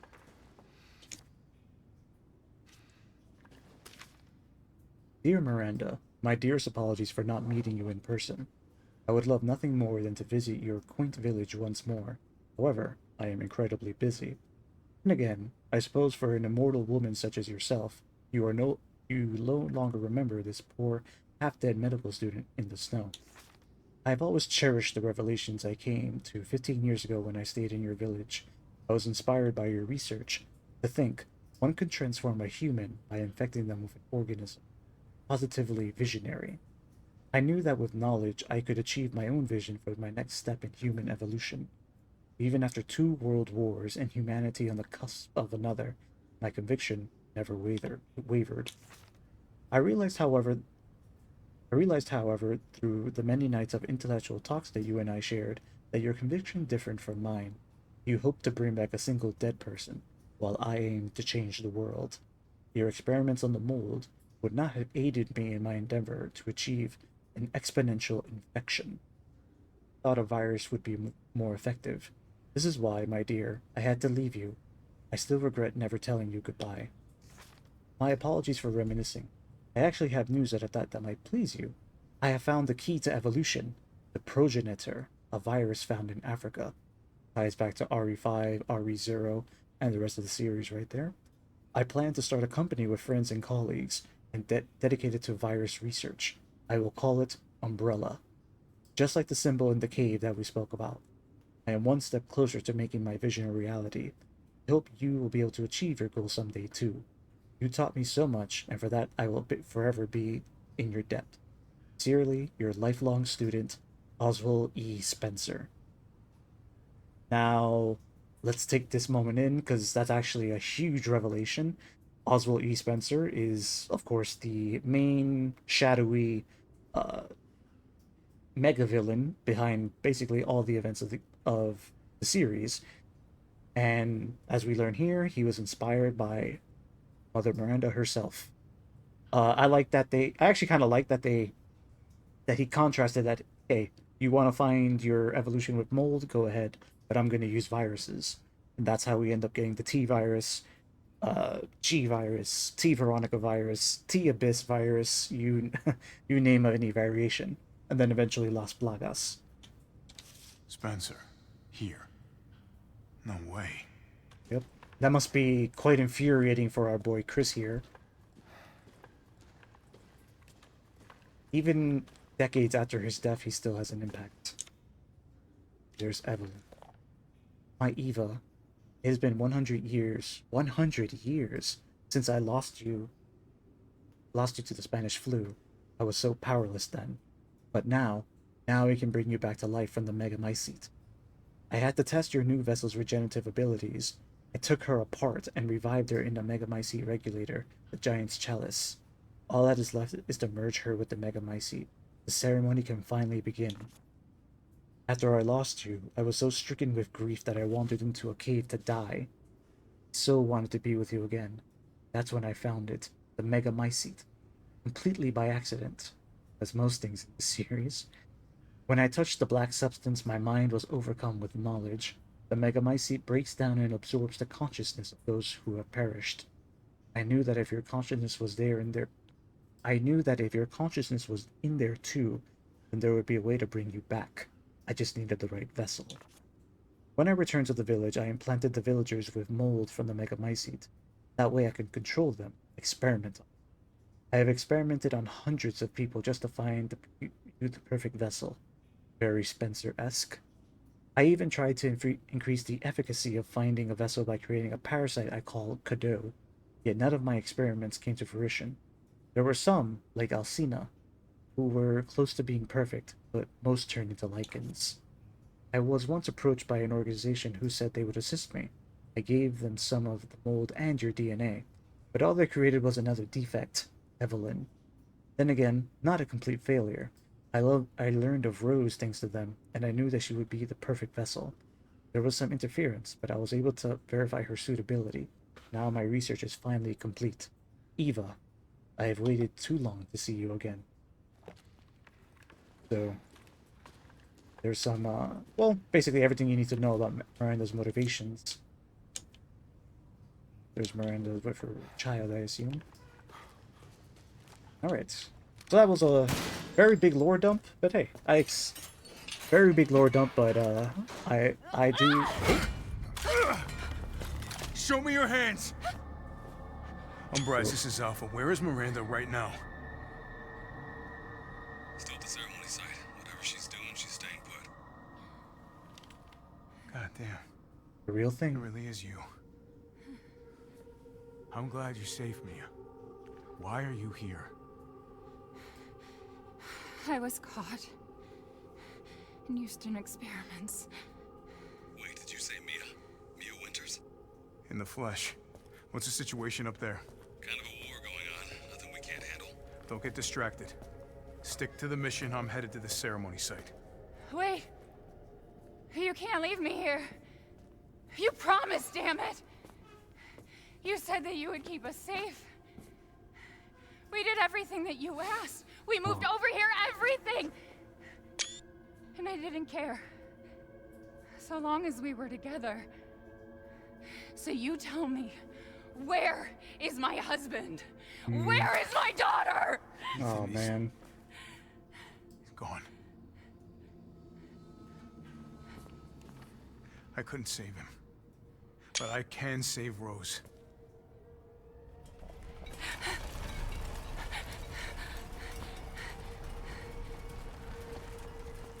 Come on. It's not safe here after all. What do you mean he's gone? He's dead. I'm sorry, Mia, but we have to leave. We have to destroy this village. No! You're wrong. I tried to keep this a secret, but... This is where things get good. You don't understand how special he is.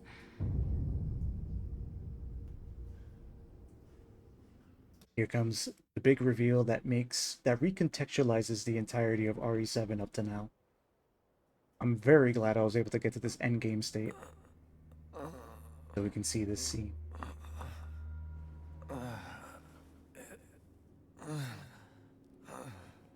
What's going on? Someone there? It's cold. Very familiar voice.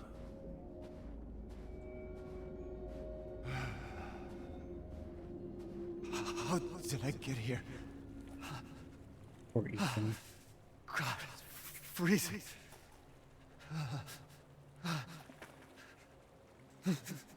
This shit in my body.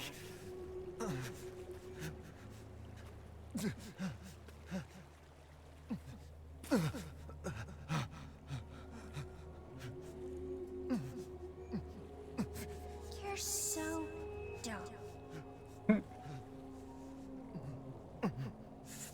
Evelyn? How are you here? You're dead. Dead? I mean, Miranda. She... No. I still have to save Rose. Wrong! It wasn't Miranda. You were always dead. What are you saying? I can still...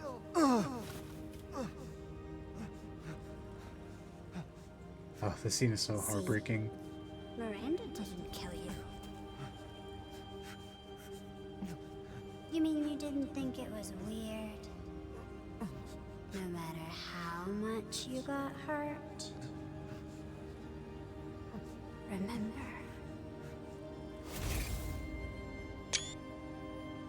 damn house.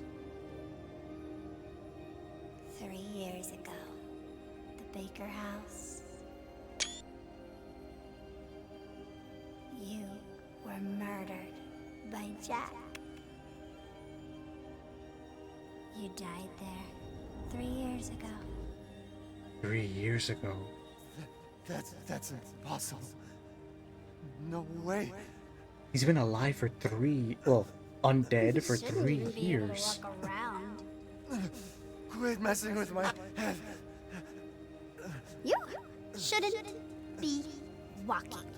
Screw you!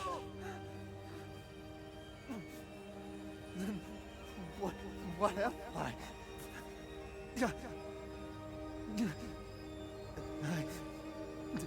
I did all that.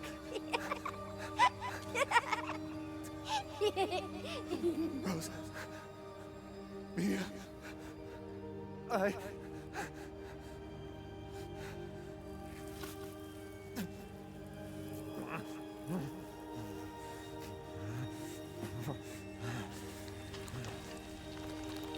Oh.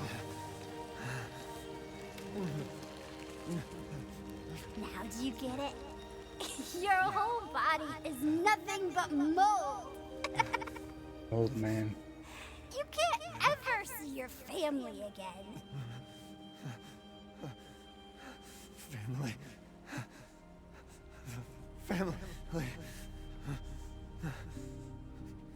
No. Rose. I have to save my daughter. You're already dead. Dead.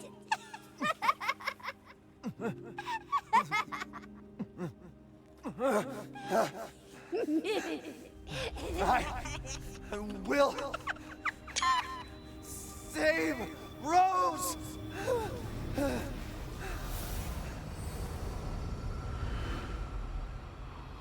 And just like that, Ethan became my favorite Resident Evil character. Yes, we have Chris, yes, we have Leon and many others, but as far as protagonists go, when I first saw this scene, it blew my fucking mind.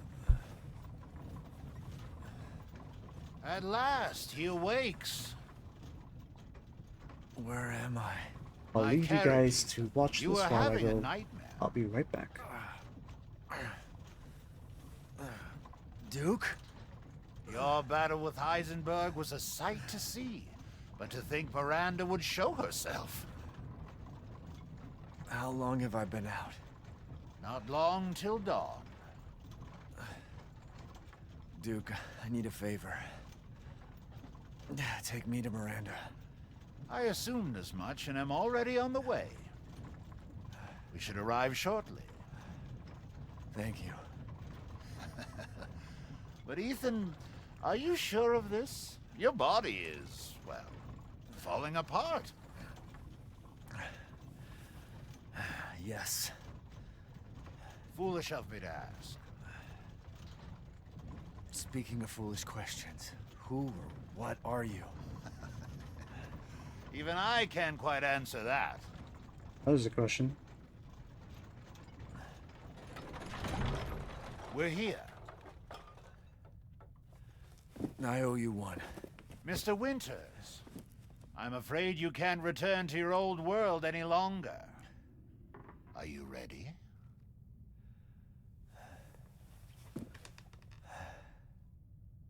Yeah, I have to be.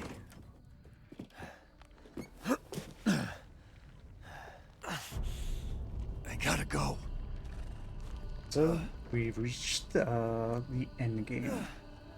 Now, honestly, we could proceed and defeat Miranda and see the ending as it should, and give Ethan the ending that he deserves.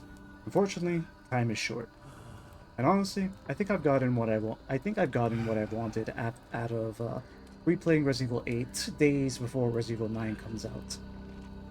I was very happy that I was able to get to this final scene so that we can see the big reveal that recontextualizes Ethan Winters and RE7, RE8 completely. Ethan was dead this whole time. which makes his story ultimately a tragedy. Our first tragic, well, one, yeah, I would say our first true tragic protagonist in the series. Unfortunately, this also marks the end of his saga. The Ethan Winters saga has been definitely a roller coaster, and as the series progresses, Ethan Winters has definitely left his mark on the series, and as of now, he remains my favorite protagonist above all. And so, with that, with that, I'll leave this as the conclusion to the Road to Requiem series, playing Resident Evils 1, 2, 3, 4, 7, and now Resident Evil 8. It's been a ride. It's been a fun ride. I've been trying to get through as many of them throughout the month of February. But Resident Evil 9 comes out Friday. I'll be streaming it at midnight the moment it comes out, and then I'll probably do one long playthrough in the days following. And so, thank you for joining me. Pick up Resident Evil 9 coming out this February 27th, this Friday. Pick up Resident Evil 9 and join me for the next chapter in this magnificent series. And with that, I'm out. Ciao.